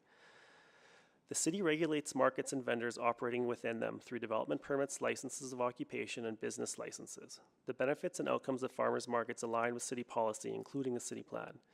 They support the development of 15-minute districts, foster local economic development, and let Edmontonians understand more about agricultural activities. Given how markets currently operate in Edmonton, markets and dedicated spaces would better support the city plan goals with expanded hours of operation to better activate their communities. Other Canadian cities have markets that operate 6 or 7 days a week. The city's greatest influence in this regard is for farmers markets where there is a direct contractual relationship, such as a lease, and where the feasibility of such a change is viable. With this in mind, administration is currently working with the Old Strathcona Farmers Market to explore how the city-owned facility could be activated more regularly as we negotiate a new lease agreement. Thank you. We would be pleased to answer any questions you may have. Thank you. We'll now go to our speakers. You can stay right there. That's fine. Our speakers are online, so I don't think we'll have any confusion there. We have Kirsta Frank and Amy Hayduck. So I think we have both online. Let me find my screen here. Hi there. Yes, I'm online. It's Kirsta Frankie. Frankie. And yes, and Amy Hayduck has to rush to grab her child from childcare, so unfortunately she will not be able to speak to this point. So I'll speak on behalf of both of our points. Okay, that sounds great. Ms. Frankie, you have 5 minutes, after which there'll be questions of you from councillors, so please go ahead. Thank you. Hello, Mayor Sohi and councillors. Thank you for the opportunity to speak today. I'm coming to you as an entrepreneur who has championed vibrancy and activations in our communities citywide through outdoor and indoor markets, events, and festivals since 2012. You may recognize me from founding and operating the 124 Grand Market, Wild Heart Collective, the Edmonton Christmas Market, and one of the co-founders of the Public Food Hub. Currently, we operate markets 4 days a week in different locations in Edmonton. Between May and October, we will have operated almost 80 market dates, supporting over 400 local brands and serving thousands of customers in the core weekly. As an outdoor market, we don't have a permanent home. I'm here to offer some insight and hopefully inspire an important discussion around how the City of Edmonton can further support platforms like ours that are integral for emerging and growing businesses. It's no secret that Edmonton is a vibrant market city. However, all markets and vendors in the region are coming out of a very difficult 2 years. Most are struggling businesses, but the market world has evolved and the landscape is still changing across Alberta. And previous opportunities, for example, where the Downtown Farmers Market and the Old Strathcona Farmers Market have been awarded city leasing of city properties at a subsidized rate, has existed to provide space and create connection points for consumers to support local at just $1 per year to the operator. The recent news that OSFM is looking to renew a 20-plus year lease term to operate just 2 days a week calls for a timely discussion on how might our council fairly approach all indoor and outdoor markets in an equitable way by providing an open opportunity for other public and approved markets to be able to present a case for building this building and parking lot. It is imperative to consider a request for proposal for such a beloved building like the TransAlta bus barns, used by many citizens in the community and as a destination for tourism. Perhaps we could consider a hub for small businesses that benefits the community all days of the week. We have been looking for a location where we can operate 4 to 7 days a week for some time now. With our 400 vendor brand partners, we could fill both indoor and outdoor market activities if we had a permanent home. Currently, we are getting priced out of market, outdoors, with continued rising fees. Each season, we must obtain a separate license of occupation, business license, transportation materials, detours, signage, and development permits, and insurance for each of our locations. And then our vendors must undergo their own permitting and application process. With 40 to 80 vendors at each market, only a predetermined amount of street to activate and fees to collect, this has become unsustainable. We also must conduct annual community engagement with residents and businesses before we're allowed to operate. I'm positive the same process is not being asked of larger indoor markets at this time. I will share with you the breakdown of the City of Edmonton costs we've incurred to operate the 124 Grand Market after this, but seasonally and outdoors on city property, the costs post-COVID have increased almost 400% per location for the license at both our 108th Avenue and 102 Avenue neighborhood sites. These are non-arterial roads within the 124th Street community. The fee for one block went from $1,200 to $5,800 to operate for just 22 weeks. We were given no warning that our already high fees would be increasing from the right-of-way management group we've worked with the last 11 years prior to the 2022 agreements being signed. We were told that, quote, the fees associated with a license of occupation for the use of road right-of-way are based on a council-approved fee structure for this type of license, is an annual license fee of 10% market value plus land tax equivalent. The fee for the term of this agreement is based on market values for starting that year of the agreement, which is 2022. This increase reflects the change in market value between the starting year of our previous agreement in 2012 and the starting year of that agreement in 2022. From our perspective, this appears that we are being penalized for making it through the pandemic and successfully creating a platform for small business. We continue to follow the rules and do the work that's asked of us. However, we are met with impractical costs and processes to operate. I encourage Council to open a collaborative and equitable discussion for new processes and fees on how public space can be accessed and how much it costs to use for market operators, especially when these types of activations are free for citizens to enjoy and enrich the lives in the community, whether it's outdoors on the street or inside a historical bus barns building. How can the city support all operators, market vendors, in this quest to continue to enliven the public realm, create 15-minute cities, and support our struggling small business community through streamlining of this process and fees? Markets are needed more now than ever in this time of economic recovery, and we need your help to address location opportunities, growing costs, navigate administrative processes for the vendor collective that we all represent. I urge you to take forward this context as the new council approaches how we use public space and dollars for the public's benefit. Thank you, and I'll take questions if you'd like. Thank you. Ms. Frankie, I'm just waiting for requests to speak. I'll start with Councillor Jans. Thank you. I guess maybe given that your colleague wasn't able to your colleague or friend or acquaintance wasn't able to speak today, did you want to share any additional points that you think they may have raised for consideration? No, so she is a colleague. She's our general manager who operates the markets and does have to navigate a lot of the conversations with our market collective and vendors, as well as navigate the conversations with the City of Edmonton. So having her on the call would have been important. However, she might be here for a few minutes to just answer any questions if there are any. So thank you. So if I can paraphrase, thank you. Yeah, so if I can paraphrase then, what you're suggesting is that your organization is looking for a multiple day indoor flex space, and you would also like the opportunity to either look at current city facilities or other arrangements with the city. Did I understand you correctly? So I think the framing of my overall reason I'm here is to ensure that fees and costs to operate public markets as well as approved markets in the City of Edmonton are looked at with the same brush. For many operators in the city, it's quite a difficult task, whether you're a nonprofit or a for-profit organization. And then also, in the opportunity to look at how the city is operating their indoor spaces, I believe that there should be an RFP put forward for the TransAlta Arts Barn specifically, as it is a space where I know a number of operators and maybe even people across the province might be looking to provide some further activation potential, maybe than just a 2-day-a-week marketplace for the city. Right. Am I to infer in your remarks you don't think the city is currently treating all markets fairly? or equitably? You are correct. Could you elaborate? Sure. I think I did kind of elaborate through some of the approaches here. So, for example, rising costs is a really big one. You know, we've been running, this is our 11th season doing our markets here in the city, and every year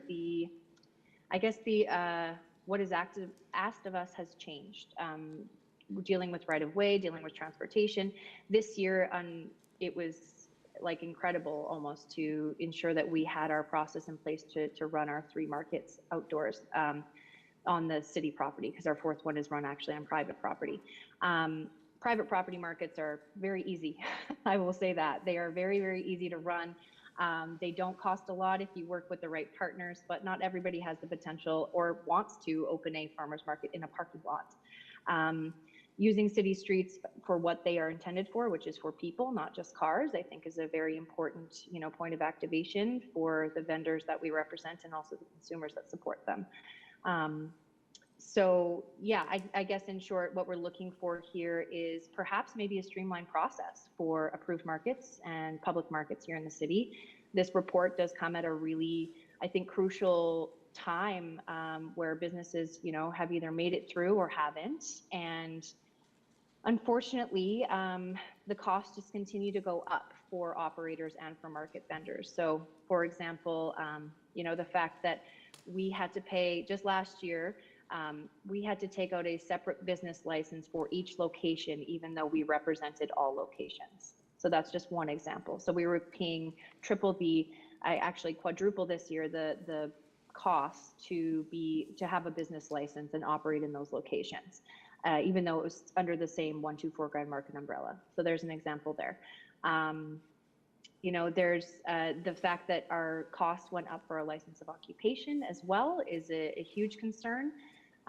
That just kind of means a lot of the smaller markets that don't have maybe some established platforms or, you know, like ours, might not even have the opportunity to enter into a public space, for example, because they'll be priced out before they even get there. So these things I think have to be considered, and we should be working and collaborating with a lot of operators across the city to maybe look at how we can approach these challenges. Yeah, no, I appreciate that, and it's kind of the genesis of why I asked for this report, to better understand and support, because I long for 7-day markets in every district of the city and how to get them out and operational, and working with other food security, food equity groups throughout the city, I think is really exciting. So, I'm out of time, but thank you. Thank you. Yeah, and just to respond to that very quickly, I used to be on the Edmonton Food Council for the past 8 years. So we're very passionate about the fresh strategy and actually seeing that come to life. You know, and when you're looking at some other city policies around, you know, 15-minute cities, I would love to see a multi-day public market in kind of every district as well. So I agree with you. Thank you. Councillor Wright. Hi, thank you. I don't know if this is maybe a question for administration, but I'll ask you, do you know why, looking at attachment 1, I see a variety of requirements for development permits, business licenses, licenses of occupation. Do you know what determines that? Is it the market organizer that requires the business licenses or not?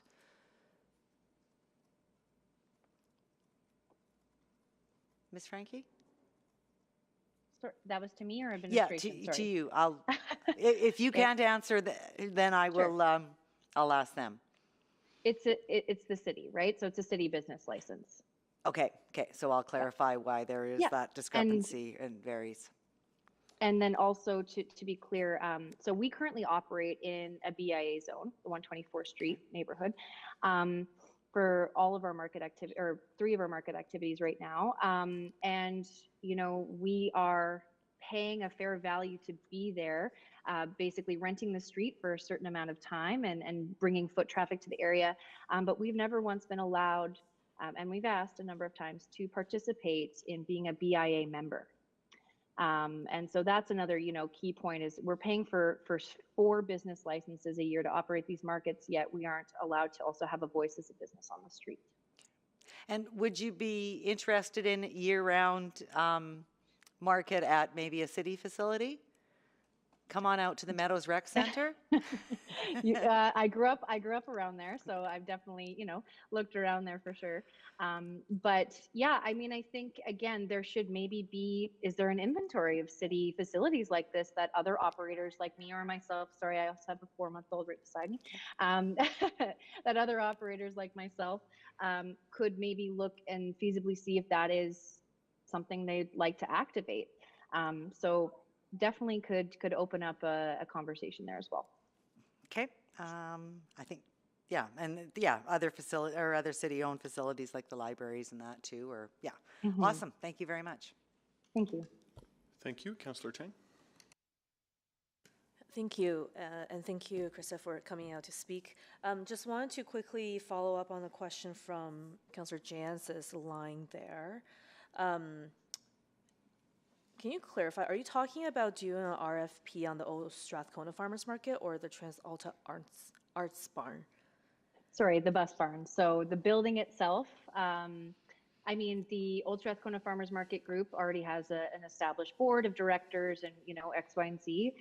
Sounds like they have a plan to come forward with, renewing that lease. And I think this is a great opportunity for us to be able to have a conversation and open up a request for proposals from perhaps other operators to use that space.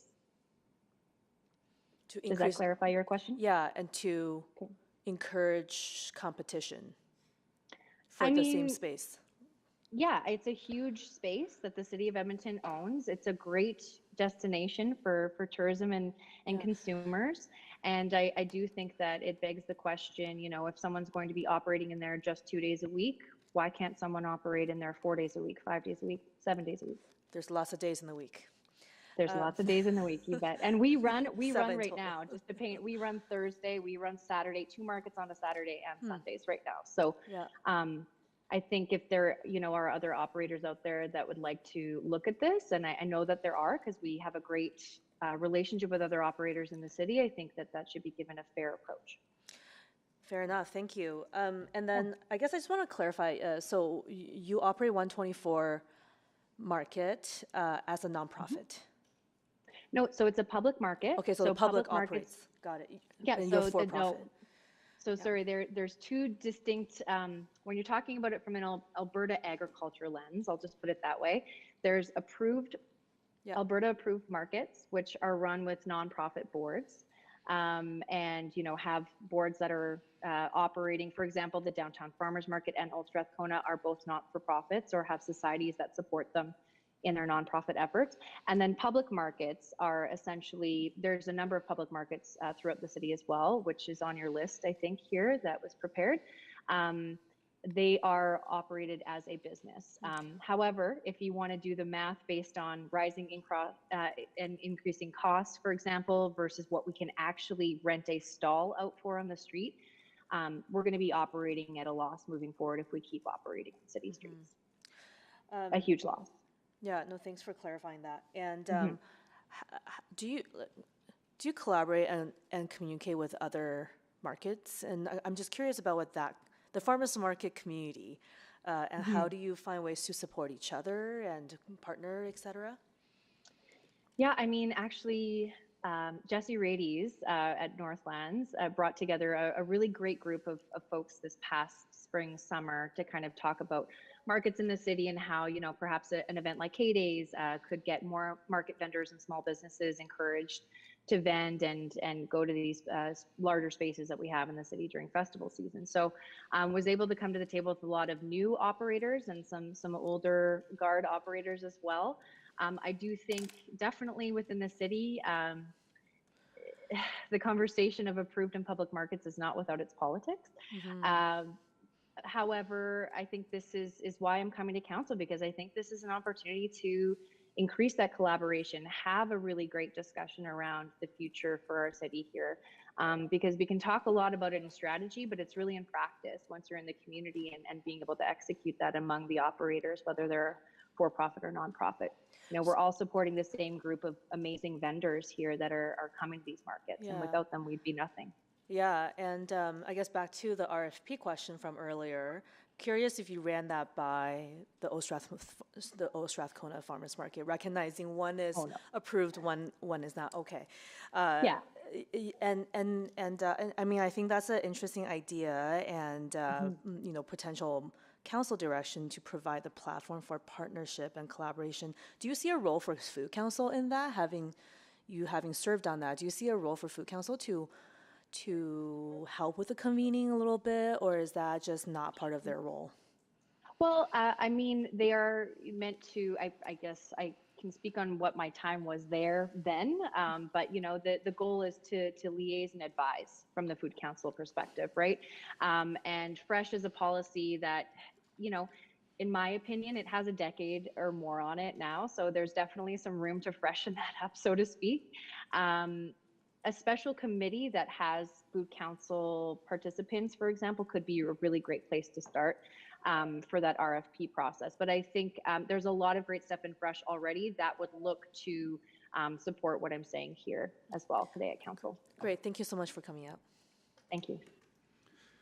Thank you. I think that's all the questions we have of our speaker. Yes? Okay. So thank you very much for joining again, Ms. Frankie. We appreciate your input, and we'll now turn to questions of administration. I'll start with Councillor Jans. May I move a motion to move in camera pursuant to sections? Sections? It'll be sections 16 and 25. So moved. So moved. A motion to move in private. Please vote.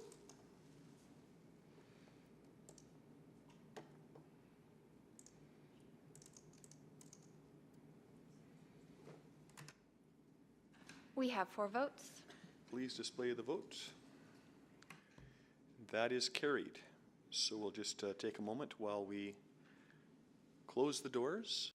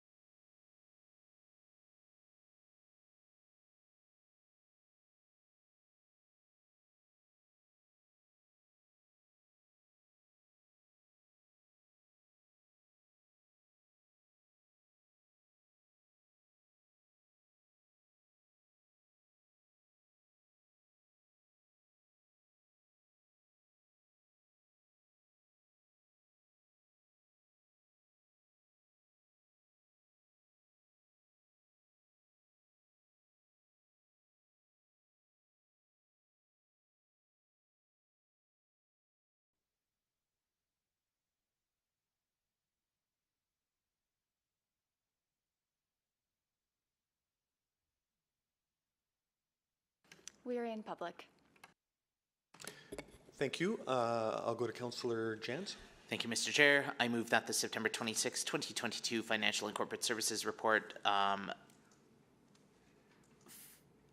FCS 01359, be postponed to the October 14th, 2022 Community and Public Services Committee. That attachment 2 of the September 26, 2022 Financial and Corporate Services Report, FCS 01359, remain private pursuant to Section 16, harmful to business interests of a third party, 25, harmful to the economic interests of a public body, and 27, privileged information of the Freedom of Information and Protection of Privacy Act.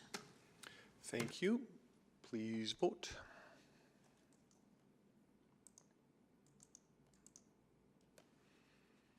We have 4 votes. Please display the vote.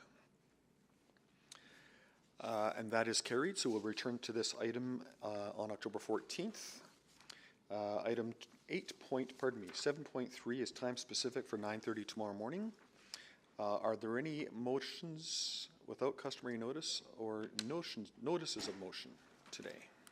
Yes, Mr. Chair, I have a notice of motion. At the next City Council meeting, I would like to move that the 2022 operating expenditure budget in Community Recreation and Culture Community Services be increased by $325,000 on a one-time basis to provide funding to the Punjab United Sports and Heritage Association, or PUSHA, to construct the water, sewer, and gas line installation at Ivor Dam Park with funding from 2022 Council contingency. Thank you. Notice is received. Seeing no other notices, we are adjourned. We'll see you tomorrow morning at 9:30. Thank you.